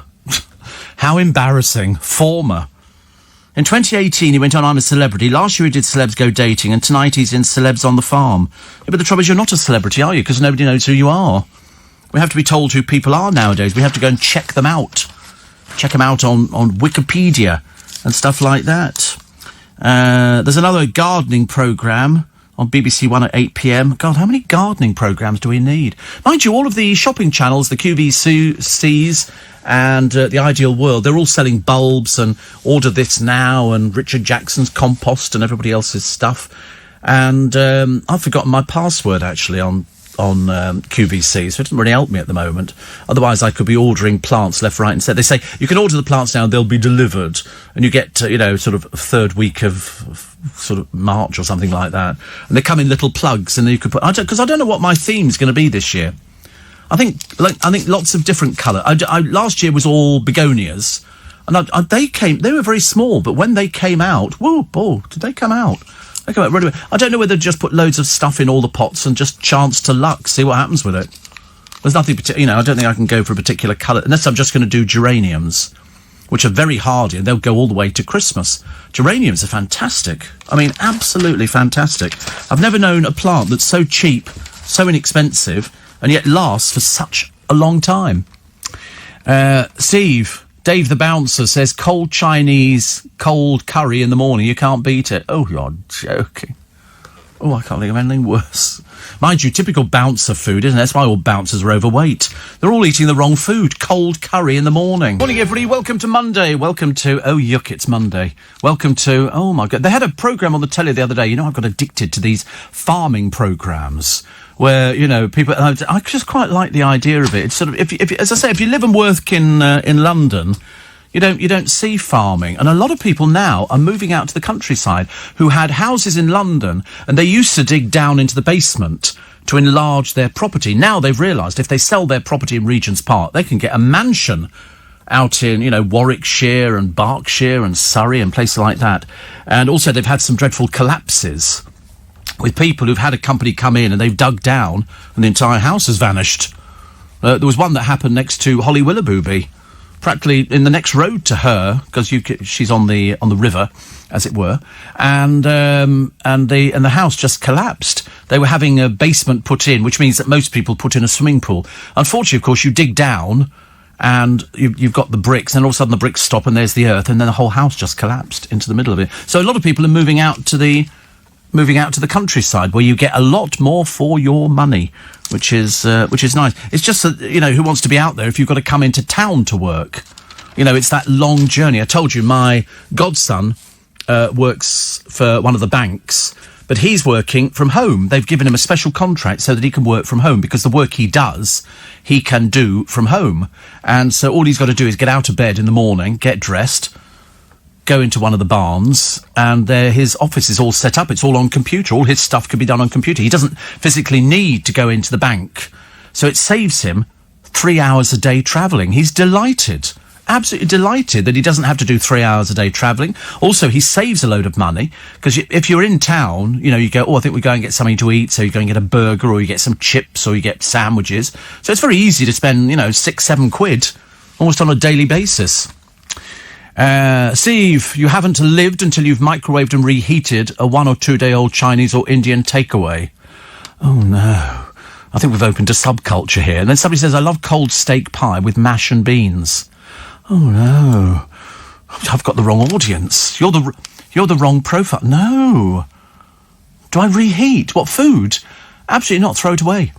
Throw it away. I've finished eating it. Throw it away. Don't hang on to it and reheat it. That sounds disgusting. Really, I couldn't do that. I was brought up differently. Obviously, where were you brought up? Which part of the country were you? Chertsey. Oh, well, that's it. It's obviously an indicative problem with Chertsey people, I suppose. And so, did you reheat? Oh, we've been doing it since he was born. You know, everything, even all his food. And Craig says, are you mad? Quite clearly. It says, reheated curry takeaway the day after tastes even better when you first buy it. Right, you're banned. Never heard of anything like it. People are quite mad this morning. Quite mad. Every time you turn on the television, there's Sue Perkins. It's either that or it's that EastEnders Cockney, you know, bloke. She says the dragon costume she wore on The Masked Singer really fired up her confidence. What is it with people and their confidence? Oh, I had low self-esteem. Yeah, of course you did. She says, I was strangely calm. I've always had a problem singing as myself, but everything felt better once I had a big mask on my head. Well, there you go. Just put it on and walk around, dear. Won't make any difference. Plus, the Queen, in a bid to keep her fortune private, she doesn't want people to know how much money she's got. Well, I mean, I don't want people to know how much money I've got either. Shouldn't imagine the board... Well, they haven't got anything. You know, because you don't tell people, do you? Years ago, I mean, people are a bit more open with things nowadays. I think my wrists have shrunk. I'm sure they have. And people sort of, they wouldn't tell you what they voted years ago, or their bank account, how much money they got. Now they can't wait to tell you. They can't wait to tell you. I voted Conservative. Did you really? I voted Lib Dem. Well, there you go. I voted Labour. You didn't. And, you know, and then also, no, nobody would ever guess what I voted. Not in a million years. People always think they know, but of course they're so far away from it, you know. Like being as far as Genghis Khan and Buddha, you know, with that far away from it. It's like, you know, money. You know, how much have you got in the bank? People go, what do you do with your money? How much do you earn? And you think, well, you're never going to find that out, are you? It doesn't make any difference to people. I mean, if you really get off on what people earn, have a word with the Queen. She's doing quite well. Prince Charles is doing quite well. And Andrew Lloyd Webber and Cameron McIntosh, they're all doing quite well. Write to them. But they wouldn't. They're too frightened. Steve, good advice. Good advice. Always buy if you can. My Semi, produced in 1970 for £8,000. Deposit 800. Lovely dad supplying £500 mortgage, 48 monthly. Finished 1995. Currently valued at 350,000. There you go, you see. But always buy what you can afford. Always buy what you can. So if you can only afford a bedsit, that is the right part of the ladder to be on, because somebody, when you come to sell it, is going to be looking to come in at that entry level. Martin in Luton says nothing better than a cold shepherd's pie at work. Is the matter with people? There's a subculture this morning, isn't there? I'm convinced you're all mad as broomsticks. You're not eating cold food at all. You're just trying to wind me up. But I'm not falling for it today. Somebody else saying you've never lived until you've had sort of second-hand food. I'm not surprised you're all ill. That's what it is. It's because you're eating all this food. You're supposed to reheat stuff. Once you've heated it, it's then dead. You eat it. No, the microwave's for cooking it in the first place. It's not for sort of reheating. That is just awful. I mean, the only thing that you should ever put back in the freezer again is ice cream. You know, there's no point leaving it out because it's going to go all sort of nothing, isn't it? It's going to turn to mush. But you don't have, cold beans in the morning. Or failing that, would you have a kebab and then say, oh, I'll come back to that in the morning? It didn't even taste that good when you ate it the night before. I mean, the only time you ever buy kebab is when you've had a sherbet or two, isn't it? Or three, or four. Because you don't want it, and the rest of the time you look at it, I don't think so. Have you seen the fat that comes out of it? Have you seen your little pita bread? Soaked in fat. And then they put that gunky salad in there. What's that all about? Is that to make you feel as though it's healthy? No, it isn't. John says every time you put something in your oven or microwave from M&S, you are reheating it. Don't pick on me, pal. I know people around Smithfield, I tell you. I know people. See, for the price of takeaway food in New York City, of course, I reheat the leftovers. I can usually get 2 dinners out of a single takeaway meal. Tastes perfectly fine. Carol, stop it now. Somebody says, we think you're a closet curry microwave muncher. Absolutely not. Absolutely not. I wouldn't eat anything the day after I'd actually had it. They all think it's hilarious around it. Ha, ha, ha, ha, ha. Well, listen who's laughing now. Somebody says cold ice cream is best the next day. You're all on medication, aren't you? I can just tell this is the medicated party coming out. Somebody says it's dangerous to heat up rice. You can get salmonella or E. coli. Rice is bad reheated, says Catherine. I don't reheat anything. You don't reheat rice, no. You just do the rest of it, don't you? Tin of beans or something. I mean, what would you reheat, for example? It'll be something really... You reheat a curry. Well, after it was all congealed and everything else and had that skin over the top of it. You'd reheat pizza. Oof. But it's not the same. It's sort of died by that time. Tastes better the next day. No, it doesn't. Otherwise, we'd all buy it the next day. And we don't. It's as simple as that. Cold baked beans are amazing, says Mario. You are one sad person. One sad... Second-hand roast. How about second-hand Christmas dinner? Why don't you have it on Boxing Day? Blow it on Christmas Day, I tell you. Just sort of carve it, leave it sitting there, stick it in the freezer, take it out the next day, bung it in the microwave, bing, bong, bash. Here comes Pussies in the Well. And here we go with our Christmas dinner, and we're serving it on Boxing Day. I mean, I ask you, honestly, what are we turning into? We've only had one Christmas where we can't sort of do everything. I didn't even get a Christmas dinner last year. First year since I've been born that I never had a Christmas dinner. I normally get at least one. Most times I get 3 or 4. I'll either get one in Joe Allen's, one in Little Italy, one at my godchildren, and one at my brother's. And that's, 4... This year, nothing. Didn't even see anybody over Christmas apart from myself. Mark says leftover gravy is delicious. You are sick. You're not normal. Definitely very worrying. Why everybody wants Kylie to be lucky, lucky, lucky in love. No, they don't. Nobody gives a stuff about Kylie Minogue. She's 52. She's not some child. This sort of song here, they're sort of talking about her failed relationships. Kylie's denied reports say we all love, but rumours are getting out of hand. She's 52. She quite clearly doesn't want to get married. So let's leave her alone. We're treating her as if she's an 18-year-old. Why everyone wants Kylie to be lucky in love. No, we don't. Seriously, we don't. We really couldn't care less. We're leaving her alone. Drives me absolutely mad.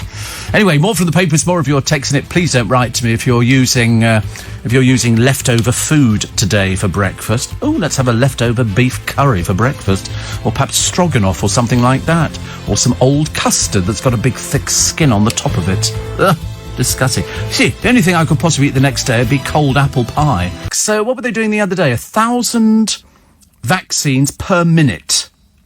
I mean, we are streaks ahead. Unfortunately, in my area, they've run out, so we've got to wait for the new thing, because I think I should be in the new batch. Well, I sincerely hope so, otherwise they've missed my birthday out. Also, Beach win a Haven holiday home. I love it when they offer these sort of prizes. Why on earth you'd want to win a Haven holiday home? I can't imagine.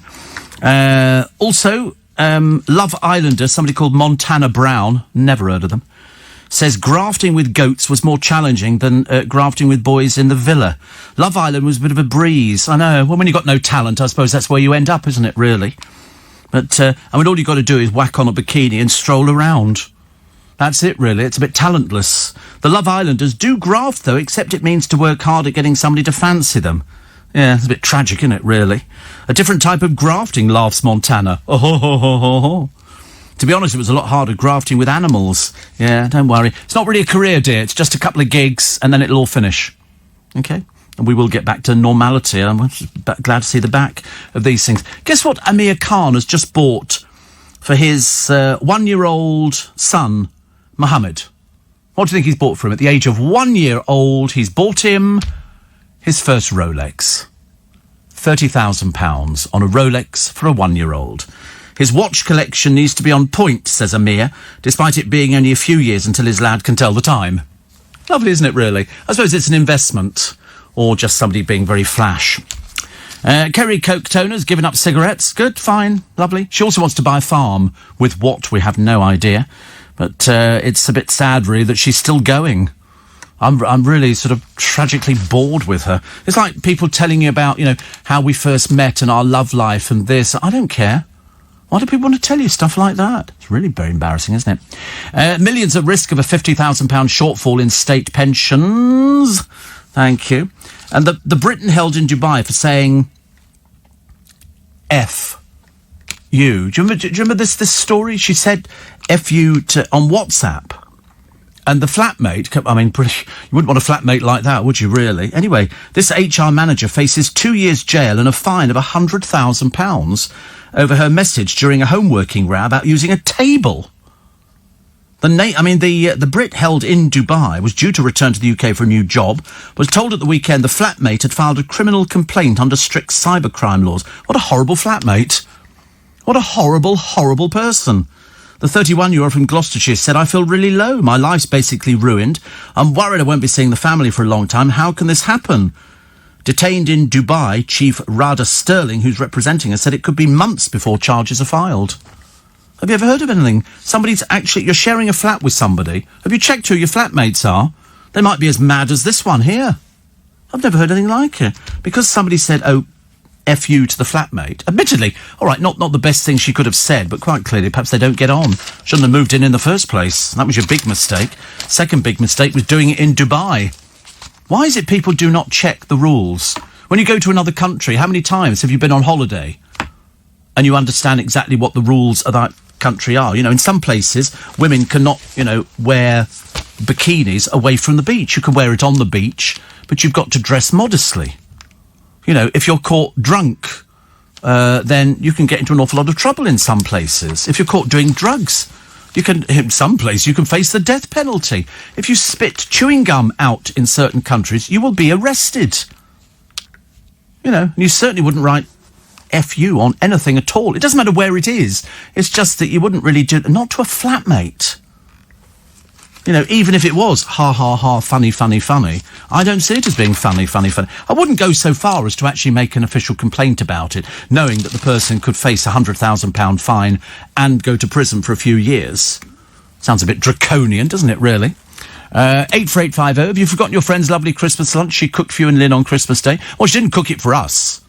She cooked it for her family, but she had some left over. Marta, yeah, that was fantastic. That was lovely. But that was the only lunch that we had. I didn't really count that, actually. I normally have to drive somewhere to go and get me lunches, things like that. Do you have Christmas lunch? No, you can't have a Christmas lunch this year, can you? Nut roast. I know, it's so exciting, isn't it? Nut roast. It really does. It's very good. Steve, do you go to bed after you finish work, or do you get up and then go to work? Do you go to bed after... No, I get up and go to work.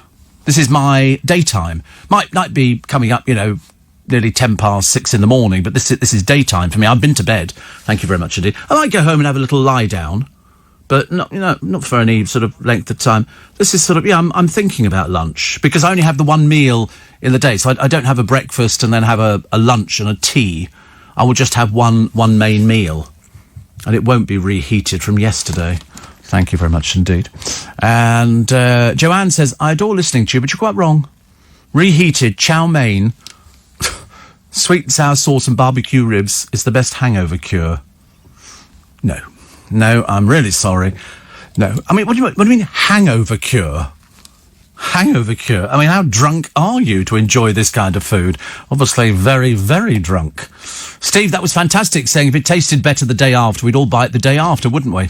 Well, that's how it works, isn't it? People go, I eat my food the day after. Well, buy it the day after. In fact, if you keep it going, somebody says you're very organised to cook every day. I can't be bothered to. Yeah, I'm quite an organised person. I know what I'm doing, Grace. But reheating is my lifestyle now. Or pinging, as they say. Does it go ping? In which case, you're doing very, very well. Also, 5 Weetabix this morning, says Chris. Better when they're mushy. Oh, no. I've had Weetabix before. I never liked them as a kid, actually. They did go a little bit mushy. And you can buy Weetabix in a little plastic pot now where you pour milk into it and shake it and then drink it. I tried one. They do one very similar. It's a banana oatmeal in M&S. I've heard of Weetabix on the go, yes. Of course you'd like that, wouldn't you? That's like recycled Weetabix. It's just all the bits that never made it into the reconstituted Weetabix. It's just they sort of shove it in a thing. And they go, just add warm milk to it or something like that, or just add hot water. I've had the porridge in those pots, but that's got loads of sugar in it, which is not very good. But I do like a porridge. I feel as I'm eating healthily. I'm not really. I mean, I'm fibbing to you because I just eat the biggest pile of rubbish that there is going. But, I mean, it's kept me going so far. But, I mean, I did try one of those Weetabix things. And I do remember thinking, this is interesting. Not. I didn't want to choke on it. Because yesterday we had a bus driver and we were talking the day before, weren't we, about people who get on the bus and they haven't got any credit on the card and the driver waves them on. We had that yesterday with the driver. He waved somebody on the bus. She went to use her thing and went, no. And I'm thinking, what's that for? I had to pay. Goodness sake. Steve, always eat cold the next day and the very best is Chinese or Indian for breakfast. I'm 75 and I love it. You don't know you're born spoilt. You don't know you're born spoilt, man. Or is that like, okay, you're spoilt man? I'm fussy, man. Yeah, no, the Chinese or Indian for breakfast the day before. I mean, 75. I don't think that... I mean, so I'm not sure about whether you're saying you've got to 75 because you eat it cold the next day. But I do not think that Chinese or Indian was ever meant to be eaten cold. I think it's meant to be... I'm going to sneeze. Here we go. Pathetic, isn't it, really? Honestly. There's only me in here. What's the point of hand sanitising? I'm by myself. I haven't touched anything. I'm not allowed to touch anything.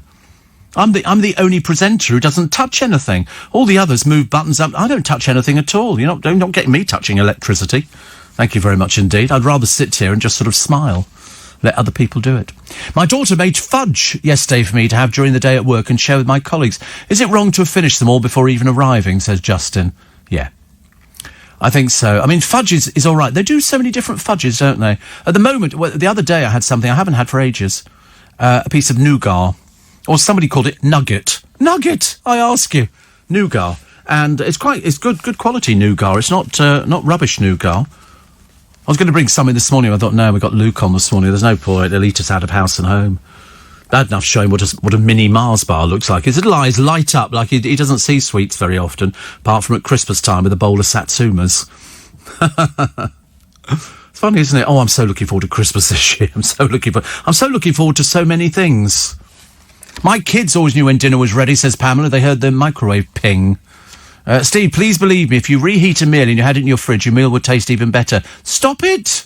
Stop it now. I'm not buying into this idea of second-hand food. Thank you very much indeed. I don't want to do anything with second-hand food. Glastonbury won't be safe for years. And also the Cheltenham Festival, stuff like that. Anyway, there's huge gathering. I tell you what I would love this year. I want all my favourite restaurants to open. I want Winter Wonderland to open, so we can go up there and go on a ride. And what else do we want? We just want Christmas to be as it was. I'm not bothered about the pubs. I was never a sadding, you know, in a pub. Excuse me, can I have a pint, please? No, not me at all, actually. Because I don't drink pints. Secondly, there is absolutely no point at all. I mean, unless they do it with sort of a cherry and a little umbrella. But most of the time they don't. Most of the time they don't. But it doesn't. Listen, it doesn't matter. But it's the cooking thing that people can't get over. The fact that I don't cook. I don't cook. Apparently, my brother still has my Christmas dinner ready to be reheated. They made it for me last year, and it's ready to preheat. Yeah, whatever. Is this today? Is this today? Oh, it is, actually. Chris has just sent me a picture. And this is... they're knee-deep in snow out where they are in Essex. Knee-deep in it. That is a fab picture. View from my bed. Too much information. But, wow, that's a lot of snow. Already somebody's been out there. I love it when snow's virgin snow, when nobody's walked across it or done anything. It's freezing out there, Chris, I warn you now. I warn you, I'd stay in bed. Snuggle up to the one who loves you. And enjoy yourself. Have a lovely day, you lot. I'll give Sharon a ring later. Steve, how many have signed the petition against the woke Bishop of London? It's not the woke Bishop of London. This is the one who's been appointed. Is this the one who was making comments about Captain Tom? He's removed them. He's removed all his comments. So he should have done. Nick Ferrari talked about him in his column. The good news is that the deaths of coronavirus are down 33% in a week. It's looking promising. Seriously, I don't want to get too excited, because I got a bit excited the other day about this, and I said, well, at least we've hit the vaccine milestone. They reckon 20 million half-hour tests on the way to actually test people for coronavirus, because at the moment it takes a little bit longer than that. But I mean, I think they've done tremendously well. So all those people who are still waiting for it don't have to wait no longer. Steve, 99% of Chinese and Indian food comes reheated in pan or microwave.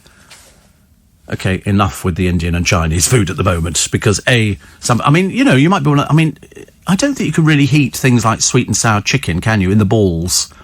Can you? Oh, you can reheat that, can you? No, you don't know. No. I mean, to be honest with you, I just wouldn't want to eat reheated food. I don't fancy the idea. It doesn't appeal to me in the slightest. Is it reheated in hospitals? What? How many times have you spent in hospital going, I think I'll just nip in for something to eat? I'm sorry, Ward 3, is the dining room open? You know, yes. Oh, so just as you go in the door, they give you a gown. If you decide to undress in here, then go and sit in bed, bring you a menu. Yeah. Definitely not. 3/4. I thought the food was great in hospital, actually. But there again, I mean, you're listening to somebody who likes aircraft food as well. And the reason I like food in hospitals is because when you come out of an operation, you are actually quite hungry, and they bring you a cup of tea.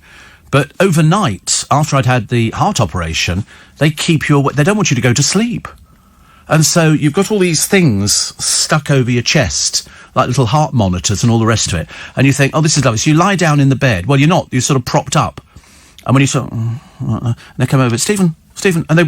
Get off. You just want to go to sleep, but they keep you awake because they want to make sure that everything's working properly. I mean, it's fantastic service. Fantastic. I love it. Love it. Steve, did you know that the... says John in Colchester, wait for it, your meal to go ping. Did you know that the word for microwave in Welsh is pop de ping? It can't be.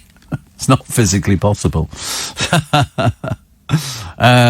anyway, a lot of people talk about making fudge. Also, 2 people arrested, more than 55. Police carried out a COVID-19 raid on a gym in Merseyside. I mean, do they think nobody knows about this? You know, seriously, I think, you know, what you have to do is And you have to fine all these people and increase the fines. They're not learning otherwise. They really aren't. You're reheating pretty much all of your M&S food. That's all pre-cooked. Yes, it might be, but that's M&S. I'm not doing it from a local takeaway. Are you telling me you can go and buy a bargain bucket of KFC and then the next... just leave it, and then the next day stick it in the microwave and heat it up again? I don't think so. Start me today. I'll tell you, it's a Monday. I've got a right cob on at the moment. Also, there's one man here. He's determined to get back to work, so he's cycling on a penny farthing. On a penny farthing. When we used to do the LBC covered the Easter parade in Battersea Park years and years ago. Thousands of people turn up to it. Big day for Londoners, and they used to have the people who lived on not lived on, but they used to cycle the penny farthings. You're quite high up. They look to me as though if you fell off the thing, you do yourself immeasurable damage. I'm a pilot, says Justin. I live on reheated food and hate it. I'm not surprised. I remember flying in on, years ago, TWA when it was going, and they had the oldest stewardesses. They were about 90, most of them, because the older you were, you got to pick the route you could do, and that's how TWA's system operated. And I had a steak, but it was I cut into it, and it was bloody. And I remember thinking, oh, no. So I said to the stewardess, I said, can we cook it again so it's sort of darker? Well, of course, they don't have cooking facilities. All they could do is put it back into the heated cabinet. And so she brought it back. It was exactly the same, just hotter. So I ate it. But no, you're right, actually. You get all sorts of reheated food on aeroplanes. Pensioners pressured to pay twice amid delays and then can't get refunds. This is for the licence fee. And this story, roads set to stay after all. Oxford poised to keep its controversial statue, but imperialists could be joined by tribute to the first Black Rhodes scholar. Interesting. Very interesting. So this will be the one that Nick Ferrari will be talking about this morning at 7. Jodie's mint sauce on chicken. This is she put mint sauce on roast chicken rather than lamb. She told fans in an Instagram post she got a Golden Globe nomination for her role in Killing Eve. Has been filming Help with fellow Liverpudlian Stephen Graham in Cheshire. Mint sauce done with lamb since the 16th century, but she put it with chicken. I don't suppose there's any reason why you can't put it with chicken. Which, it doesn't appeal to me, because, I suppose it would be better with chicken, because I don't eat lamb. And here's the Bayeux tapestry. This is one lady who's hard at work. She's copied it really well. Really, really well. Good for her. But, of course, there's the original Bayeux tapestry made in this country. Originally, it was, and it's not a tapestry, of course. It's an embroidery, and it was nothing to do with Bayeux at all. So, 1,000 years, this was the undertaking to depict events leading up to the Battle of Hastings. Everything was so much simpler in those days, wasn't it? Nowadays, just take a photograph. But she'd seen the tapestry in a museum in Bayeux in northern France. Why? It could have been anywhere. And so she's hoping to sell it for about £70,000. Because, apart from some of the colours, which obviously in the original have changed over the years, hers is pretty much there. As good as it's getting. As good as... it really is very, very good. I'm very impressed. She's very clever. So, Mia Hansen, well done. She thinks it will take another 5 years to finish. God. I couldn't start any. It's like jigsaws. They say, how long will it take to sort of do this? They go, I don't know. Probably about, a couple of weeks. A couple of weeks. That's a couple of weeks you're never going to get back in your life, isn't it? So what is the point? The answer is there's no point. I don't understand why anybody would ever want to do a jigsaw. There's nothing exciting about a jigsaw at all. It's like board games. I did board games when I was younger because we didn't really watch much television. Now, I watch television all the time. I am, as my parents would describe, square eyes. Because you end up watching a load of television. But I like it. A bit difficult to play Monopoly by yourself. I don't know how that would work. But, no, we used to do shortened Monopoly. Did you do shortened Monopoly? That's where you actually start off, you roll the dice, and whoever gets the highest score can pick which group of cards they want to be with. So somebody might go, I'll pick Mayfair and Park Lane because it's, £1,000, £1,500 for a hotel or something like that. And you can buy the hotels. You've got to pay for them. So I always used to pick the Angel Islington and those light blue ones down the bottom and just round the corner as well, because that was always a good catchment place for people. And then you make a bit of money. That was a shortened, because otherwise we'd sit there forever. Sitting there forever waiting for somebody to save up and get, and then somebody goes, oh, so you've just landed on, you're going to buy that, are you? Knowing I've got Park Lane. And thus ensues the first argument. The second argument is, will you sell it to me? No. Why not? Well, because I don't want to, that's why. Because I bought it, okay, £400. I paid for Mayfair. You're not having it. Well, what's the point of that? Well, the point is I'm going to win.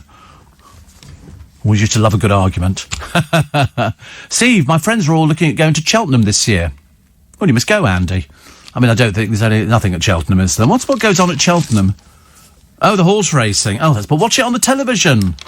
Television's much better. It's a new invention we've got. And you can watch it and see pictures that sort of emanate from somewhere else. I've got a couple of birthdays for you today. And some are very funny. And also, not a good day, 1587. Mary Queen of Scots was beheaded. And she was 44. 44. They didn't waste time, did they, in those days? And I think the death warrant signed by her sister. Signed by her sister. I mean, it makes you wonder how they ever do things like this, doesn't it? But we did.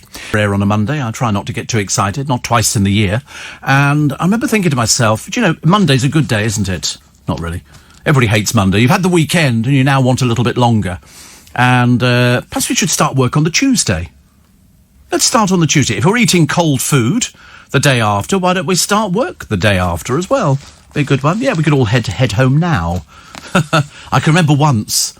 I did years and years ago. I wouldn't do it now, actually, because in those days you could say it. Now it's much more secure. But I pre-recorded the last half an hour of my programme on tape and put it all together. And we played out, I think, between 4 and 5. And I'm driving down the road and the tape broke and it went very quiet. Luckily, there were people around who could come and repair it fairly quickly. But, all sorts of things happened to you. Over the years. And I don't know why. It was this thing about... somebody said to me the other day, they said, you've just put your coat on. They said you could hear me, because what happens if I put my coat on in the studio, because it is, believe you me, it is cold. It is cold in here. And, it's very nice.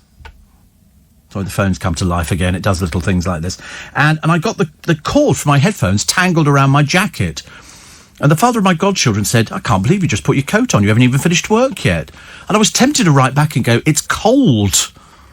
It was really, my hands are like little blue blocks of ice. Look at them, little poor spindly little things.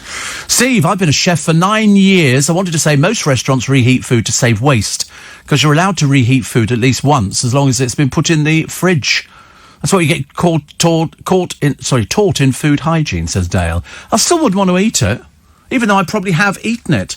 That's like all those years ago. Do you remember we were eating horse and we never knew that one well-known abattoir was mixing horse meat in with everything? So obviously, I know that in France they have horse meat restaurants. It's like they have pig's trotter restaurants. Can you imagine? I wouldn't want to eat pig's trotters either, thank you very much indeed. Anyway, birthdays today. The doyen of film composers, winner of 5 Oscars, has created the scores to more than 100 movies, including Indiana Jones, Superman, E.T., Jurassic Park. He has scored every Steven Spielberg film for 30 years. Yes, it's John Williams. He's also written themes for 4 Olympic Games. He celebrates his 89th birthday today, so many happy returns to John Williams. Also, Trinny Woodall, the TV presenter, her real name's Sarah Jane, shot to fame on the What Not to Wear programme. And she's got her own makeup brand. She's dating Charles Saatchi, who inadvertently wandered naked into one of her videos as she demonstrated a £400 LED mask. Oh dear, far too embarrassing. Also, the birthday today, died a few years ago, Lana Turner. Lana Turner, nicknamed the Sweater Girl, married 8 times. They never had happy marriages in Hollywood. And Dame Edith Evans, born in 1888, died in 1976, working as a milliner when she was spotted, a dressmaker. When she was spotted by a director, she was the one who immortalised the line, a handbag, from The Importance of Being Earnest. One obituary proclaimed, rarely have 3 syllables run up the scale so deliciously. I mentioned Mary Queen of Scots beheaded on this day. I wonder what time they did it. I know that seems quite odd, but I think that's quite important to know whether they did morning executions or whether they did lunchtime or afternoon. I don't know. When Charles I was executed, they kept him in St James's Palace, so he couldn't hear them hammering the nails into the scaffold. And then they made him walk through St James's Park to his own execution.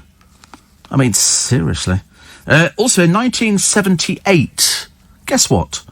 The first episode of Grange Hill was broadcast, giving us that programme that we all became addicted to of a certain age. Loved it. And, Steve, why should we have to pay to go on a bus when the driver's going that way anyway? Nice one. You can stay, Frank. Big Frank. Phil says, good Welsh, Steve. West Wales. Oh, he's I can't speak this morning. What's the matter with me? It's like breaking the teeth in for a horse. West Wales farmer Phil, which is lovely. Somebody else saying, I live on preheated food. Well, perhaps it's just me. Perhaps it's just me. I can't be doing with things like that. Also, a grey-haired housewife in 1946, on February the 8th, for it is February the 8th, grandmother of 3 children made a protest at a West End cinema against the dried egg cut. Whilst the film The Dolly Sisters were being shown at the Gaumont in the Haymarket, Mrs. Berry Perkins of Chiswick Mall rose from her 6-shilling seat and shouted, British housewives prefer dried eggs to American films. That was called being a little bit sort of, over the top, I think, in those days. People did all sorts of things. I mean, nowadays, they sort of superglue themselves to sort of doors and stuff like that. As far as I'm concerned, leave them there. I really have no interest at all. These people who go, we're going to lie down in the middle of the road. Well, I tell you what, you can say, and they all chain themselves together. Good, leave them there. At some point, they're going to want to go to the toilet. Leave them there. Leave them there. Doesn't make any difference to us. That's where you want to be. We'll do it. There was one... Do you remember there was an elderly couple? I mean, they were mad as fruitcakes. And they superglued themselves to the top of a train.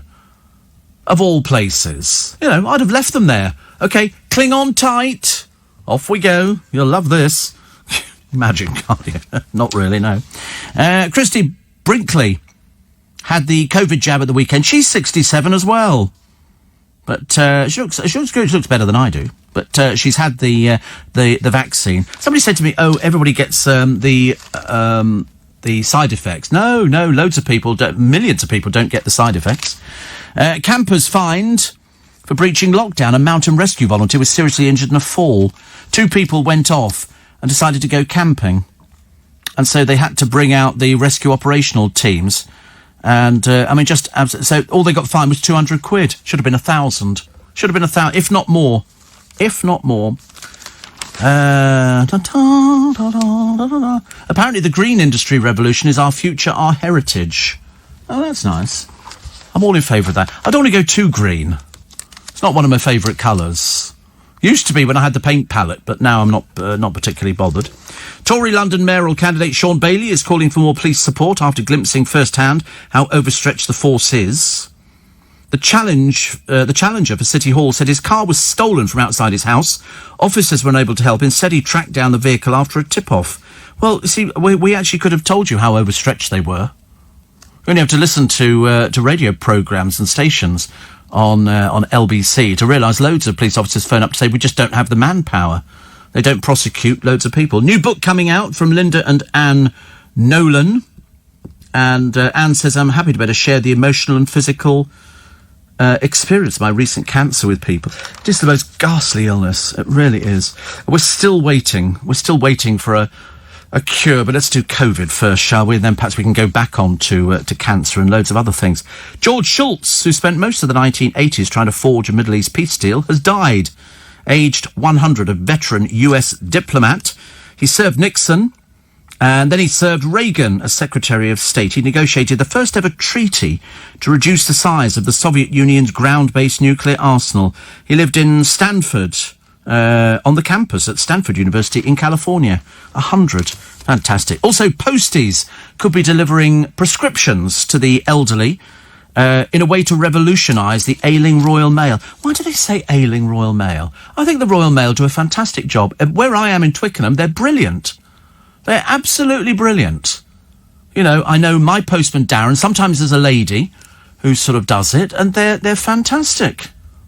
They're fantastic. I don't know why people say the ailing Royal Mail. Families, they say, could pay for well-being checks to be made on elderly relatives. I think they do that at the moment. If somebody needs somebody, they know what time the postman arrives, so they generally open the door and go, hello. People like a bit of company, and postmen love a good gossip. Darren's terrible. He'll stop and have gossips all over the place, but he then gets on with his job. Shorts. Come rain, come shine. Steve, do you leave reviews on Amazon for stuff you buy? No, never. No. I don't believe half the reviews on Amazon. I really don't. It's been proven before that so many of them are fake, put up by trolls. Stupid people. They can't help it. It's not their fault, really. Steve, when I was a kid, says Sue, we ate pig's trotters because they were cheap and we were poor. Oh, yeah, but did you know you were poor? I bet you never knew you were poor. We didn't know we were poor. We had a house. Mock Tudor, eh? Look at that. But we also ate pig's tails and tripe.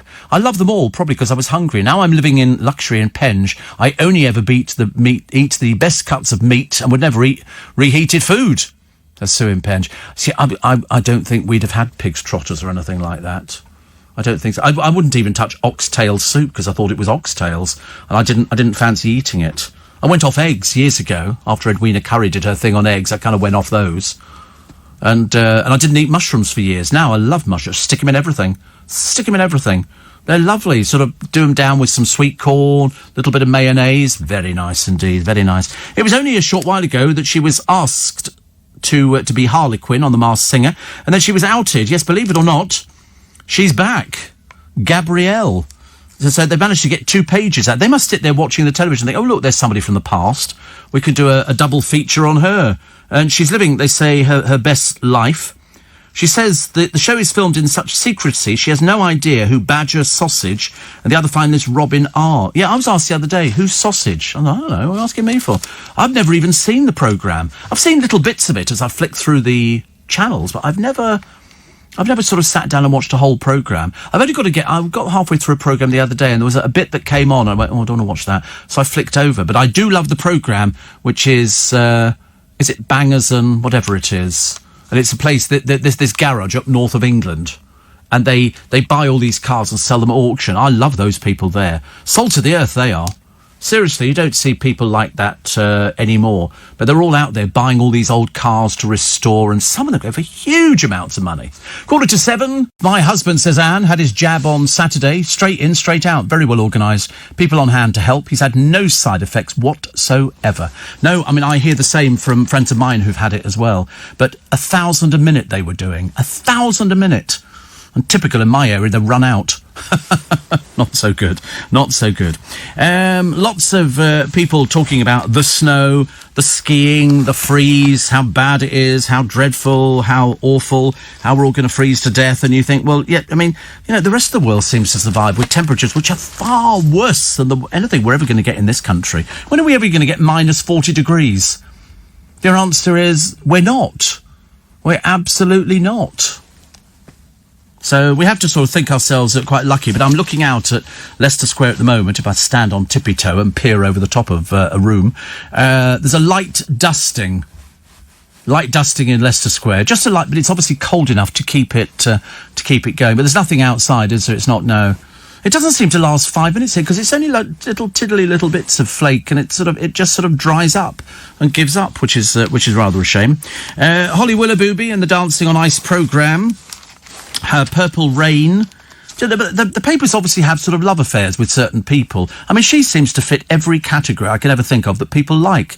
She's adaptable. She can be emotional. She asks the right questions. Very pretty to look at. Every dress she puts on seems to work for her. There is nothing... And she's got a family. It's not like... and then you go, people, oh, I'm so tired.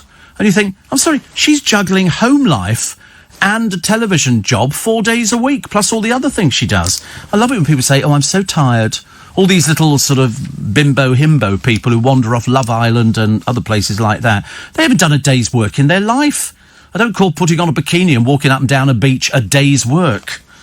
Not for many of them. A favouritism row is hotting up in Dancing on Ice. Some celebrities claiming their rivals have been given easier routines. A handful of this year's cast feel Colin Jackson, Faye Brooks and Jason Donovan had preferential treatment as they've got prior experience because Faye and her partner Hamish danced to Tchaikovsky's Swan Lake. She's been having ballet classes since childhood. Well, that's just luck of the draw. Most of the people in this programme, because laughingly it's supposed to be a celebrity-based programme, would have been to stage school. Ex-Olympian Colin performed a samba, but in fact, he did that when he was in Strictly Come Dancing. It's pretty boring in that as well, actually. And Jason Donovan were given the tango to Here Comes the Rain Again by the Eurythmics. But he did this ages ago. Somebody said there's a huge advantage this week. Oh, don't worry about it. Don't worry about it. Just be grateful that Matt Richardson's got the boot. You know, he just arrived in the programme and already they go, thank you very much indeed, you're out again. So where he's going to end up, God knows. God knows. Theresa May called her husband to warn him she held hands with Donald Trump. I don't think that's a story in the newspapers, but apparently it is nowadays. And here they all are, all the people who are helping out. Vernon Kay, who's obviously, after a bit of publicity, because he's not doing anything at the moment, I don't think. And also Julie Smith was there. Vernon was watching a patient getting an injection. I don't know what it's a piece actually for. He has to aim that thing at your head. As you walk towards somebody, they take your temperature. I did mine this morning. I'd tell a lie. I do it every single morning, which is nice. Yes, nice, definitely. Heartbroken mum, sad story in all the papers this morning, talking about her beloved son was stabbed to death. He went out to buy her a drink and then was attacked on the street by a gang of 8 youths. There is a link to Boris Johnson here and also to Prince William and Harry. Sven Badzak, who went to the same school, died of knife wounds. He and a pal were chased and attacked. Who are these sick people? His mother's written to Boris Johnson to say, this is my son. Had nothing to do with gangs. He was afraid of the territories where they operated. He was my only child. He'd never taken drugs. He just wanted to be a lawyer. And now he's not. And you think to yourself, it is bad, isn't it? There are certain elements in this country that can do with going to prison and staying there for the rest of their lives. I don't believe people like that deserve to be with real people at all. Do you know a third of fast food deliveries arrive late, cold or with the wrong grub? I've never had a takeaway. My friend Mr. M couldn't believe this. He seriously thought, when I said I've never had a takeaway. I've been into a shop and I bought a takeaway, but I've never had anything delivered to the front door. I've never had anything like that. I don't know why. I've seen the look of the people on these little bikes. They don't look very hygienic, do they? I don't want them touching my food, thank you very much indeed. Joanna Lumley says that James Bond should never be played by a woman. Yes, no, I agree with it. It was written for a man. It was James Bond, not Jane Bond. She says, but she could have kissed all of them. She says, Ian Fleming took such care to describe Bond that if you wanted to use a woman, you might just write a different story. I agree. Absolutely agree. Although I did like Diana Rigg in the Avengers. I liked all the people in the Avengers. I thought they were absolutely fantastic. Dave Beckham, you watch. Let's see whether we do damage limitation, shall we? About this Qatar money, the 10 million from the Sharia state that forbids homosexuality. So Dave, £10 million he was supposedly. I'm hoping it's a joke. It can't be right, can it? But he's got his wallet out for the Miami Footy Club. She, of course, can't because she, once again, for another year has made a loss on her business. She made more money from the Spice Girls tour, which she never went on, but she's co-writer. Funny that, never written anything since that was of any note, only with the Spice Girls. And she made more money through that, through her clothing business. People advising her to say, listen, close it down and just do online. You could save a small fortune. If something's not making money, you have to do the decent thing and put it out of its misery. She's already borrowed money twice. They've had cash injections in and still we're down on the deal. But who knows? We live to fight another day.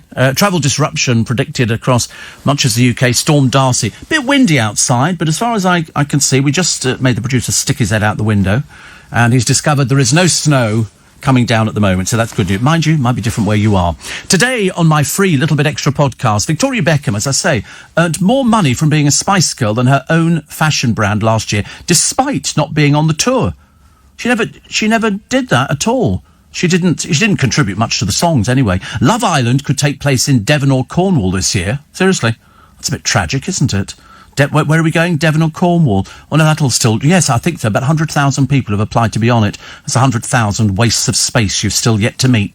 Kylie Minogue shares another photograph with her diamond ring amid continued speculation. She's engaged. Stop it now. She's 52. She doesn't want to be engaged or married or anything else. Sit there in the car in a pair of shorts and a T-shirt. Because you don't care. Why would you care? It's only when you get stopped by the police. You know, and they go, would you like to get out of the car? You go, I'm sorry, I've just got a T-shirt and shorts on. They found a man in a car the other day in a car park outside a supermarket, stark naked. He was washing himself down with wet wipes. And he'd driven quite a long way to find a place, and then he said, I got lost. So he's sitting naked in the car, wiping himself down with wet wipes. Presumably, you know, to make sure that he didn't sort of catch anything. But he'd obviously been into the shop in the first place. I saw a bloke coming out of M&S the other day.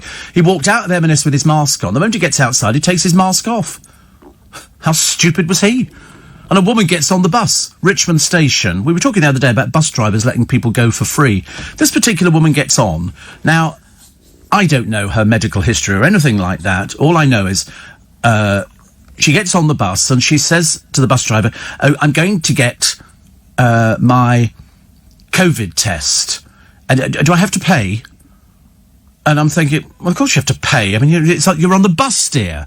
Anyway, and so she said, I've got a freedom pass. Well, this was 8 o'clock yesterday morning. Can't use it before 9 o'clock on the buses. And the bus driver let her on for free.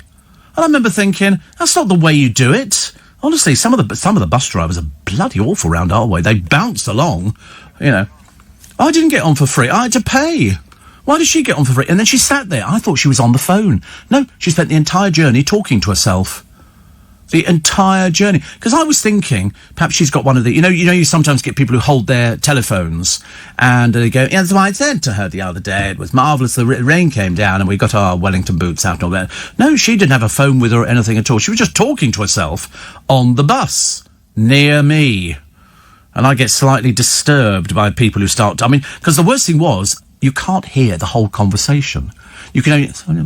Like, and then I never saw it, she'd raise her voice. So the coronavirus, and I'm thinking, who's she talking to? And then I suddenly realised she was talking to herself. I mean, I do it on this programme, but that's different. I get paid for doing it. You know, I talk into a microphone. I'm only assuming you're out there. The only reason I know you're there is when you send in a text or an email. Apart from that, we have no knowledge whatsoever of anybody who's out there. I know I've got my Jake next door, and I know he's there because I can physically see him, but I can't see anybody else. I'll see Corey when he wanders in. You know what he's... Oh, is he here already? Oh, God, here we go. Mr. Misery for today, I can just tell. Oh, what are we doing? Teaming our clothes now, are we? Do you phone each other up and go, oh, what colour jumper are you wearing today? I'm wearing mustard. Oh, I tell you what, let's both wear mustard and really annoy the presenter. Look at them, honestly. I mean, who in their right mind, apart from younger people, wears mustard in this day and age? The show's uniform is more... It certainly isn't shorts or trainers or anything like that. Thank you very much indeed. We'll have some... I'm looking forward to summer. I said yesterday to a friend of mine, what's the matter now? You got a shock off it? I know. It works then. I wired it up.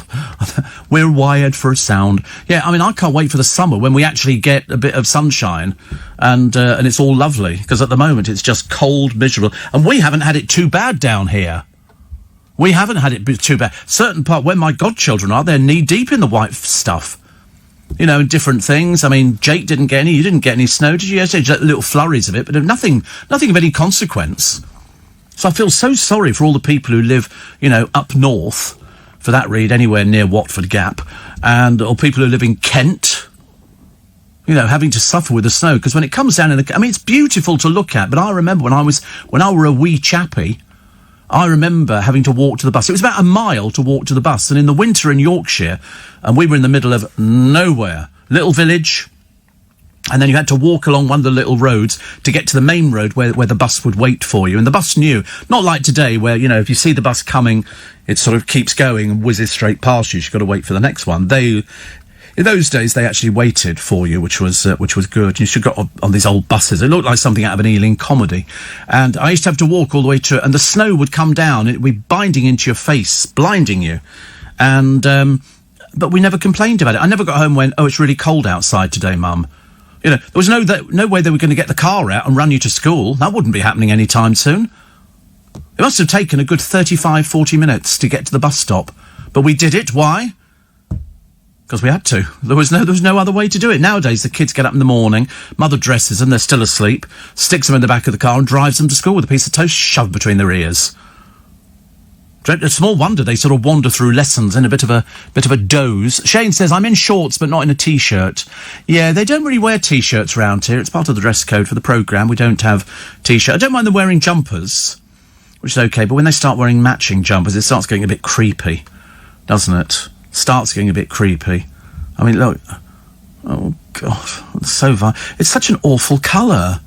It really is the most awful colour. Why can't I wear something interesting? Like pale blue or greens or reds or something. Not bloody mustard. Mustard. I mean, it just makes me think of a jar of Coleman's or something like that. I don't know. It doesn't do it for me at all. But there again, I'm going through a funny phase. Very funny phase. Big Andy and Darren listening.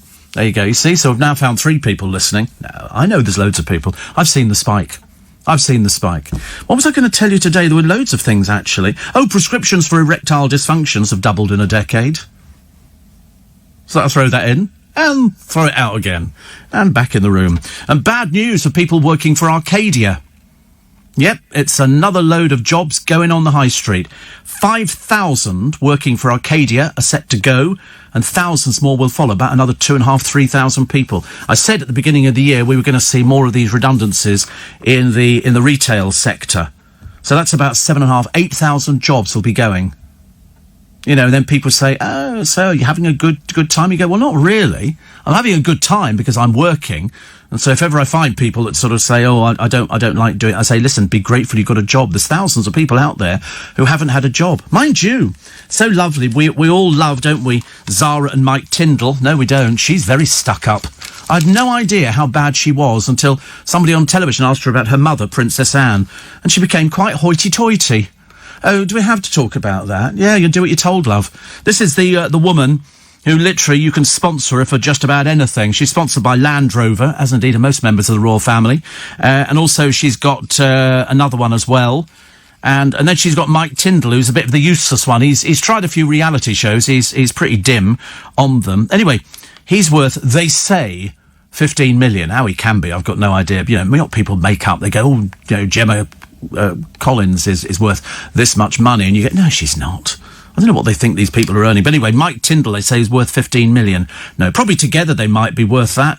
You know, if she's getting all this sponsorship. Yeah, why they can't, honestly, rich as Creases, with a mother who's rich as Creases, they can't even afford to buy their own Land Rovers. Bit embarrassing, isn't it, really? But there you go. You know, we all struggle through, least of all the royal family. And he's claiming furlough money. Now, I have to point out to you that he's perfectly entitled to do it. You just would have thought he might have had half a brain cell and gone, listen, I've got 15 million quid sitting in the bank or whatever he's got in the bank, 2 million or something like that. It's only because he does after-dinner speaking about what it's like to be a failure, I should imagine, because he's never achieved anything in the reality shows. Nothing at all. And so he's claiming furlough. And I think to myself, do you know, you must be taking the Michael, mate. You know, not very good. The other day we had David Beckham. David Beckham, who might or might not, we're hoping not, taking £10 million from the Gulf state of Qatar. And the reason we don't want him to take it is because David Beckham was a gay icon. I say was a gay icon because there's a very good chance if he takes this £10 million from the state of Qatar, who are homophobic, because it's a Sharia state. And in fact, if they find homosexuals are not welcomed in Qatar at all. We've seen this in the newspapers. We had a lot of trouble with hotels that they owned and people saying you should boycott all their hotels because they're homophobic. And David Beckham could be taking £10 million from them to promote football. And I'm thinking, don't take it. Don't take it, Dave. You know, if you seriously want to be a gay icon, whatever that's supposed to mean. Donna Summer was a gay icon. She made derogatory comments about gay people. Her career collapsed almost overnight. She had to then do the big, I'm so sorry, I didn't mean to offend anybody. And David Beckham, not the brightest penny in the box, if he goes ahead and takes 10 million from Qatar, his fans are going to desert him like there's no tomorrow. I promise you. You know, he would have to be really, really dumb, wouldn't he? Mind you, talking of dumb, Gemma Collins apparently has made a sex tape. Oh, sorry. Oh, I felt quite sick then, just for a brief moment. Gemma Collins making a sex tape. My producer said to me, one of my producers, I have many, he said to me, well, it takes all sorts. I thought, she's not doing it with sweets as well, is she, or something like that? I couldn't bear the idea. But he said, different folks, different strokes, I suppose. But I just can't think of anything worse. And then she sits on the Piers Morgan thing. The trouble is, because she's so dim, she thinks that by talking about a sex tape, we're going to go, oh, she's just like us, isn't she? Unfortunately, Dirty Girl isn't like us. Thank God. She was hoping to flog her X-rated video for $1 million. Yeah, about £1, dear. I think that's about what you're worth. Who in God's name would pay to watch that? I mean, seriously. And she talks about it to Piers Morgan. I mean, really? An old woman of nearly 40 and you're still talking about stuff like that? Who's the bloke, love? Who's the poor bloke that you filmed? Or was it done professionally? £1 million. But she said, I'm not prepared to do that, because she was asked if everything in her life was for sale, and then Gemma had a sudden change of mind. Having sort of then said, I thought I'd charge people £15 and then a £5 or something. I'm thinking, really, you are trailer trash. I don't care whatever you call it, dear. You start making a porno tape and then you want to sell it to people. That's not very bright, is it? But there again, Gemma Collins is not very bright. I suspect that, she probably gets a laugh out of the audience and she thinks, oh, they really like me.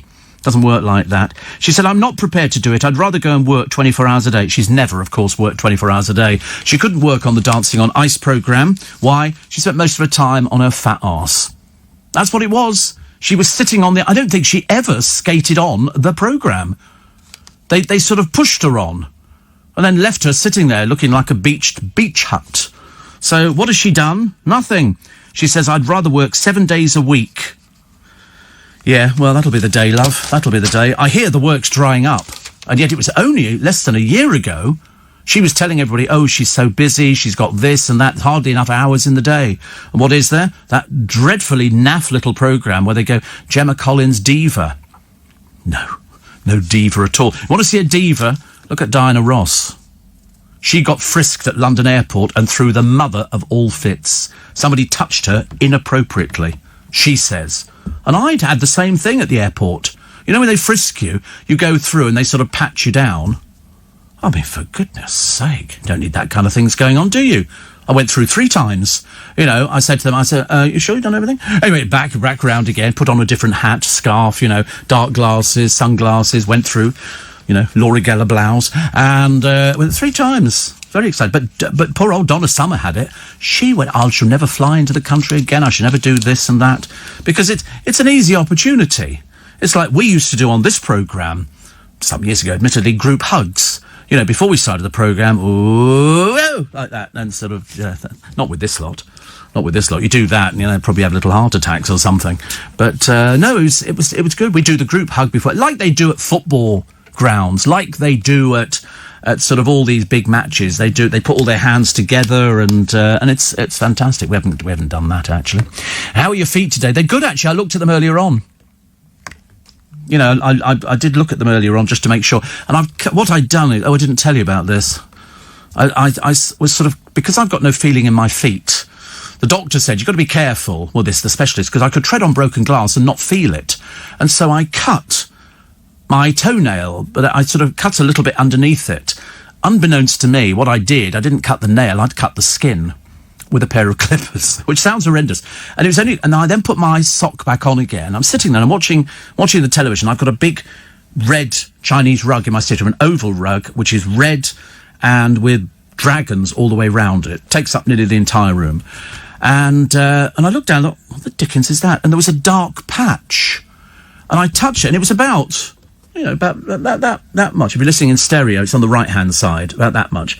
And I touched it, and it was all wet, it was all blood. And it had soaked through my socks. Because, you're in a sensitive part. I know, so I had to then go and get kitchen roll and things and wash down that part of the rug and then vacuumed it and all the rest of it. It's still there a little bit. I need to go and get some proper, carpet cleaning stuff today. But actually then it dried. But I ended up putting 2 pairs of socks on, 1 foot. Because I thought, I've got to try and keep the blood contained. But I took the sock off this morning and looked, and it was okay. So, phew, that was a bit lucky, wasn't it? I'm accident prone. Seriously, Steve Accident Prone Allen. That's what it is. A little bit late, but I mean, who cares? You're not getting out of bed, are you? Oh, and I might have got the vaccine. Might. I'm not totally convinced. It's just that the doctor's surgery were trying to get hold of me yesterday urgently. And I'm thinking, they're going to tell me, Stevie boy, Stevie boy, you're up for it. And I'm going, yeah, whoopee! And so they left two messages and a text message. But I haven't responded because I was in meetings and things like that. You know what it's like when you're a high-flying person in the city. So, nice to have your company. We're just having a little business meeting there. We like business meetings first thing in the morning. So yesterday, I get these phone calls, and then a text message saying I've been trying to contact you, and I think I'm going to get the vaccine. I would hope so. I should be very disappointed if it's only a urine test. Not so exciting. Steve, one day. You'll love vegan and very healthy English breakfast and Prosecco with 0% alcohol. Don't be so stupid. Don't be so ridiculous. I wouldn't go vegan if my life depended on it. I think you can opt in and out of everything, can't you? If you want to. You don't have to have, you don't have to go completely vegan. You can do whatever you want to do. I eat most things. Some days I might want to eat plant-based, but certainly want to do it all the time because I like my meat too much, and I like all sorts of things I couldn't have under a vegan diet, so definitely not going to be changing anytime soon. So, by royal disappointment, yes, the Queen may not be amused that Mike Tyndall's been taking thousands from taxpayers in furlough cash, but perfectly legally. It's just that you would have thought that he wasn't that tight. Hear you squeaking, mate. Hear you squeaking. And, it's to help save job. The only job he's got is doing an after-dinner speech.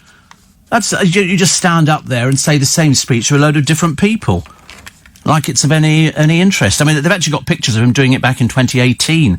I didn't think he was that good anyway, actually. He's sort of a commoner, isn't he? And he spent time with Her Majesty, of course.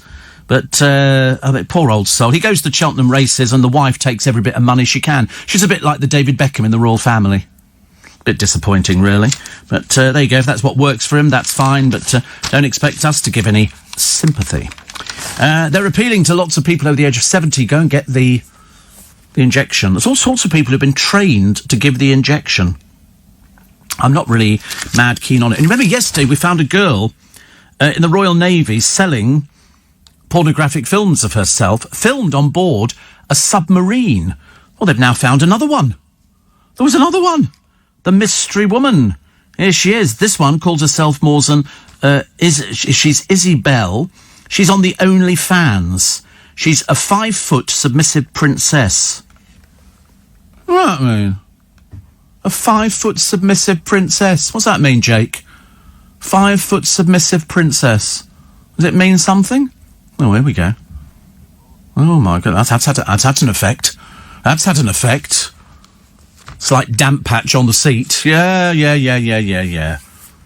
That's a bit worrying, isn't it, really? I don't know what that is. A 5-foot submissive princess. I know what a princess is. That's like Princess Anne. Or Zora. Or Zara. But I don't know. Submissive. Does that mean you take orders from people? Right. She's in the Navy, of course. In the Navy, we can sail the Thames in the Navy. Right. Oh, so she takes orders. Perhaps she sort of works on something like that. How does that work? I don't understand. I'm determined to get to the bottom of this. Determined. Because there's a whole page on it here that... It's very warm in there, isn't it? Well, I'm not surprised you're wearing a jumper. But last night the Navy said we will not hesitate to take appropriate action. The other one, nothing's happened to her. She's carried on making these films, which are available. But this one is on this OnlyFans. You know what that one is? Because Kerry Katona's on OnlyFans. That's where people, say, I'll give you £1. And then you sort of, you show them your bra or something. I think that's how it works. Seems a bit tacky, doesn't it, really? Honestly. Stranger things in heaven and earth. Be like me discovering, wait a minute, there's something that looks like my studio. Equally as bizarre, I think. As a New Year resolution, we don't do New Year resolutions, Sebastian. If LBC allows, can you do a phone into the public? No. What for? What for? Put it this way, I couldn't be doing it to you. You can't even spell my name. How complicated can it be? How complicated can somebody's name be? No, I wouldn't do a phone call if you paid me £1 billion a day for doing it. Other people do it so much better than I do. Much, much better. Not my sort of thing at all, really. Sodium bicarbonate from the chemist removes blood stains. I can probably go and buy that in a chemist, and also from probably the supermarkets. They must do bicarb of soda. Didn't we have that when we were sort of little? Didn't we sort of swallow it? If you mix it with water, didn't you have bicarb of soda? I suppose. I don't know. Try and be a bit more submissive. Sitting there sort of just like that. You know, let's go with the flow, for goodness sake, you know. Doing business email. Business email, honestly. You ever seen? Trying to be all formal. Yeah, Warren's with us this morning. And he says, I'm no longer got computer problems. He says, because I don't actually have the computer anymore. I don't know if he's actually, he says, I took the thing out of the window, it's finished, no more problems, because I don't have a computer anymore. Is it possible to live without a computer? If I took the boys' phones off them for the duration of the programme and then for tomorrow, could they survive without a telephone? And the answer is, of course they couldn't. Of course they couldn't. You could not survive without a telephone, because everything's on there. People phone you, you do all your business. Nobody uses home phones anymore. I mean, the British Telecom must be practically sort of running out of people and houses to go to, because most of us use our mobiles at home. I never thought I would. When it first started, they said, oh, you can use your mobile at home. I went, really? And I do.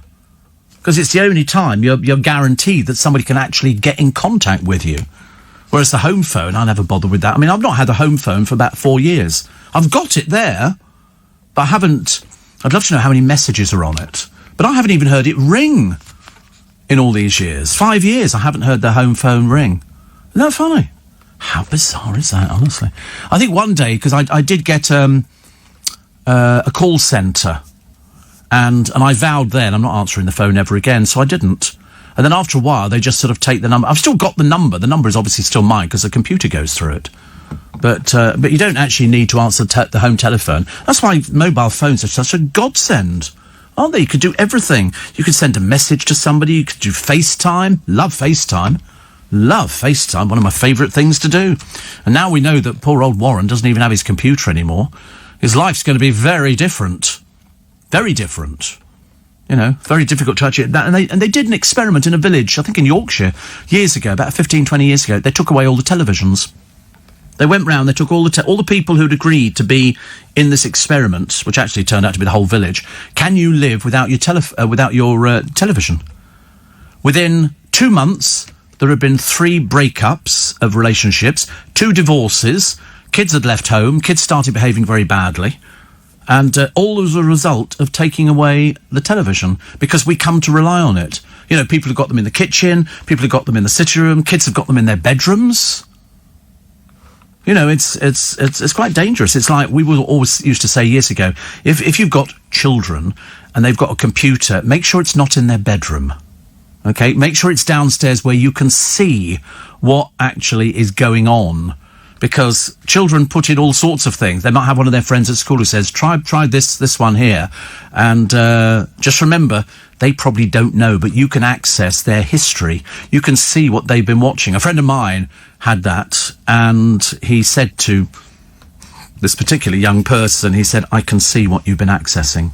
He said, you wouldn't want me to tell your mother, would you? And that's enough to... Because I don't think people... people think that if you delete something from the computer, it disappears. No. It's in the inner memory. In the inner memory, you take it in to get it repaired. They can access all of your data, all of the sites you've been to, all of the photographs, all of the videos, all of the downloads of the Steve Allen Show. All those sort of things you can find on a computer. So just be warned. Just be warned.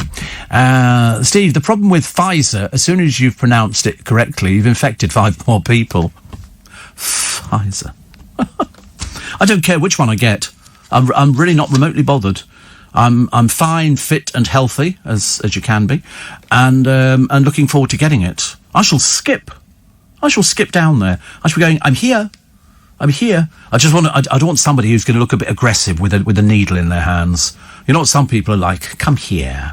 You know, they've got that, and they seem to plunge it into your skin, and it's about 10 inches long, this needle. It's ridiculous. But anyway, that's the way my life's going at the moment. Nice to have your company. Have you tried a Revitive machine recommended for diabetics, says Bill? No, is that the one advertised by Eamon Holmes? I saw a cheaper version. Have you noticed everything that comes out?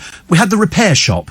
Now there's another version of it on another channel, but they're not calling it that. But it's exactly the same programme. Eamon Holmes, poor old soul, honestly, turns up because he's got feet problems, and he's got this machine, which is quite expensive. Blow me down, there's one out on another channel, which is about a third of the price. It doesn't take long for people to capitalise on it, and it's a foot vibrator. You know, if you whatever. And you just put your feet on it, and go like that. The most exercise Eamon Holmes has had in donkey's years. Steve, I used to get hospitality tickets via my work to see all the England games at Twickenham for the Six Nations. Yes. But actually, the corporate hospitality world is absolutely enormous. It really is. In fact, actually, down at Henley, when they did the regatta, happy days, they had all the hospitality tents going down the banks of the river, which was fine. At Wimbledon, some of the hospitality tents were nowhere near the ground. You watched the match on the television. Might as well have stayed at home.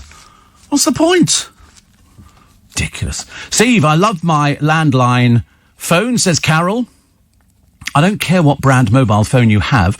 The reception is terrible. No, I mean, I think they're really good now. I mean, when they first started, they were a bit bad.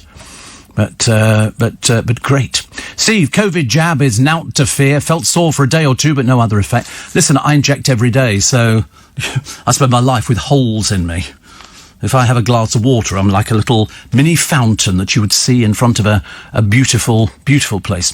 Also, hydrogen peroxide for bloodstains, says Patrick. Senior moment. And somebody else asking about circulation, which is very good, you know. Well, at the moment, it's very good. But definitely not going vegan. Definitely not going vegan, I decided. Steve, I gifted my TV away 5 years ago. Haven't had TV since then. Difficult at first, but now my life quality has improved, says G. I understand that. I understand that. I think that it's like cigarettes. You give up cigarettes for the first, I don't know, year or something, or six, probably not even as long as that, probably three to 6 months, you're crawling up the walls. And then gradually you just forget about it.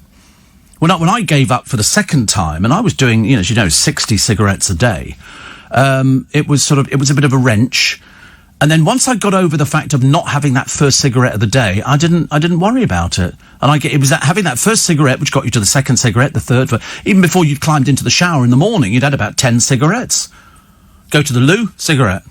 Everything's cigarette. You go out to a restaurant, and, it came in later, you couldn't smoke in there. So I've sat in restaurants before now with friends of mine, 3 of them smoke, and all of a sudden they just get up and leave after the first course and go outside for a cigarette. You're left sitting there staring at the walls going, perhaps I should start smoking again. And then you think, no, I can't. I couldn't do it now. Occasionally I fancy one. But it doesn't, the moment passes quite quickly because I know the effects, and I've seen people in hospital with emphysema.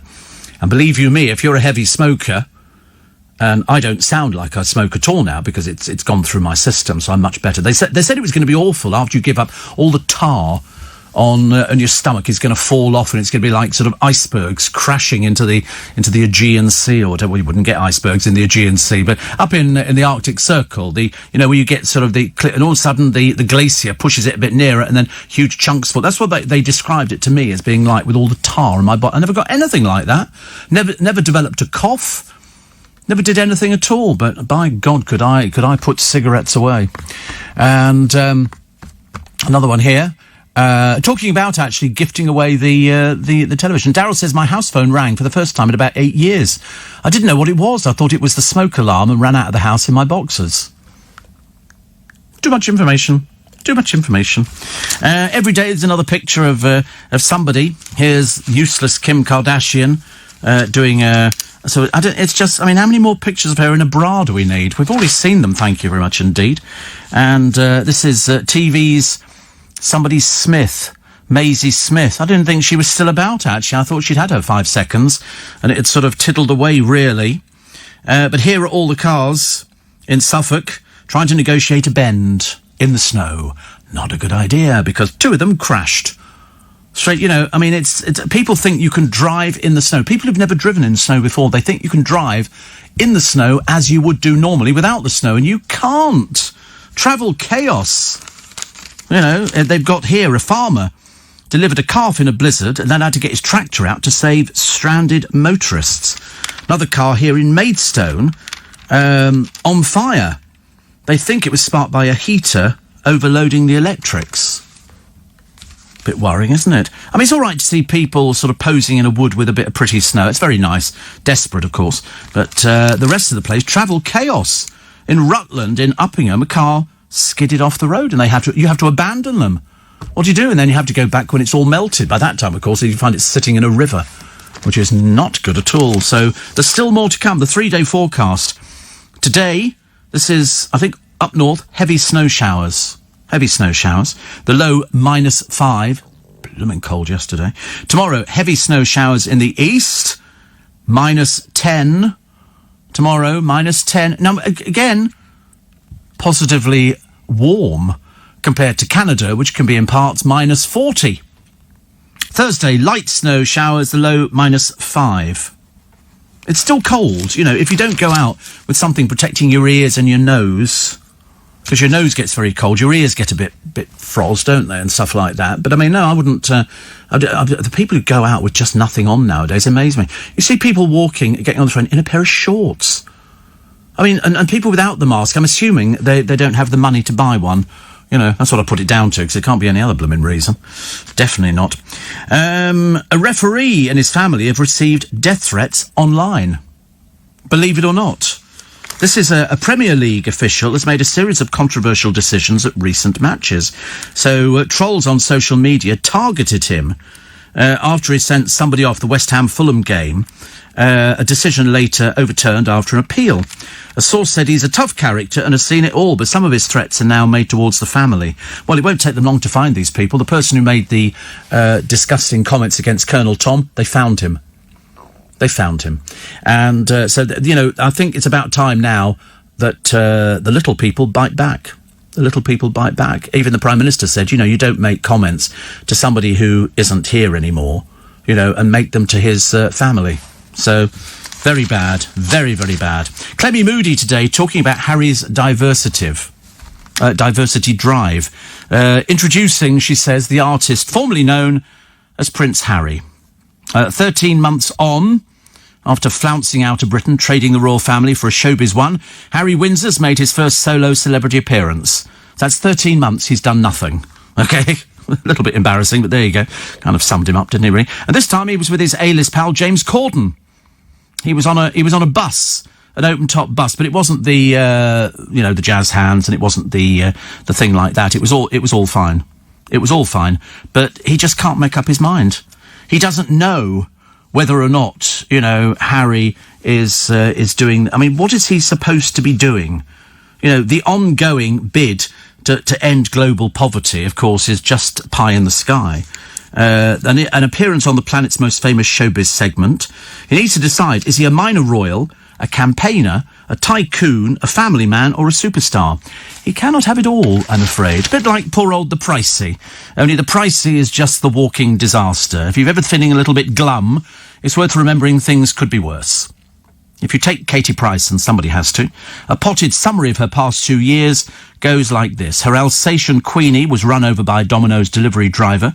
Her puppy Rollo suffocated beneath a chair. Her dog Sparkle was killed on the A42. Her horses escaped and was run over by a 4x4. She broke both feet falling off a hotel ledge. She was the victim of a kidnap plot. Her house was burgled. Her ex-boyfriend cheated on her, and a garden became a hotspot for doggers.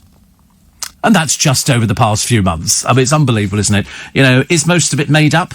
No, sadly not. She is that walking disaster. You know, as she explains cheerfully, there's never a dull moment in the life of the Pricey, yeah. But the bankruptcy thing I threw in because she wasn't allowed to do it. By the way, every one of her companies has collapsed. She has no companies left now. The last 2 were closed down a short while ago, owing a fortune, because she doesn't feel she has to do anything. I'd love to see her tax bill. What do you think her tax bill would be? How's she surviving? She keeps going over to Turkey to get cosmetic surgery. That's where she fell off the ledge in the hotel. I mean, seriously, you can't make it up, can you, really? And Big Breakfast's Louise Minchin has only just taken down her Christmas tree. Oh, well, there you go. There's a year of bad luck. She tweeted photos of her packing away baubles and says, I reluctantly accepted it was time to take the Christmas tree down. Well, there you go. Came a week after she posted a snap of it with the lights switched on to beat the winter blues. Well, you know, to beat the winter blues, why don't you try Prosecco? Have a glass of Prosecco. It'll cheer you up a little bit. But you should have taken the tree down, or at least put the lights off, because that really is really bad. I would never leave a tree up that long. Never. I put one up every year, have done for the past goodness knows how long. Steve, my son's 12 and he keeps shouting and swearing when gaming, so I unscrewed his bedroom door and took it off. His computer's connected to mine, so I know exactly what he's up to. So there you go. You have to check, because a lot of kids, they get ideas from schoolmates and things like that. You know.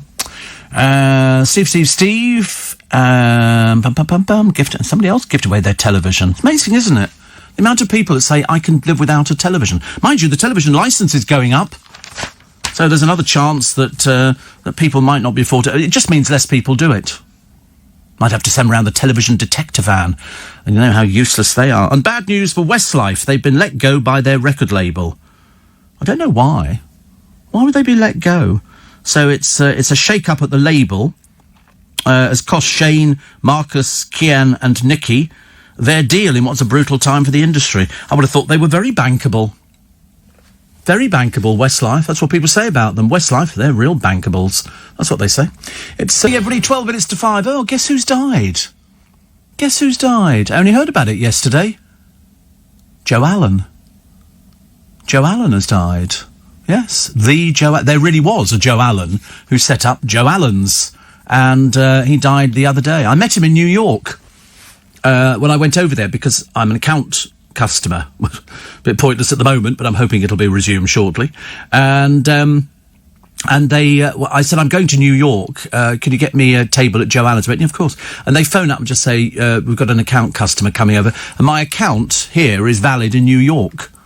And so I went over there, and Joe Allen came and sat down with us, which was very nice. So I only met him the once, and I've never met him anybody else, but he died the other day.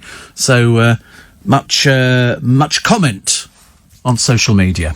You know, because he kind of changed everything in the showbiz restaurant. You know, you could go to Joe Allen's, and you should still go to Joe Allen's if you're a celebrity, and you don't get bothered by people. People are very polite. They just look and they just acknowledge the fact that celebrities go in there. Like they go in a lot of other... Some places milk it, and those places I avoid. You know, I wouldn't want to go to any restaurant that sort of invited in certain Z-listers. You know, if they went, oh, look, Maura Higgins has just turned up at so-and-so, I wouldn't be interested in going there.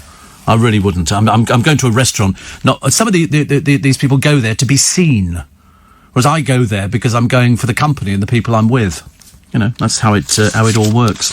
What else we got in the paper today? Little Mix's confetti tour has been delayed because of reasons. And there's a lovely picture here of an Amazon parcel. Look at that, boys. Doesn't that look like a good Amazon parcel? It's a cake. It's a chocolate cake. Oh, good. Wow, you'd never know, would you? Never know. Well, there we go. And, yeah, it does. It's got the barcode and all the other bits and pieces. It's been made up. Nina Evans-Williams baked it. She's very clever. Imagine, I mean, I'm not bothered about being chocolate. I'd have to go for sort of something with strawberry in or something like that. Chocolate. Why do everybody want to go for chocolate? I don't know why. But anyway, she's made this thing, and it does look like an Amazon Prime parcel. Brilliant. Very clever. I'm very envious of people like that. I found a very old shop as well, which has just been sold. This one was untouched and closed over 20 years ago. Now, I've heard of much later. I've heard of shops that are stuck in a time warp from 100 years ago, and they go in there. This one, bought for £50,000, comes complete with old cans and jars. So they were hoping it's in Swansea. It'll need a full renovation. It could become a shop again with a flat above, a larger family home, or 2 apartments. Well, they'll be looking to make the most money out of it, so probably 2 apartments. But I like things like that. I like things caught in a time warp. I work with people like that. People caught in a time warp, you know. Let's do the time warp. But both wearing mustard, thinking it's a fashionable colour. You know, whereas I've tried to explain to them, being a fashionista and a leader of fashion, you know. I mean, you know, when Christian Dior and Lagerfeld are looking for inspiration, who do they come to? Me. They come to me. And they go, Steve, what sort of colour, you know, do you reckon? I said, well, anything but mustard. Mustard is so... 10 years ago. It was sort of people used to have sort of a mustard bathroom suite. You know, they go, oh, look, mustard, that's quite a nice colour. And nowadays you look at it, if you walked into a flat and there was a mustard bath, you walk straight out the door again. You don't hang around because you can't do anything with it. You'd have to rip it out and put in the white bathroom suite, which is lovely. Did you manage to get to the toilet after Monday's soundbite? I know. Yes, I know whose programme it's on. Don't just tell me it's Eddie Met. What did I manage to get to the toilet? Where was I? Was I going to the toilet? I can't remember. Oh, we got the bite here. Okay. Seriously, makes you want to go to toilet. Oh, right, hence did you get to the toilet? I can't remember what that was, actually. What was that to do? We never know what they're to do with. We never know. Oh, blimey, Henry's wearing a mustard jumper today. What's going on? Come on. It's not Celebrate the Mustard Plant Day, is it? Are they all is this a secret society within LBC and Global? Is that what it is? The Mustardeers? You know what they're like? Oh, they're all wearing it. It's very worrying. You can say no, because you're probably Chief Mustardeer. That's what it is. It can't be Henry, because he lost 1-0.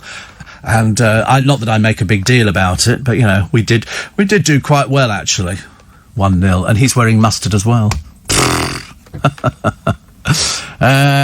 Steve, Joe Allen sounds great. I regret not going overseas, says Shane.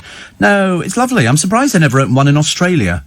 They had one in Paris, one in New York, and one in London, which is still here. We're just waiting for it to open again, please. All the aficionados of Joe Allen's, of which I have been a member for 37 years. 37 years. Steve, I saw a video clip, says Catherine, of a sheep pushing a bloke along in a sleigh with its head. Oh, right. Yeah, I mean, sheep do that. Probably thought it was sort of... They probably get very annoyed, don't they, really? Was listening to Queen. Amazing to think Freddie's been gone 30 years come November. 30 years. I remember seeing him. The papers, he didn't want to tell people that he was HIV positive, but the papers got a picture of him out on the streets. They took a paparazzi picture of him looking very, very ill. And then he came out and said, yes, I am HIV positive. And then I think they did one last record. I'm pretty certain it was one last record. Somebody says, I shut my mobile phone away every evening from 6 p.m. and feel so much better, says Sunil. Very brave.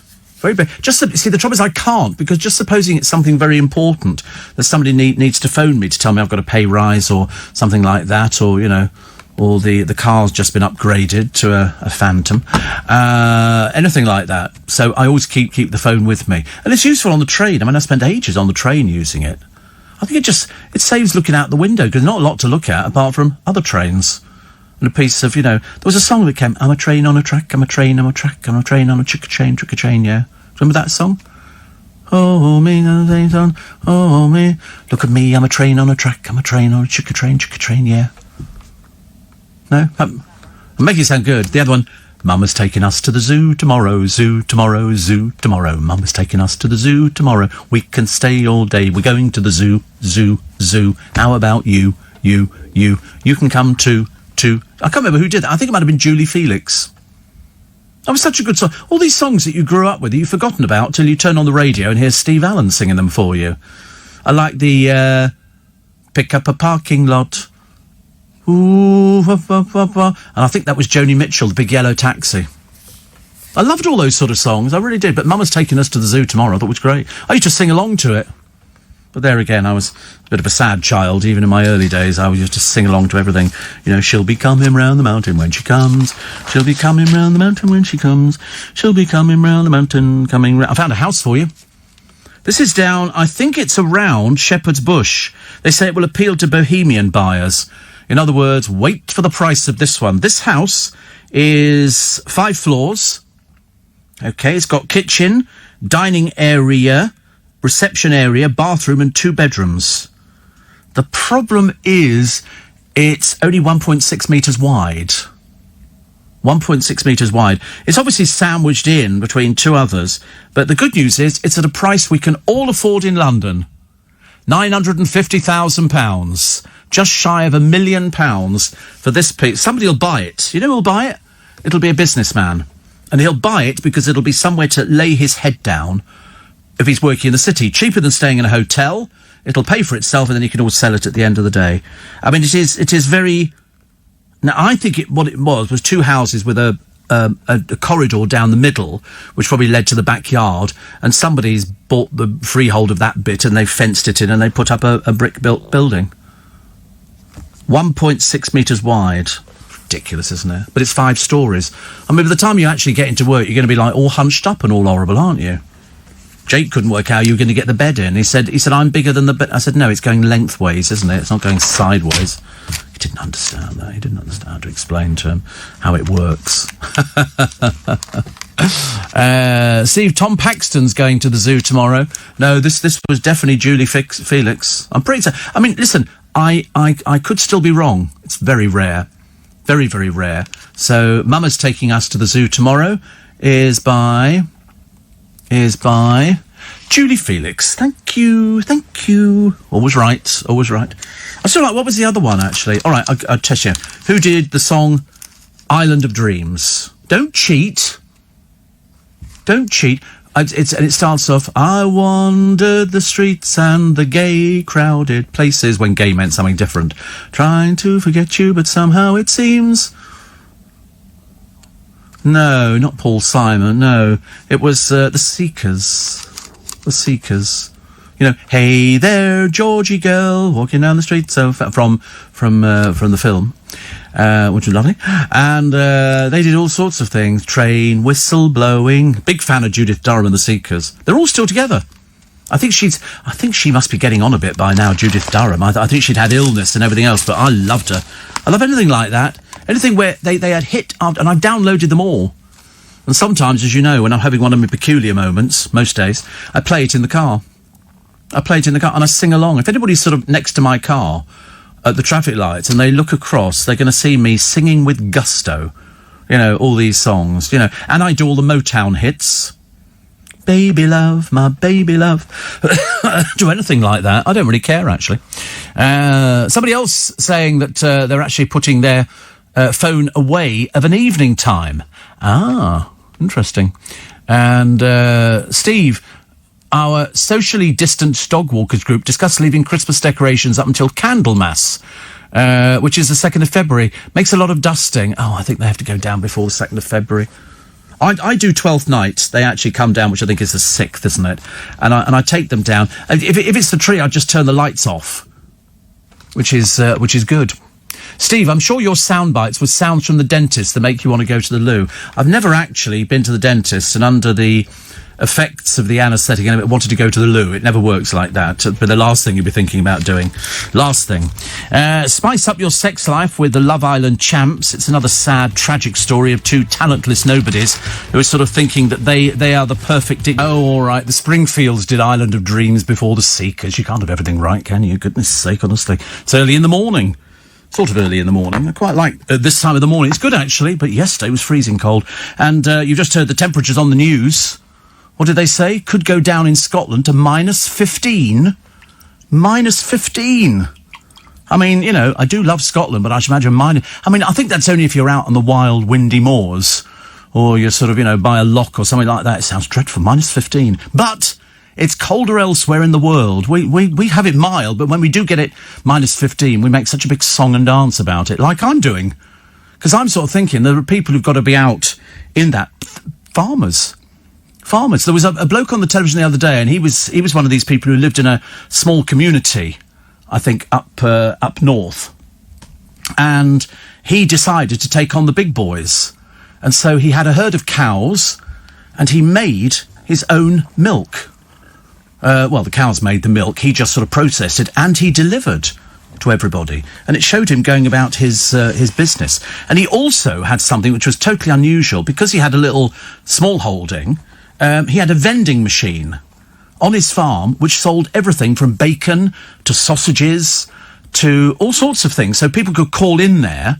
It was undercover, and you could purchase all the things that he made locally. He'd be going around delivering his milk, which, you know, you don't see that. You know, I know we've got our Kevin and a few other milkmen, but it's almost like it's dying out now. People go to the supermarkets and buy their milk, but you should support all the local people who do it. Second day running, Gabrielle's managed to get 2 pages out. They're still trying to work out who's actually sausage in this singing programme, which sadly has been recommissioned again. They reckon Badger could be the singer Neo, whoever that is, I've got no idea, or Peter Andre. Sorry, I thought they were saying singers. I do beg your pardon. I'm sorry, I was taking the mickey there. Sausage, Joss Stone, followed by Sheridan Smith, then Stacey Solomon. I mean, it's... does it really make any difference? Or did they just tell you who it is? Robin could be Aston Marigold, then Ollie Murs or Nicky Byrne from Westlife. Can't see Ollie Murs, can you, or something? I don't know. How do we know it isn't me? How do you know it isn't... Of course it's not me. I can't sing. Well, I mean, I have been singing more. You're right, actually. Perhaps I have been singing more lately. Yes, I'm a little sausage, short and stout. Here's my handle, here's my... Oh, my sugar bowl. Honestly. That'll be the one for the clip. I shouldn't think so. It never is. Whatever clip we think Eddie Mayer's going to take for his programme, ladies and gentlemen, boys and girls, it never happens.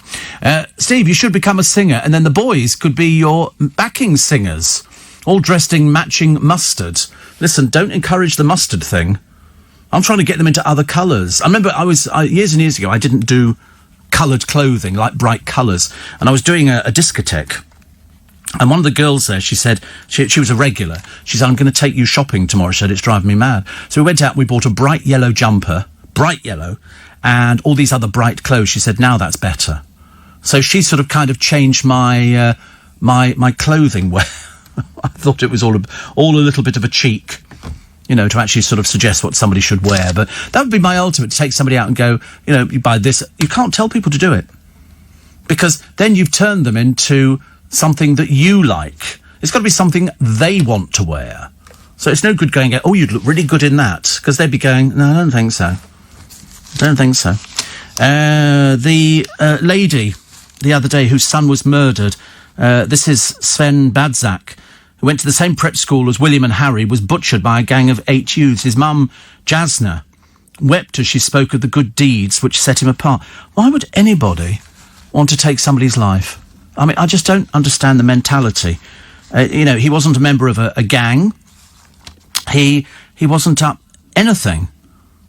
You know, he did lots of things for charity. He had a picture taken with Boris when he was very young, and he wanted, or she wants, Boris to make the police get a grip on knife crime. That was her only son.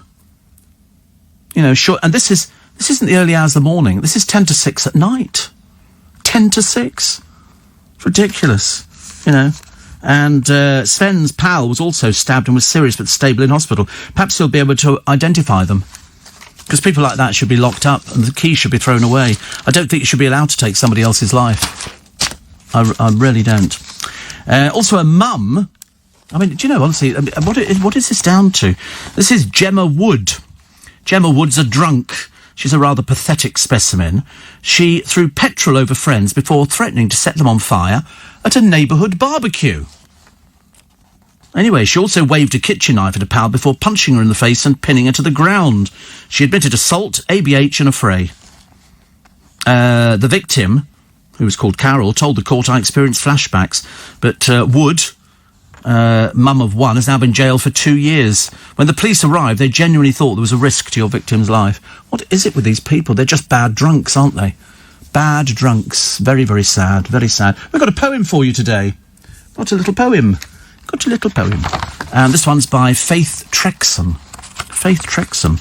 I think you like this one. Not a lot, but a little bit. It runs 2 pages, so brace yourselves. Might have grown a beard in the time I get round to finishing this one. You ready? It's called Cheesecake. When your soul is listless, wan and weary, and you know not what to do, you need a lift, a comfort zone to sink and curl into.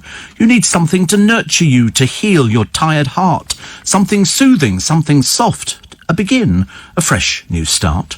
So I tried some chocolate, no good, it's way too sweet. And then I tried a cup of tea, but I just can't take the heat. I read somewhere that baking is wholesome, good and fun, so I thought I'd bake a cake and perhaps please someone. A chocolate cake is way too rich, it's so done and quite a bore, so I ventured into cheesecakes, rich in comfort lore.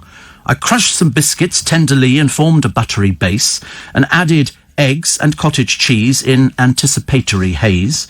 And as I plucked it from the heat, my heart all filled with glee, blushing golden, all aglow, like the sun beneath the sea. It cut like butter, soft but firm, just like we should be. Eyes closed, I sat up and ate it, knees curled underneath me. I nearly purred in complete bliss as it passed my eager lips, as it crept into my hungry heart and settled gently on my hips. There you go. So applicable round here. So applicable. Can't begin to tell you, honestly. We are the Hefty Hideaway Boys. We are the Hefty Hideaway Boys. In mustard. I'm not wearing mustard. I don't think I've got anything in mustard in my wardrobe. In one of my many wardrobes that I keep clothes in. I don't have anything in mustard. And if I had it, I wouldn't wear it anyway. It's not my sort of colour. It makes me look as though I'm joining sort of, an army overseas or something to go and crawl through undergrowth and paint my face with different colours so I blend in with a twig. No, not my kind of thing. Not my kind of thing. I could never go into Denmark because there I think you get an automatic call-up when you get to 18. You have to go into the army. Well, there's no chance of me going. They say you're up at 6 in the morning. I don't think so. I get up at 10, have a light breakfast, then I shall have a lazy shower, and then and only then after I've watched a couple of programmes on the television will I bother putting my uniform on. Apart from that, it's not happening. I'm not doing it. I can't imagine why anybody'd want to do it. That's back to that subservient thing, isn't it, again? That's what, you have to take orders. Don't want any sergeant major shouting at me, thank you very much. OK, Alan, up over this thing. Do it yourself. Don't push me, mate. I tell you, dealing with the wrong person. Also, the papers for today. A group of dairy cows have been treated to a live concert. A 120 livestock herd rock and jazz numbers. Because apparently music's very soothing. It's also, if you play music to chickens, they lay better. They become more productive, which I think is actually quite a nice one. Cops called into reports of a caravan blocking a lane of the M5, found 3 of its 4 tyres burst and 2 wheels missing. The driver was trying to tow it more than 200 miles from Cornwall, but gave up at Tewkesbury. A recovery firm took the caravan off for scrap. The driver claimed to be unaware of the state of his vehicle. Stupid person. Here we go. Cara and Nathan try libido boosters. Honestly, it must be so tragic. Your entire life, you've been to school, you've had a good education, and then you spend, sort of 2 dreary pages telling people about how fantastic your love life is. People do tell fibs, don't they? It's not very good at all. Joe Wicks apparently grew up on a diet of junk and convenience food. It's obviously flogging another diet for you very, very shortly. And a boy who crashed his dad's car tested positive for drink driving at the age of 13. Gemma Collins pledging to delete a sex tape. That's how tragic it is. In the circle she moves in, which isn't really classy at all, it's the Arge circles and Joey Essex, people like that, they probably think she's really brave. Here we go again. What is it with this mustard colour? It's not even fashionable. It's not even one of the colours you're supposed to be... What have you got one for me? Well, of course, you'd be the only one out of us 3 in here who'd fit me. Mustard. I can't believe it. What is it with mustard? Do you all go to your wardrobes this morning and go, and also the colour, mustard sort of flew out at you? Seriously, it's like working at Coleman's this morning. It's really that bad. I feel I'm looking at sort of mustard jars that have got legs and a head on. It's not very good. Really, it's not very good. I mean, I wonder what colour we're all going to go for tomorrow. In Henry's case, it'll be this, or I think he's got some sporting tops, which I quite like, sort of, sweatshirt type things. He looks like he's about to join one of those American football teams, and here he comes down the line, it's Henry, and he's running towards you, and he's pitched for this one, and, oh, look, gone nowhere. Fancy a blingy watch? Got some money? I've got some money. I haven't got as much as these people. I've got watches for you this morning from £7,000 up to £13 million. The £13 million is owned by a flashy boxer. You know what boxers are like, though? They're generally a bit dim and stupid, but because they make so much money very quickly, they have to be seen to be wearing a big flashy watch. So they do. Also, Donald Trump set today to become the first US leader to be brought to the court for a second impeachment trial. You'll hear more about that a little bit later on. And the man who cut off his hand with a chainsaw, he didn't do it deliberately, that would be silly, took it to hospital, and they've stitched it back on again. I don't know how that works. I think that's phenomenal, isn't it? They always ask you, do you remember John Wayne Bobbitt? Do you remember John Wayne Bobbitt? He was the man in America who had an argument with his wife as they were driving out. So she cut his willy off and threw it out the window.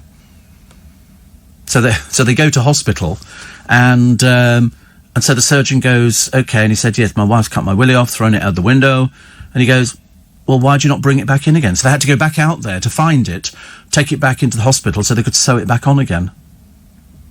And I interviewed him because he made an adult movie. But they hadn't sewn it on properly. It just looked a bit lopsided. It was very odd, actually. I thought he was going to be sort of, achieving great things. He didn't achieve very much at all, actually, but that's what they said to him. So if ever you go to hospital and go, oh, I've just cut my finger off, and they go, well, where is the finger? You go, oh, I've left it at home or something. Well, go and get it. Frightening, isn't it, really? Still very clever. How you sew a hand on? I have no idea.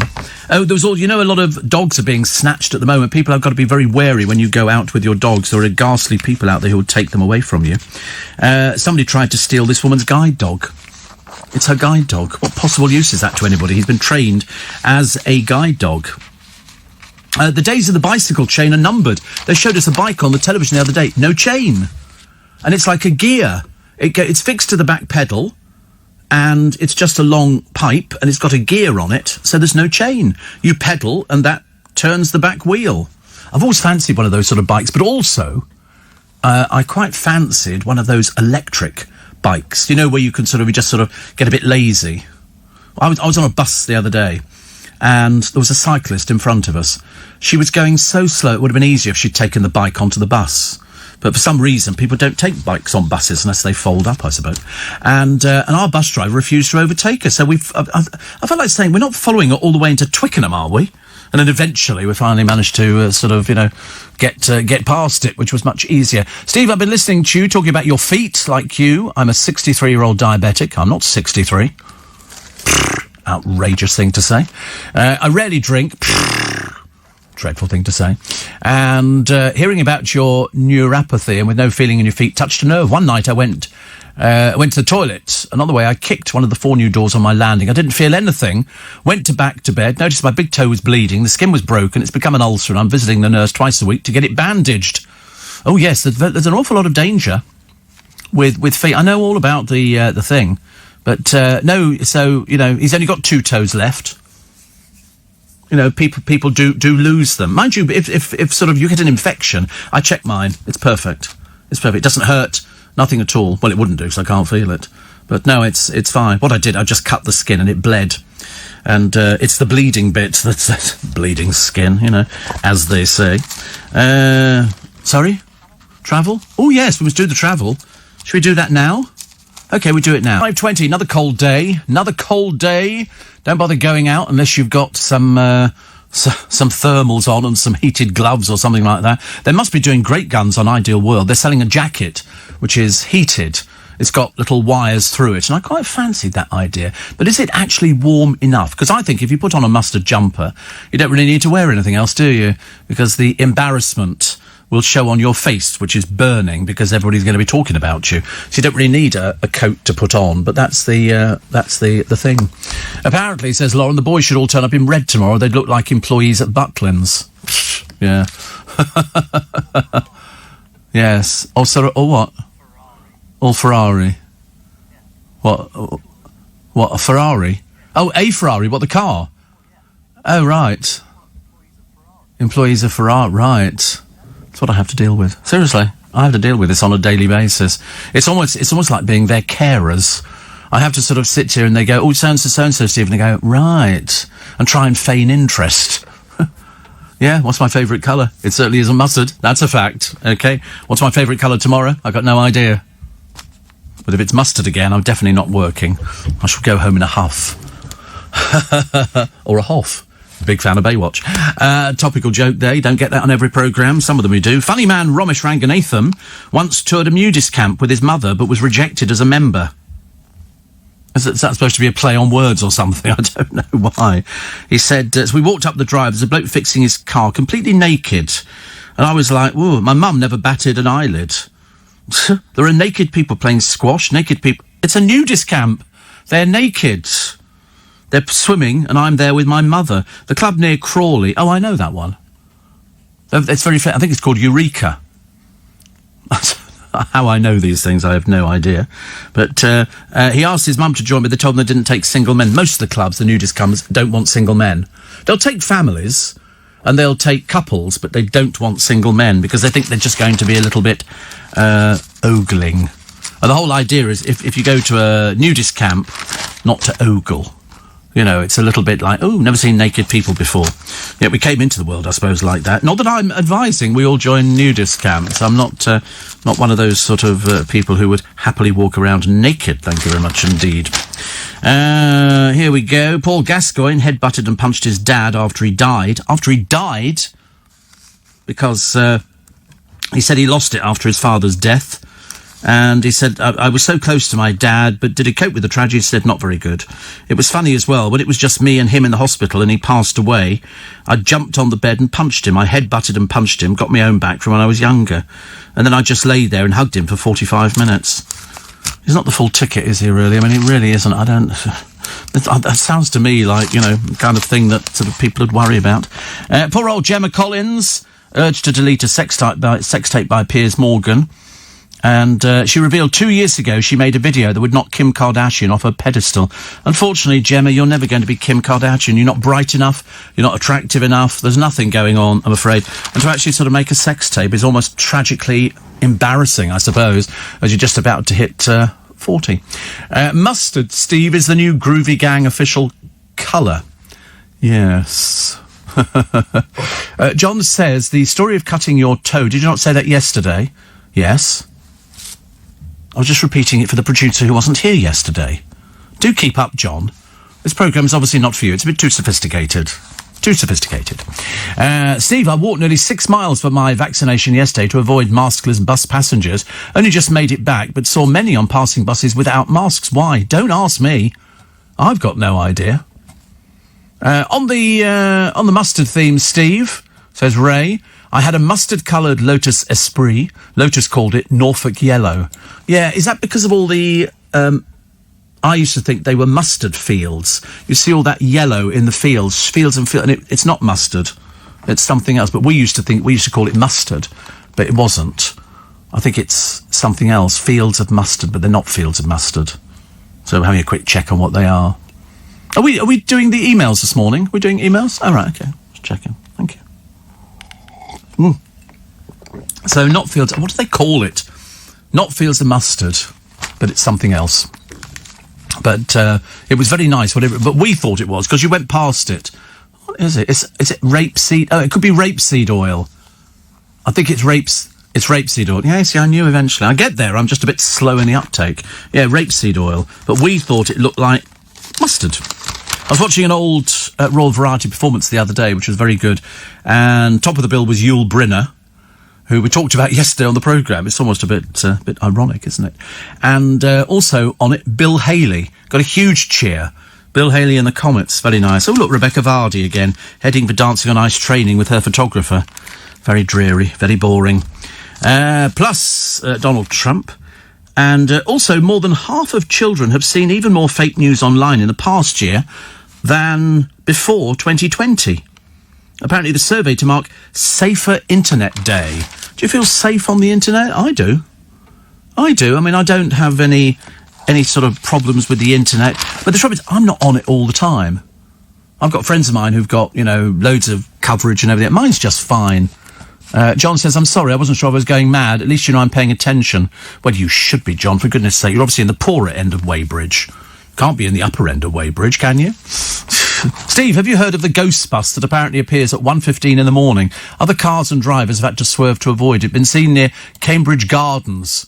People reported seeing no one inside the bus, says James. Yeah, well, there's people who drink, unfortunately. Ghost buses, just ridiculous. A ghost bus. I quite like the idea, but it's not going to happen. Mind you, I tell you, London looked like a ghost town this morning when I came in. There was just no... You know why? too blooming freezing out there. And I don't know what it... Should we find out what it is today? Hey, Siri, is there any rain today? It doesn't look like it's going to rain today. That's it. Man of few words. 0% chance of rain. Hey, Siri, is it going to snow today? I think we'll get some snow today. Isn't that funny? A minute ago, no rain. Now it said chance of rain, 70%. It's got no idea, has it? No idea. It's all gone mad. All gone mad. And also, the other day, I get a thing from my car when it's coming in the morning. It says, your car is, 10 minutes estimated time of arrival. As you can track it on a map, every 30 seconds it refreshes and it goes 10 minutes now, it's 8 minutes. Mine went up this morning. Your car is 7 minutes away. Next time I looked, your car is 13 minutes away. I thought, where's he going? They'll go round the houses. Sometimes you feel like standing, shouting in the middle of the road, I'm here! Martin said, do you remember a song that started, green, green, the grasses grow on the far side of the hill? The New Christy Minstrels, green, green, green, they say, on the far side of the hill. Green, green. You see, I remember the New Christy Minstrels. Who sang Whispering Grass? That was Donna Stell and Windsor Davis. Lovely boy, lovely boy. Windsor died a short while ago. He lived in France. But Whispering Grass, don't tell... He was known as Lofty, wasn't he? Because he was very short. Very short indeed. But Green Green, New Christy Minstrels, who also sang Three Wheels on My Wagon, and I'm still rolling along, the Cherokees are after me. And it came down to One Wheel on My Wagon, and I'm not rolling along. Oh, it is. Oilseed Rape in the Fields, thank you very much indeed. But that other song, Green, Green, Green, they say, on the far side of the hill, green, green, green, they say, earth is greener still. Well, I met my mum. And the New Christy Minstrels were good. I liked any of those Sing Something Simple programmes. Sing Something Simple, for you and me. And that was the Cliff Adams Singers, directed by Cliff Adams. It was all good stuff, and people liked that. In the early days, there'll be lots of you listening who say, in the early days, Steve, we didn't have the television, we had a piano in the front room. My nana in Ilford had a piano. It was a player piano. You slid a little thing, which was, directly in front of you, and there was a roller in there, and you put the roll of music in, and you pressed the pedals, and the piano played the tunes. Player pianos. They couldn't give them away.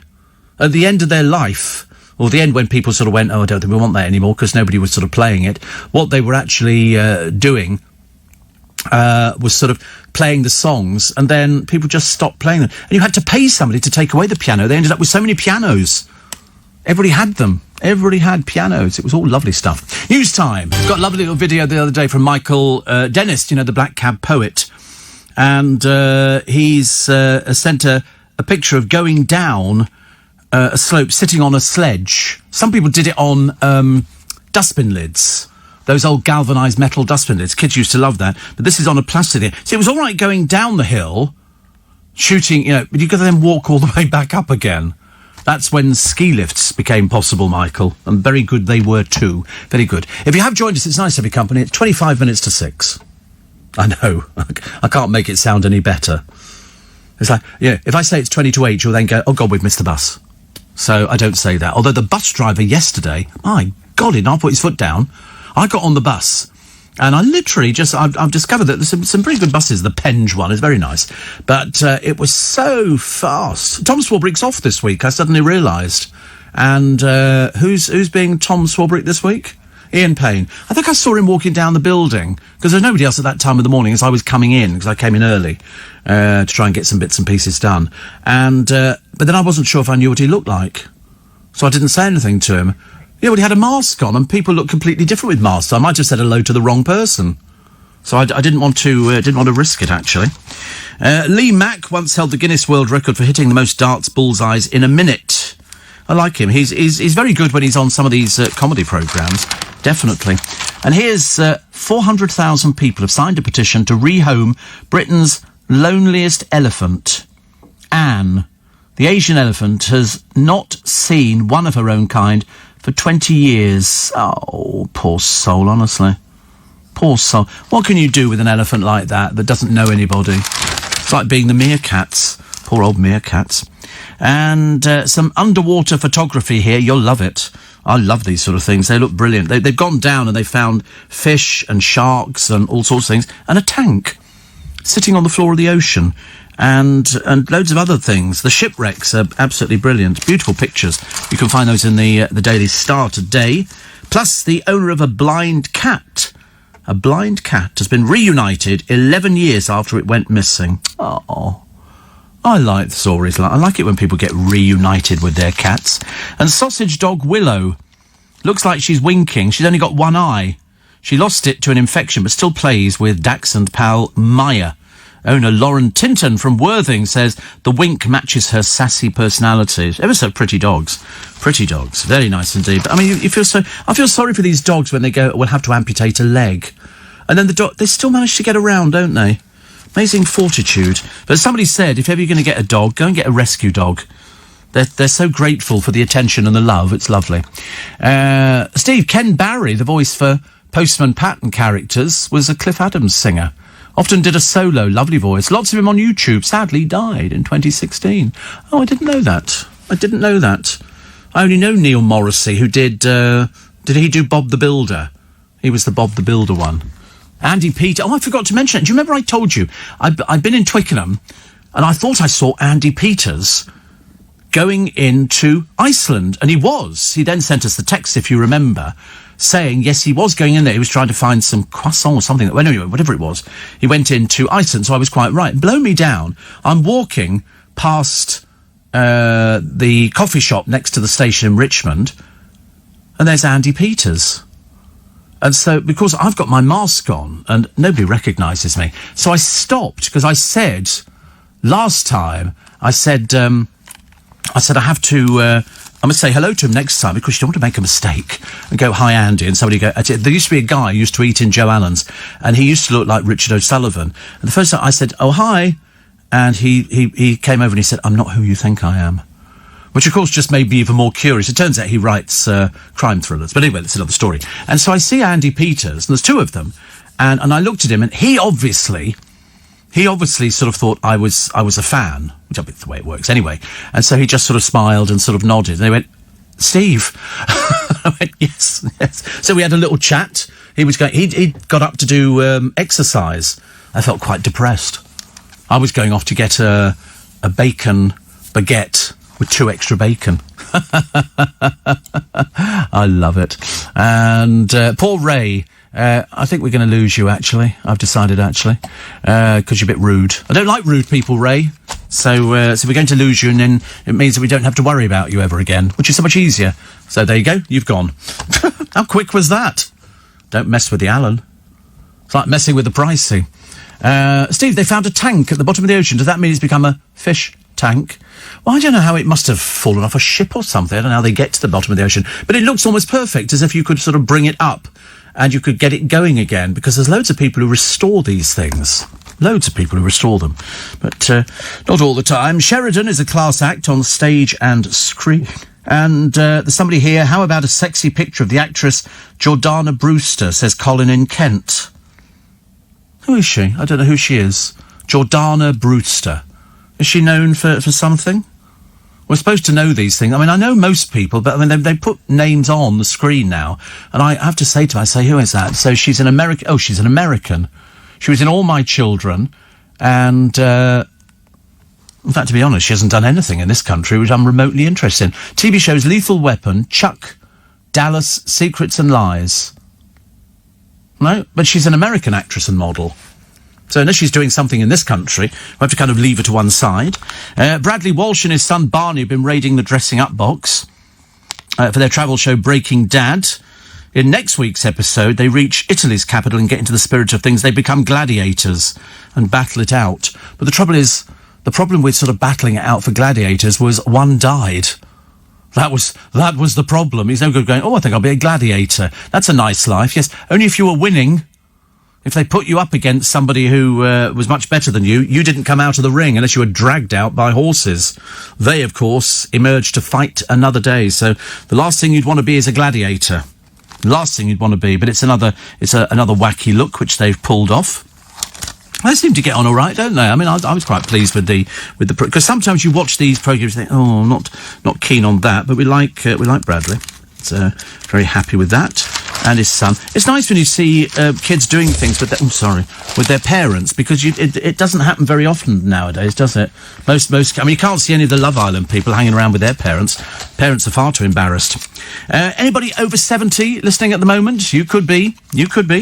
If you've not had the COVID jab, can you book one, please, urgently, today, soon as possible? Matt Hancock says the most important thing in the fight against the virus was vaccines. He said if you're 70 or over and haven't been contacted, get in touch now. And Dan Walker, boring. He's very dull. He's very dull on the television force. He can't help it. You know, some people are dull, some people aren't. He is. The licence fee increasing. 157.50, it's going up to 159 quid, in line with inflation. It equates to 43p a day. Yeah, but some people are, you know, sort of just scraping by at the moment. They can't afford. All these things are going up. Council tax is going up. They're going to put up electricity. They're going to put up gas. You know, it just gets worse and worse. Now people struggle through at the moment. Repair shop host Jay Blades, he's the one who doesn't actually do anything on the programme, but now they've all got other things. There's other programmes like this coming out which are just capitalise it. So they see a programme, they go, oh, let's do one like that.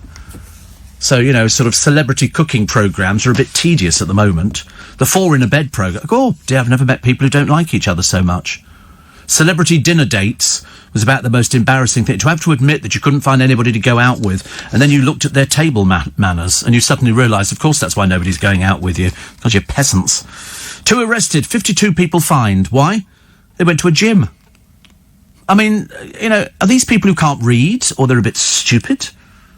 So 50 others have been fined, £200 each, and the man and the woman, interestingly enough, a man of 24 and a woman of 33 arrested on suspicion of false imprisonment after claims customers were stopped from leaving so they weren't seen by the officers. So they all got fined anyway. Not very clever, is it? What's the point? I mean, you know, you give up, don't you? What is the point? 5,000 shop workers at Philip Green's failed high street empire will lose their jobs. Thousands more set to follow. So they're all being axed. 2,450.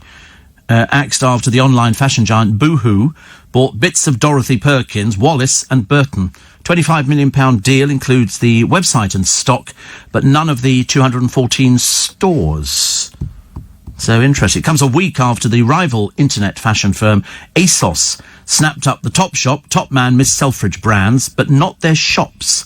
That was 2,500 job losses. The Arcadia Group in December lost 13,000 people, and 2,000 staff have already been made redundant, with fewer than 600 jobs saved by ASOS and Boohoo. It's terrible, isn't it? I mean, the high street is decimated. I think the only shops that might survive, because that really would be Selfridges and Harrods, and a few other little shops around the country. But to actually run some of these shops now is terribly difficult.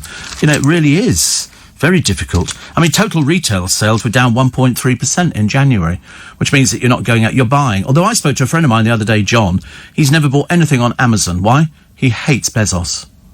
And so based on that, he won't buy anything from Amazon. I don't know why. He just doesn't like him. He just doesn't like, and so he said, I don't like him, so I wouldn't buy anything from Amazon. I mean, I buy everything from Amazon. They sell everything, whatever you want. There's only been a couple of things, I think, over the past few years that I've gone on there and they haven't got it. Which is odd, isn't it? I was trying to buy the film The Mudlark the other day, which is a very, very good film about a little boy who gets to meet Queen Victoria. And I did have a copy, but I don't know what I've done with it. And so I went on to Amazon, because that's the first port of call, put in The Mudlark. They have got a copy. £30 it is. I thought, no DVD's worth £30, thank you very much indeed, so I didn't bother. So if anybody else finds one, do let me know. I wonder how many of you listening wear contact lenses. Apparently, they've invented some here, developed by British scientists, contact lenses that alert you to life-threatening conditions, such as strokes. Is that amazing?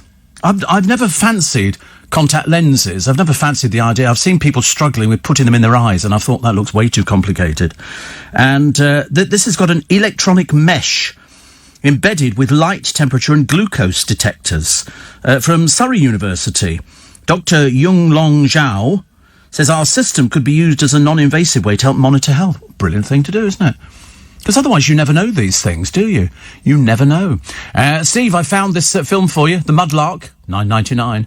It's worth buying them, selling them through selling them through Amazon, isn't it? I can't access that, so I don't know whether or not the producers can get hold of it. There you go. The Mudlark DVD on eBay. See, I don't like buying anything on eBay. I've never bought anything in my life. You know why? I'm too worried it's going to be a copy. And I don't buy copies. I've seen people buy shoes and stuff like that, and they've been caught out. It's all fake. There you go. The Mudlark, $9.99. Classic Films Direct. Where's that coming from, then? It says, please select your preferred media type. What does that mean? What's a media type? So you've got radio presenter on it. I wonder if they take PayPal? I could buy that. Yeah. It's good. Can we buy it? Can we buy it now? On PayPal. I'm not going to give you all my PayPal account because you'll all be using it to order your own stuff, won't you, today? But I can... How am I going to do this? You having trouble? Oh, that's not good. We don't want any trouble on anything. So have you put it in the basket? No, shopping basket's got nothing in. So first of all, you have to put it into your basket, and then after that... So many different things you have to do on sites now. Oh, we've given up completely. That's all we need. But that's from Classic Films Direct. You watch everybody trying to buy this blooming film now. It's got Andrew Ray in it, who we were talking about the other week as a cracking little actor who's not with us anymore. But I know that Kenneth Williams liked him and worked with him on a couple of films. And he had a famous daddy as well. Steve, there are apparently several Valentine-type World War II tanks sunken off the coast of Studland, near the really expensive bit. Oh, right. Interesting. Do you know why Engelbert Humperdinck chose the name for his career? His real name is a lot easier. Well, he's Jerry Dorsey. But he chose it. I don't know. Lots of people change their names. He was with the same agent that handled Tom Jones and Gilbert O'Sullivan. They were all with the same person. And Engelbert Humperdinck was sort of a classical name, so he can't use... He has to use the name Engelbert when he performs abroad. But he's in his 80s now. His wife's just died, sadly. And I always thought he was great. I know he represented England at Eurovision. Nobody liked the song. I was the only one who liked the song. They were all saying to me, it's rubbish. See, I liked the song as well. What did you learn at school today? What did the teachers... I thought that was quite good. Nobody liked that one either. Obviously, not a very good judge of songs that could represent this country at Eurovision. Britain could soon zoom past the Netherlands to become the biking capital of Europe. Oh, no. Oh, no. It's far too dangerous. Of course, if the mayor has hit Hidway, we'll all be going around on roller skates, I should imagine. Chills and spills, motorists trapped by huge snowdrifts. When you look at County Durham, there's a picture of a snowdrift which has covered a car in Harwood. I mean, you'd never get this thing out. You could sit there with a shovel, shoveling it away forever and a day, and this car wouldn't be going anywhere. You could probably start it up. Whether or not it would drive would be another thing. And so Storm Darcy continuing to batter Britain, which is not so great. But let's have a watch. Let's have a spending moment. Let's buy something. Let's buy something. So, celebs who want the world to clock just how rich they are. And there's a lovely one here, which is Daniel Craig. He's worn an Omega Seamaster 300 worth around £7,000. Now, you know, whether or not, because he's always worn this watch, it's gifted to them because of James Bond or stuff like that, I've got no idea. Conor McGregor, he loves a flashy watch. And one of his even has a hidden sex scene on the dial. He's paid for this one. It's a diamond-studded Rasputin by Jacob & Co. And he forked out for this one 1.5 million. You know, I mean, nothing worse than a horrid show-off. Jay-Z and Beyonce have got a really bling, bling, bling. This is a Hublot Big Bang watch encrusted with 1,300 diamonds. He's also got a Patek Philippe Grandmaster chime and a sapphire case on a Rolex. But this particular one here, the Hublot Big Bang, 3.5 million for a watch. I mean, you know, it's kind of nice, but, you know, you're kind of asking for trouble, I think. Cristiano Ronaldo has got one here. It's a Frank Muller watch, a blingy timepiece, part of the round collection. Has its case, dial and wristband encrusted with baguette-cut diamonds and rubies. And yours today for £1 million. £1 million. So we're heading in the right direction, aren't we? Which is quite nice. Rihanna, in her video, she wears an 18 gold carat Piaget timepiece worth £22,000. She also has been seen in a Rolex valued at £9,000, and she's got a Chopard Happy Sport worth £3,600. Eric Clapton has got one here. This is a Patek Philippe. Only one of two of its kind. He paid £2.6 million. But the prize... Oh, the Duchess of Cambridge. She's known for her classic. She has a Cartier, rarely seen without it. Believed to be a gift from Prince William. Do you think he got a discount? William, get a watch for the wife? How much? 10%? Okay. I'd love to know if they get discount. Of course they would. If she's seen with it all the time and it becomes her signature piece, that's it. £5,000.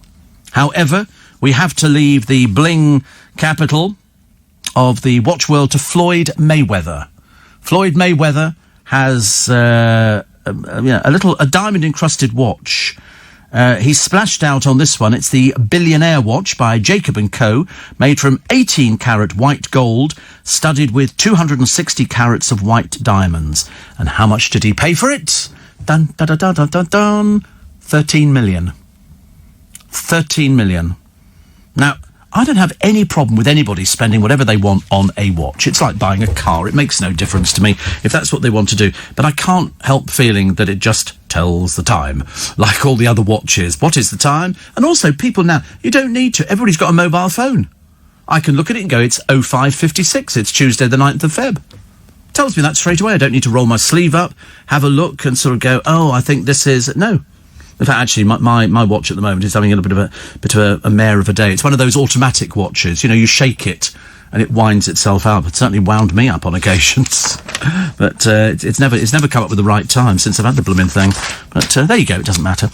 The wedding picture which made me lose 11 stone. This is Lindsay Pearson-Davies. Lindsay Pearson-Davies. Why do people give themselves these funny double-barreled names? Are we meant to think that somebody's titled? I'm sorry, are you landed gentry? No. Why? I'm Lindsay Pearson-Davies. And unfortunately, Lindsay Pearson, with her tattoos up her arms, and saw the picture of her wedding, burst into tears. You know why? Fat. That's what she said. She said, I didn't realise. I mean, obviously she hadn't seen a mirror for ages, and she struggled to find clothes. She was 23 stone, which is quite a lot by anybody's standards. And so she's been diagnosed now, of course, with diabetes and polycystic ovary syndrome. I mean, the diabetes goes with the size of her, so she'll probably be doing... tablets, she might even be doing insulin, I don't know. But she says, I've always been a food addict. So wait a minute. Let's have a quick look. There you go. It's an advert for one of these slimming places, where they always go, let's find somebody else fat who's lost a lot of weight, and then we can sort of say it's down to this, and then they get more people in. But we turn it into sort of as if it's a human interest story. It's not really. It's not really. So she said, now people don't recognise me. No? Well, she looks completely different. She changed her colour hair, and she's not 23 stone anymore. But the good news is she's still got the tattoos. I'll let you know. Gabrielle, she's got more publicity out of this since she appeared briefly. I like the costume, though. She was in Harlequin. She can't remember if she's had the menopause during the costume. It was so hot inside there. I love it. I think the costumes are very good, but the actual trying to guess who the person is, I couldn't care less. Makes no difference at all to me. And Vernon Kay under strict instructions to behave with decorum on I'm a Celebrity by his 16-year-old daughter. He says he says it was a big thing for her that I didn't embarrass us. Must be very odd when you go, that's my dad on the television. They go, what, Vernon Kay doesn't look old enough to have children. But yes, he has. Cold Feet star John Thompson strapped ice packs to his wrists and neck to prevent him overheating, because it must be very hot, these costumes. Imagine all the people who work at all the theme parks, how bad it would have to... Coming up 6:04, it's Steve Allen's Early Breakfast on LBC, with you until 7 this morning when Nick Ferrari and the team will be here. How do you spot a liar?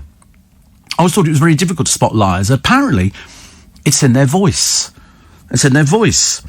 Scientists have detected 3 telltale signs in speech which are linked to apparent dishonesty. When somebody talks more slowly Their words are more quietly and has a higher pitched voice at the end, where they're often perceived to be a liar. The finding comes from 115 participants of various nationalities. So, voice may be a better indicator. Listeners thought speakers were lying if they spoke with a rising intonation, quieter volume and slower speech rate. People who are good liars may also have learnt to control their voice. What would you lie about, though, nowadays? I don't actually see the purpose of lying, unless somebody's saying to you, oh, what do you do for a living? And you go, well, actually, I'm a nuclear physicist. And they go, I don't think you are. And you go, no, of course I'm not.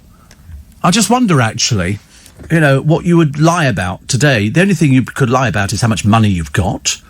But, I mean, that's a bit pointless, isn't it? Because somebody goes, yeah, and... There's no follow-up to it at all. And I can't think of any reason why you would lie. I mean, you could lie about your qualifications. I couldn't, but, somebody could. The boys could have been lying to me when they said that they had these, super-duper qualifications, which meant they're overqualified. But I don't know if they're telling the truth. They've never proven it. I've never seen documentary evidence. And so what's the point of lying? Unless it's... Did you do that? No. Did you do that? I didn't. You did, didn't you? No?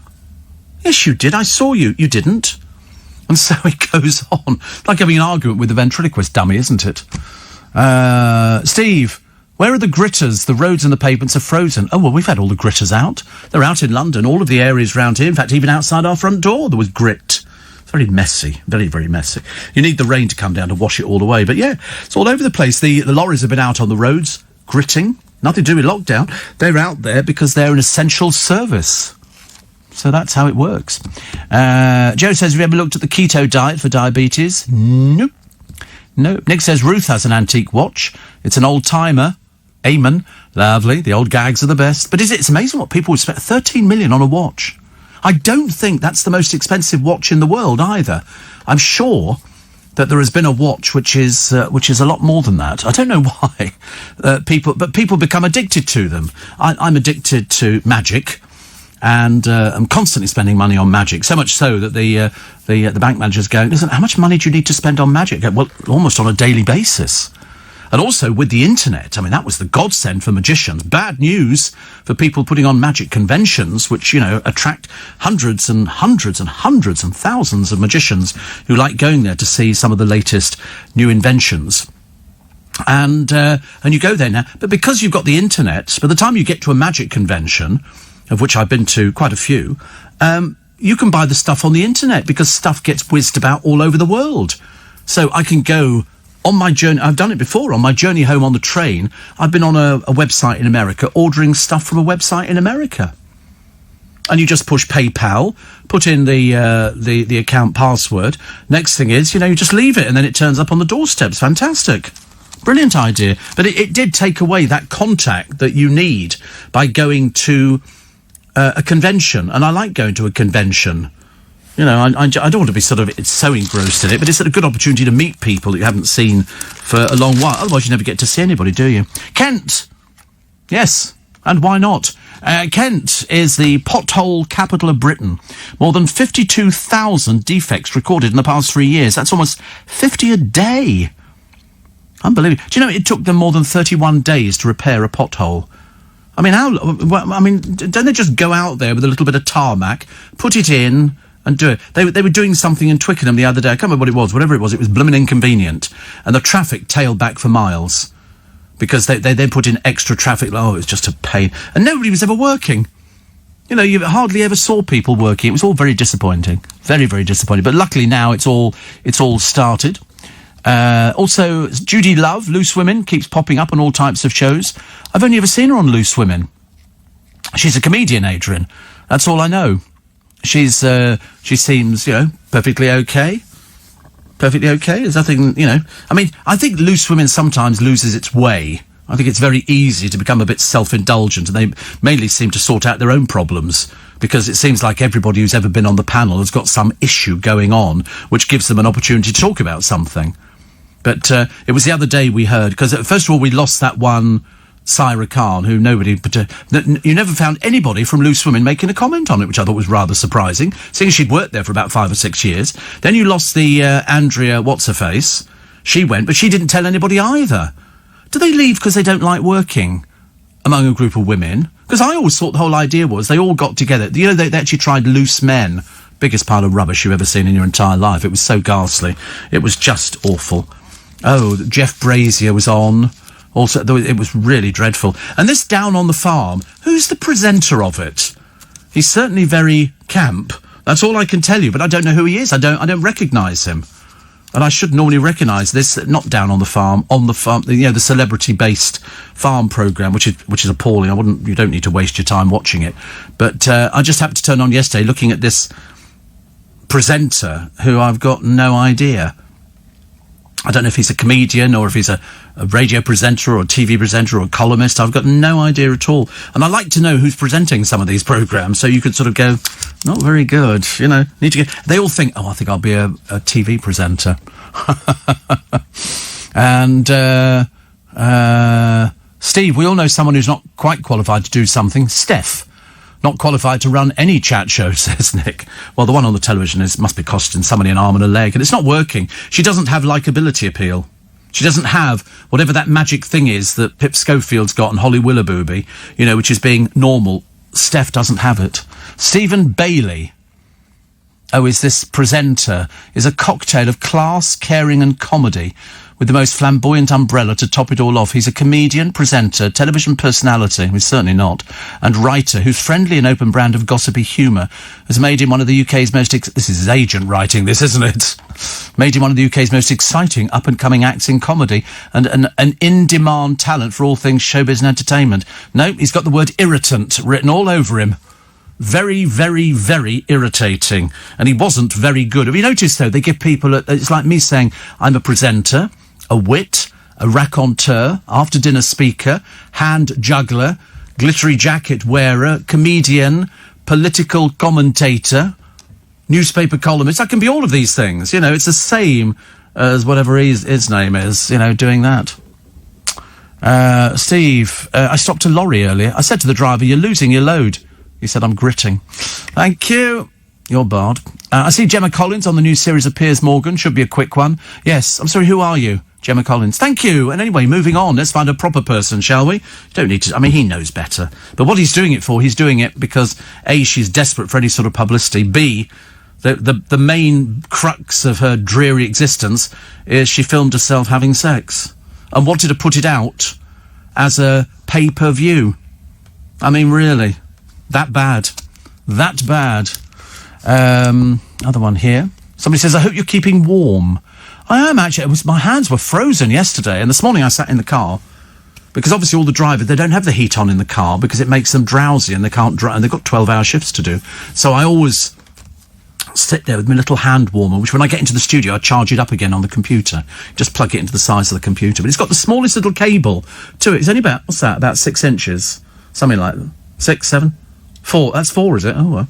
And you plug it into the side of the computer, and the thing hangs there limply. Very disconcerting. But, anyway, so I always charge it up just to sort of get... because it gets so cold out there. Why can't they make gloves which are centrally heated? Because I've never had a pair of gloves yet that seem to work. Never had a pair of gloves that have got heating elements in them, because that's what I want. Because I don't suffer from anything. It's just that, you know, I like to keep my hands warm. I'm going to start using cream, actually, on my hands. North Sea fishermen do. I've seen the adverts on the television. North Sea fishermen use Neutrogena hand cream. I thought, my goodness me, who'd have thought? You never have guessed, would you? 1 minute hauling in, you know, cockles and mussels alive-o, hauling in your crabs and your lobsters and everything else. There's one firm that's just gone under. They had 3 employees and they sold crabs and lobsters. Why have they gone under? The amount of paperwork needed. They said have to employ another 10 people just to do the paperwork to sell their stuff abroad, so they've folded. Isn't that appalling? The government said they're looking into it, yeah. Yeah, right. 84850 steve@lbc.co.uk. Little Julie says, I've just emailed you a couple of photos I took on Ashdown Forest. The trees are beautiful in the snow. Aren't they just fantastic? I think any tree that's there dusted with beautiful. Beautiful. I'm not very good being out in the snow, as you know, because I'm worried I'm going to trip over. Just walking down here at the side of the building, it's a bit frozy. But they have been out gritting, so you can feel it as it crunches underneath your feet. But all very nice. Prescriptions for pills for men who are suffering problems in the bedroom department, have apparently doubled in a decade. I think it's laziness. I don't think they're making any effort to make any, to try and combat this problem. It's called the Viagra revolution. Being a diabetic, I actually get it for free. I can get it on prescription. I can remember the doctor saying to me some time ago, she said, do you have any trouble in that department? Of course, I wasn't sure who was more embarrassed, her or me. I said, no, fine, thank you very much indeed. Well, have you got a flag you want running up? And then they offer you Viagra. And then a friend of mine said, why don't you get it? Then you can sell it. I said, what on earth is the point of that? Ridiculous. But a lot of people have things like that. And luckily there is a tablet available, which is good news, isn't it? It'd be awful if there wasn't. Shouldn't be long to get your jab now, Steve. If you're over 70, they're pushing you to go and get it. They're pushing you to go and get it. So take their advice and go and get it. Steve, if you want heated gloves, says Kath, try Blazewear. They do gilets, socks, jackets, tops, leggings, just about everything. Oh, right. All heated, are they? I like heated gloves. The trouble is, the problem with gloves? If they're heated, they've obviously got elements in or something like that. And if your phone rings, what are you supposed to do? You have to take the glove off to then do it. And I'm presuming they must have a little rechargeable battery. It's the only way you can actually get it. Steve, my wife got her father a pair of gloves that heat themselves on a website called Wish. They weren't expensive, and he says they're great, and he lives in Sligo. How lovely. Very nice. So I'm going to try the other one, actually, Blazewear. Buster in Colchester. Talking of potholes, there's a massive pot or a sinkhole in the middle of our street. It's about 2 foot deep. And anyway, we phoned the council. They weren't interested. We called the police. They're looking into it. Right, you're barred. The producer goes, we're going to have snow this morning. He said, the snow. And I said, where'd you get that from? He said, it's on the internet. I said, well, you can't believe everything on the internet, can you? But of course, he's decided to take it as gospel. But in fact, we're all going to be sinking in snowdrifts later on today, which of course is a gross exaggeration. Lockdown is working. Christmas and deaths around that time are down too. Oh, please, we're on the path to righteousness. I want to be on the path to righteousness. I want to be happy again. It's not that I'm not happy. It's just that I want to be happier. The idea of sort of having I want to see some sunshine. I don't ask for a lot in life. Sunshine would be absolutely brilliant. You could see sunshine. And I think having the sunshine and feeling it caressing your body, sorry, I'm getting carried away, would be sort of something nice, wouldn't it? I mean, it's not that I want to go out and sunbathe, but I want to start getting the pots ready for the summer, and I think that's going to have to be fairly soon. We've still got the begonias from last year, the sort of the straggly, raggly end bits. And if we do those, clear those, but it's too blooming cold to get out there and start emptying pots. I couldn't manage it at all. So I'll have to wait till we get a little bit of nice weather. Now, if you see something, and it's a food item, and it's got so-and-so vanilla, you think that's vanilla, don't you? You think vanilla pods. Well, apparently not. Food and drink products labelled as vanilla, when they don't actually use vanilla beans, could be in hot water. A New York lawyer called Spencer Sheehan has filed more than 100 lawsuits against household names like McDonald's and Dr. Pepper over items from soda drinks and ice cream to milk. He compared real vanilla to a Chanel handbag and the alternatives to knockoffs. McDonald's lawyers maintain that vanilla is a flavour much like Rocky Road or Tutti Frutti. So in other words, it's created artificially. They go, this is vanilla. It's like when you actually go into a supermarket, the chances are they're pumping out smells of freshly cooked bread because you're not actually smelling what's coming out of their ovens. You're smelling an artificial fragrance that is pulled in to lure your senses, to direct you into, fresh bread. Let's go and buy a baguette. Let's get a big baguette. And so you stagger out with 2 foot of bread. Before you got to the car, you've broken it in half. Eating it. Go, it's delicious, it's warm bread. You go, yeah, but what you were smelling in the shop was pumped through their system to make you head in the right direction. Obviously, they're pumping out the wrong stuff in my supermarket. I always head to the chemist. I don't know what they're putting out there. Can't picture a summer's day. Well, there's some pictures in the mail today to remind you what grass looks like. That's not... it's the proper grass with little... in Chatsworth, they've got fields of poppies and the Queen's Meadow at Green Park in central London.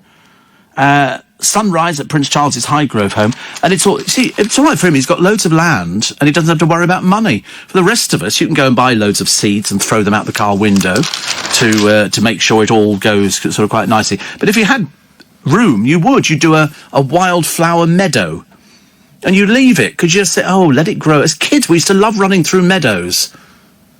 We didn't have many of those in Brentwood, but the idea was there. The idea. Also, have you tried Viagra eye drop? Says Jez. Makes you look hard. Thank you. You're barred. And I'll tell you, we barred so many people today. It's always getting exciting. And the boy, 12 years old, and his name is Riley Morrison. He's 12. He swallowed 54 metal balls as an experiment to see if he could become magnetic.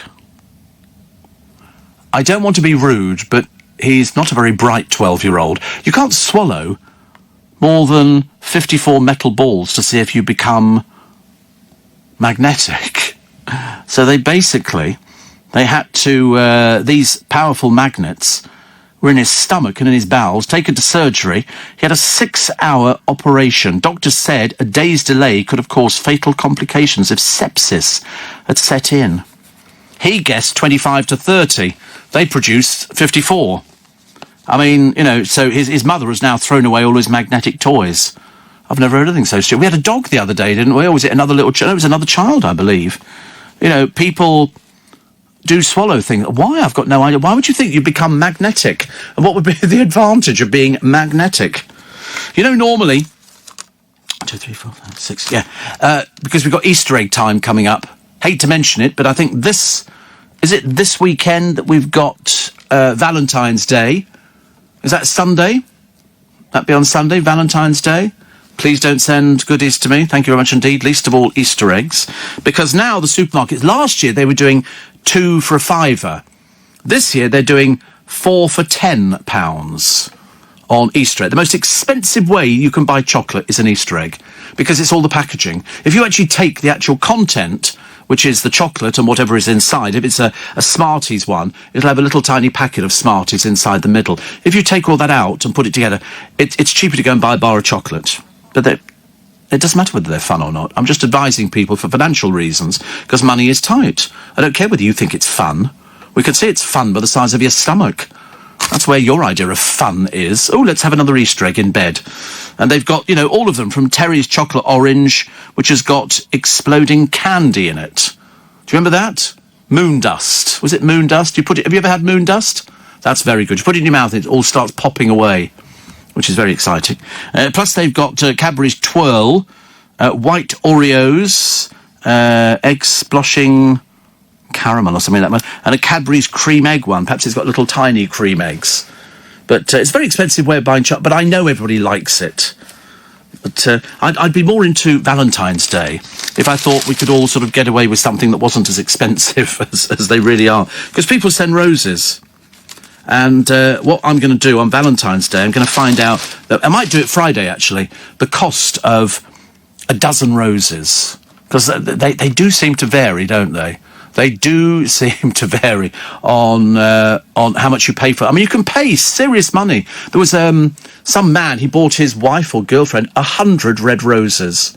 100 red... And they do sell 100 red roses. They're small roses, but they did them in the supermarkets last year. And because I remember thinking, 100 roses, what do they look like? And of course, they're all tightly packed together.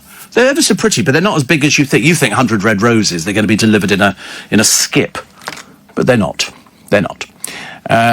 Steve, you sound like you should be singing Elkie Brooks's Sunshine After the Rain. Not today. Snow after the rain. That's what the producer said. He's always wrong. Nobody gets it right. It'll be a case of, are we going to have more sort of snow today? Yes.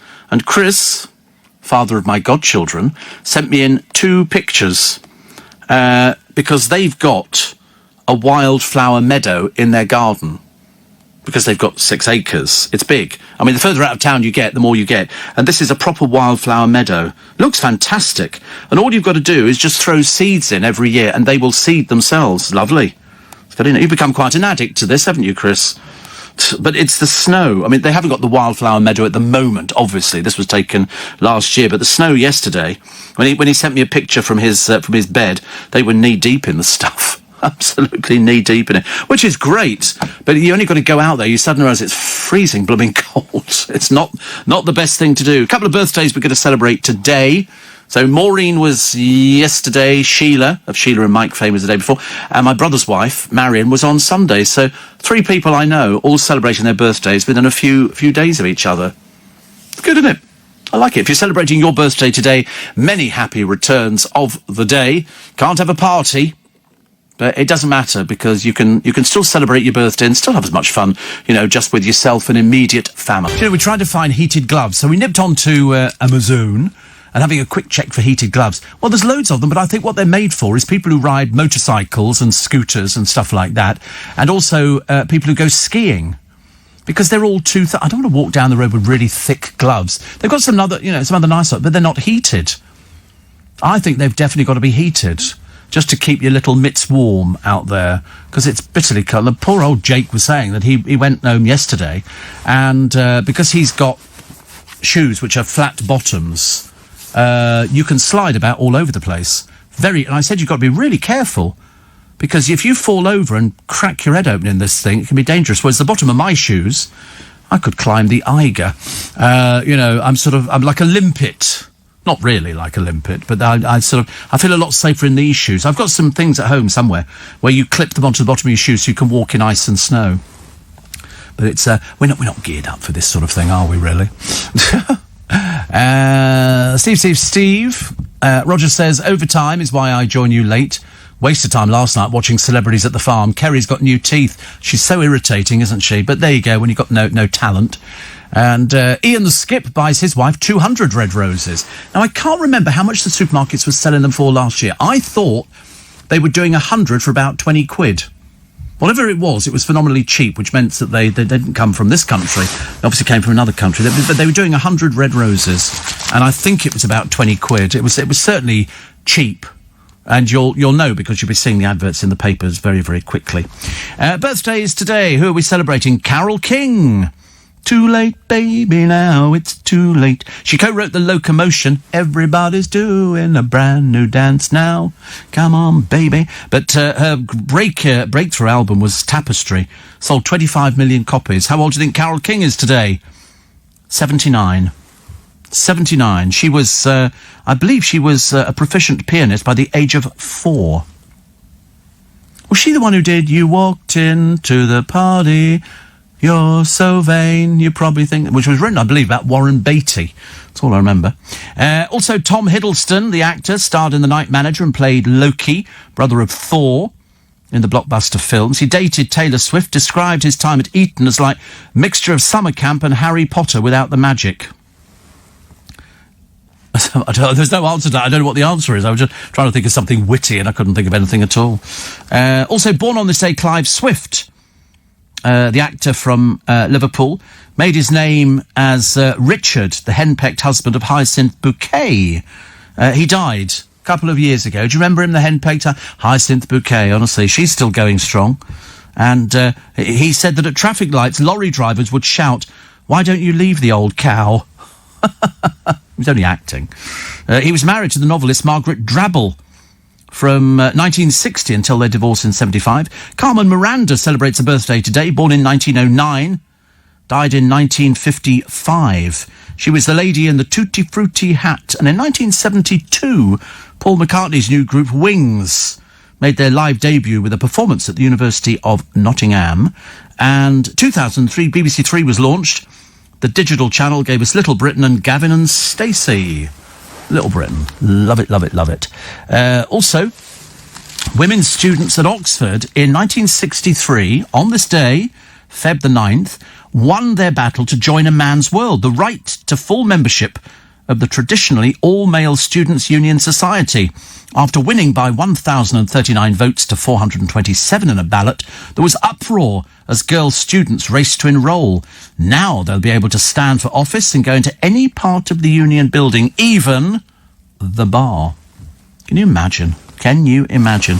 And that's it. But if of course, you're celebrating your birthday. Oh, if you go, you go to the theatre, you sit in the stalls, or what's the next one up called?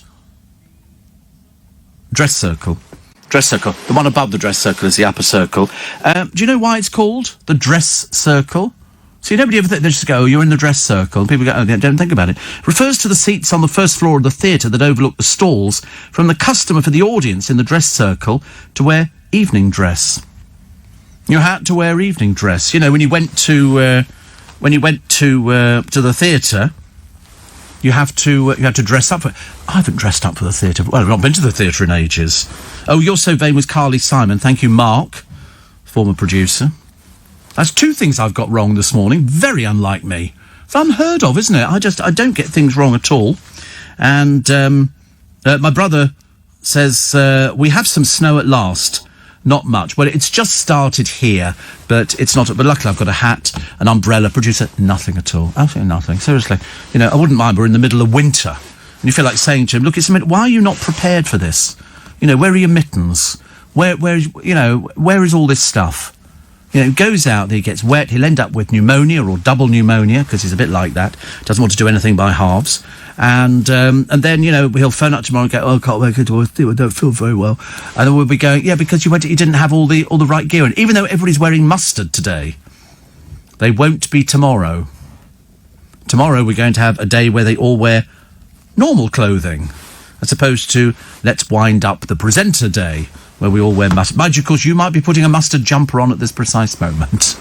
All right, everybody's now telling me that it was Carly Simon, You're So Vain. Have you tried sheepskin gloves? Keep my hands toasty. No, I definitely now want heated gloves. I definitely want heated gloves. I've got it into my mind. I will find a pair today. I will find a pair. Or failing that, somebody will write to me and say, you know, this is a company, they do heated gloves, Steve, and then I shall find them. Because all the ones that I've looked at on Amazon, they do look as though they're for people who ride motorcycles. And as you know, I do not drive a motorcycle. Steve, you read out earlier a list of your personal qualities. Are you now adding karaoke artists to that list? I can bang a tune out. I was in a choir for a few years.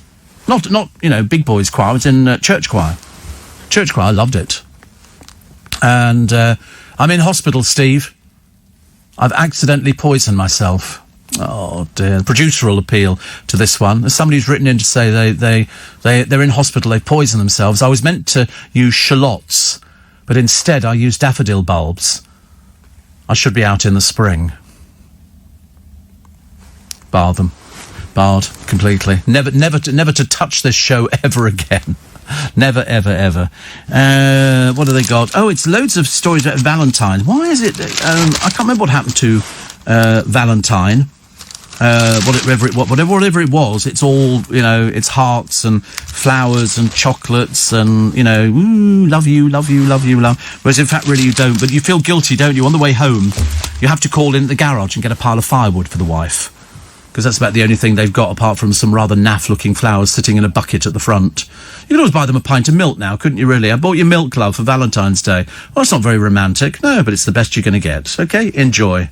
Enjoy. And then you could sit there and have one of those romantic meals. You know? And so they always say, I mean, what did I look at one the other day? It was a couple of steaks, like you've never had steak before. You know, a bottle of wine or some chocolates, or you could have some flowers or something. And a salad to start with. And then there was, I think, a peppercorn sauce and some chips and some profiterolles or something.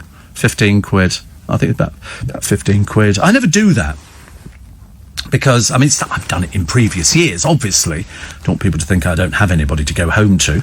And so I generally buy the family meals and the pet food.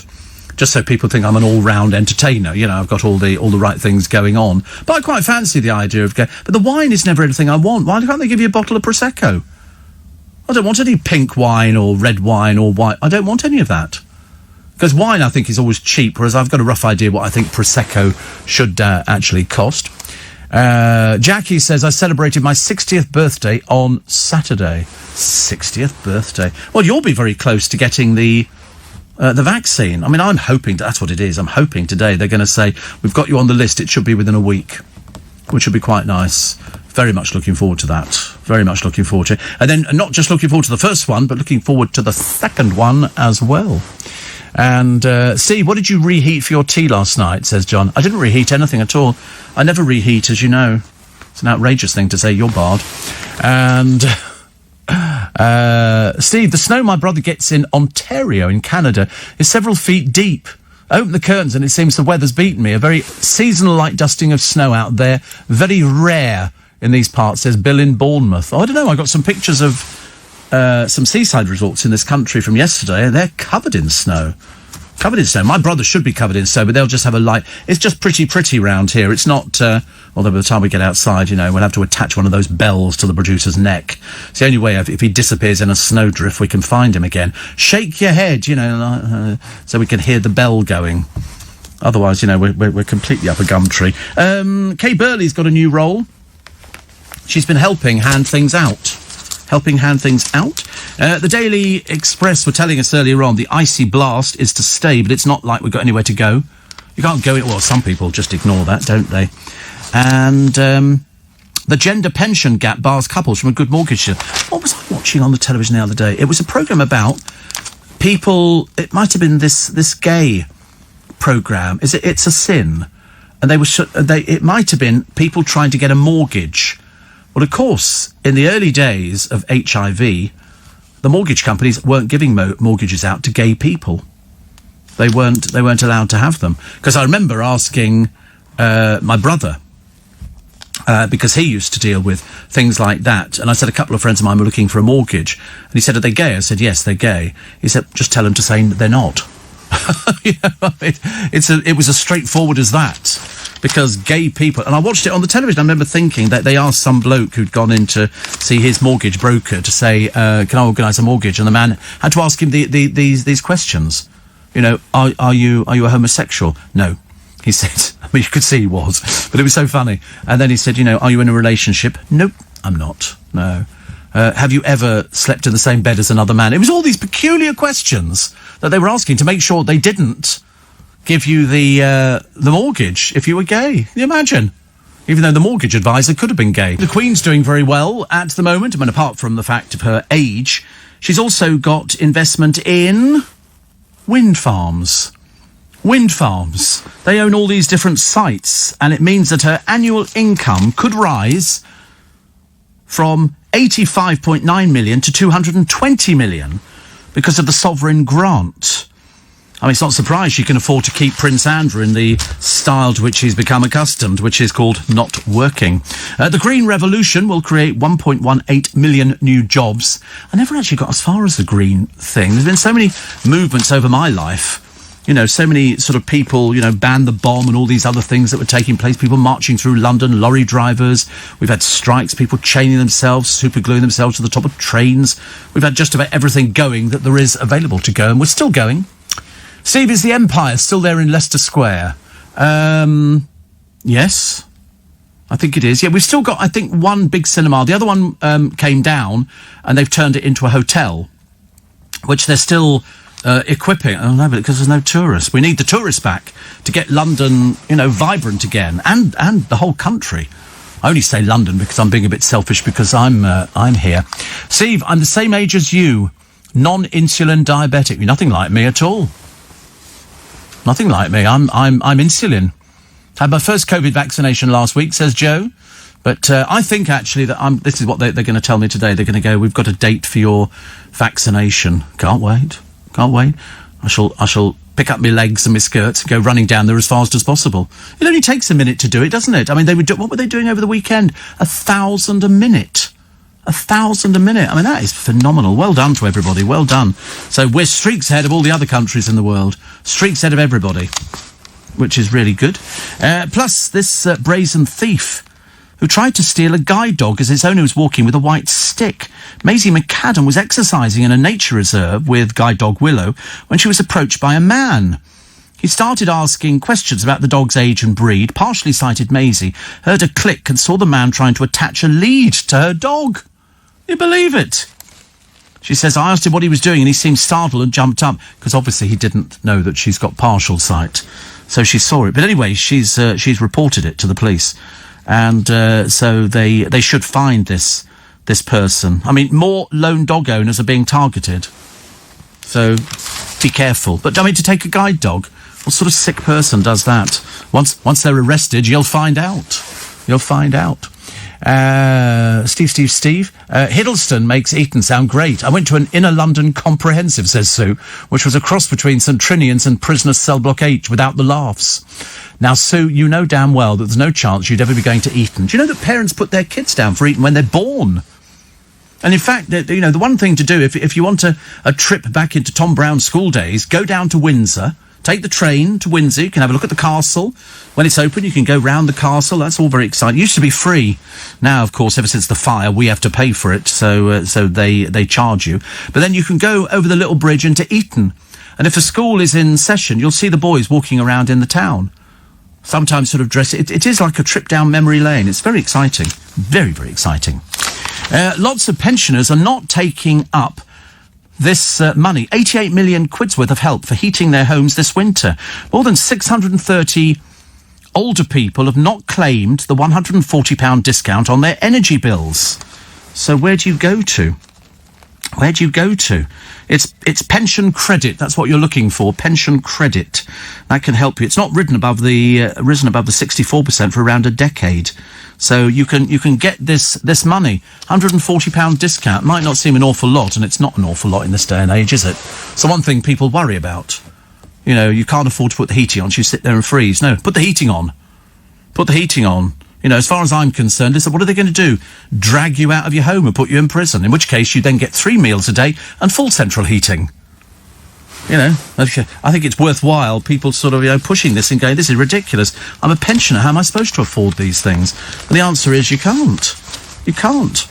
No border virus checks. They say it's a disgrace. Thousands arriving from South Africa walk out of the airport. It's as simple as that. They got through Heathrow in just 10 minutes. Something's falling apart, isn't it? Very quickly. Also, 7 easy ways to beat back pain. Go to the doctor. I've only ever had back pain, I think, twice in my life, and it was absolutely excruciatingly terrible. It really was. I remember clinging onto lampposts, people saying, "You all right?" I'm going, back pain. It really is. It's dreadful. You feel like you're going to fall off, don't you? Which is terrible. Also, Gemma Collins flagging this dreary interview with Piers Morgan. I mean, to be honest with you, she's not done enough in her life to warrant anything at all. But I suppose to be sit there and make up a load of old rubbish, you know. But the best she came up with was she made a pornographic film of herself and whoever the other person was.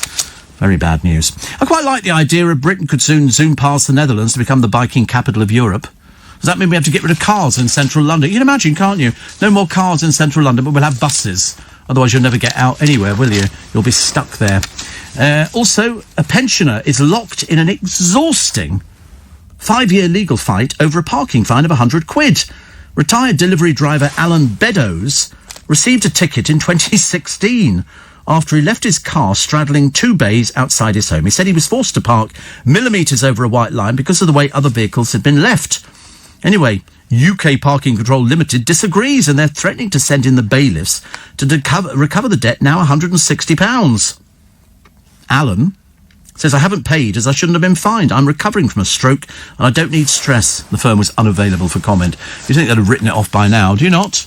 I sometimes have trouble getting mine into a little space because it's quite long. And so I have to get out, you know. I can never just drive into a space and sit there. I have to get out and see, I can go forward a fraction. It's very difficult to see. I need to get some new cameras, I think, I can see where everything is going. Offices are infested, apparently, with mice and rats. Horrible thought. Mind you, a bit cold even for mice and rats, isn't it? But the main story is Mike Tyndall. That's the one married to the royal wife Zara. You know, Princess Anne's daughter, who, gets a free Land Rover. They're sponsored left, right and centre. Bit embarrassing for them, but never mind. He's been claiming furlough cash for his business, even though he's reportedly worth more than 15 million. How he can be, I've got no idea. But he does after-dinner speaking. And so he's been claiming... He's allowed to, but it's a bit cheeky, isn't it? A bit like the Queen putting in for a heating grant. You know, you go, listen, you have enough money, you can afford to actually to do this yourself. I just read, look at the time, I've got to go before the snow comes down, he says, laughingly. I'll let you know about the doctor tomorrow. I've got a free little bit extra podcast, cracking one today. Amir Khan breaks social distancing rules again. He went on a 230-mile round trip to a drive-through restaurant and then posed for pictures with fans. Obviously not the brightest penny. Dolly Parton launches a new perfume, Dolly Scent from Above. It's good, isn't it? And a royal biographer says Princess Diana would have banged William and Harry's heads together in order to work out their rift. Can you imagine? That would have been, and embarrassing them in public. Good Lord above.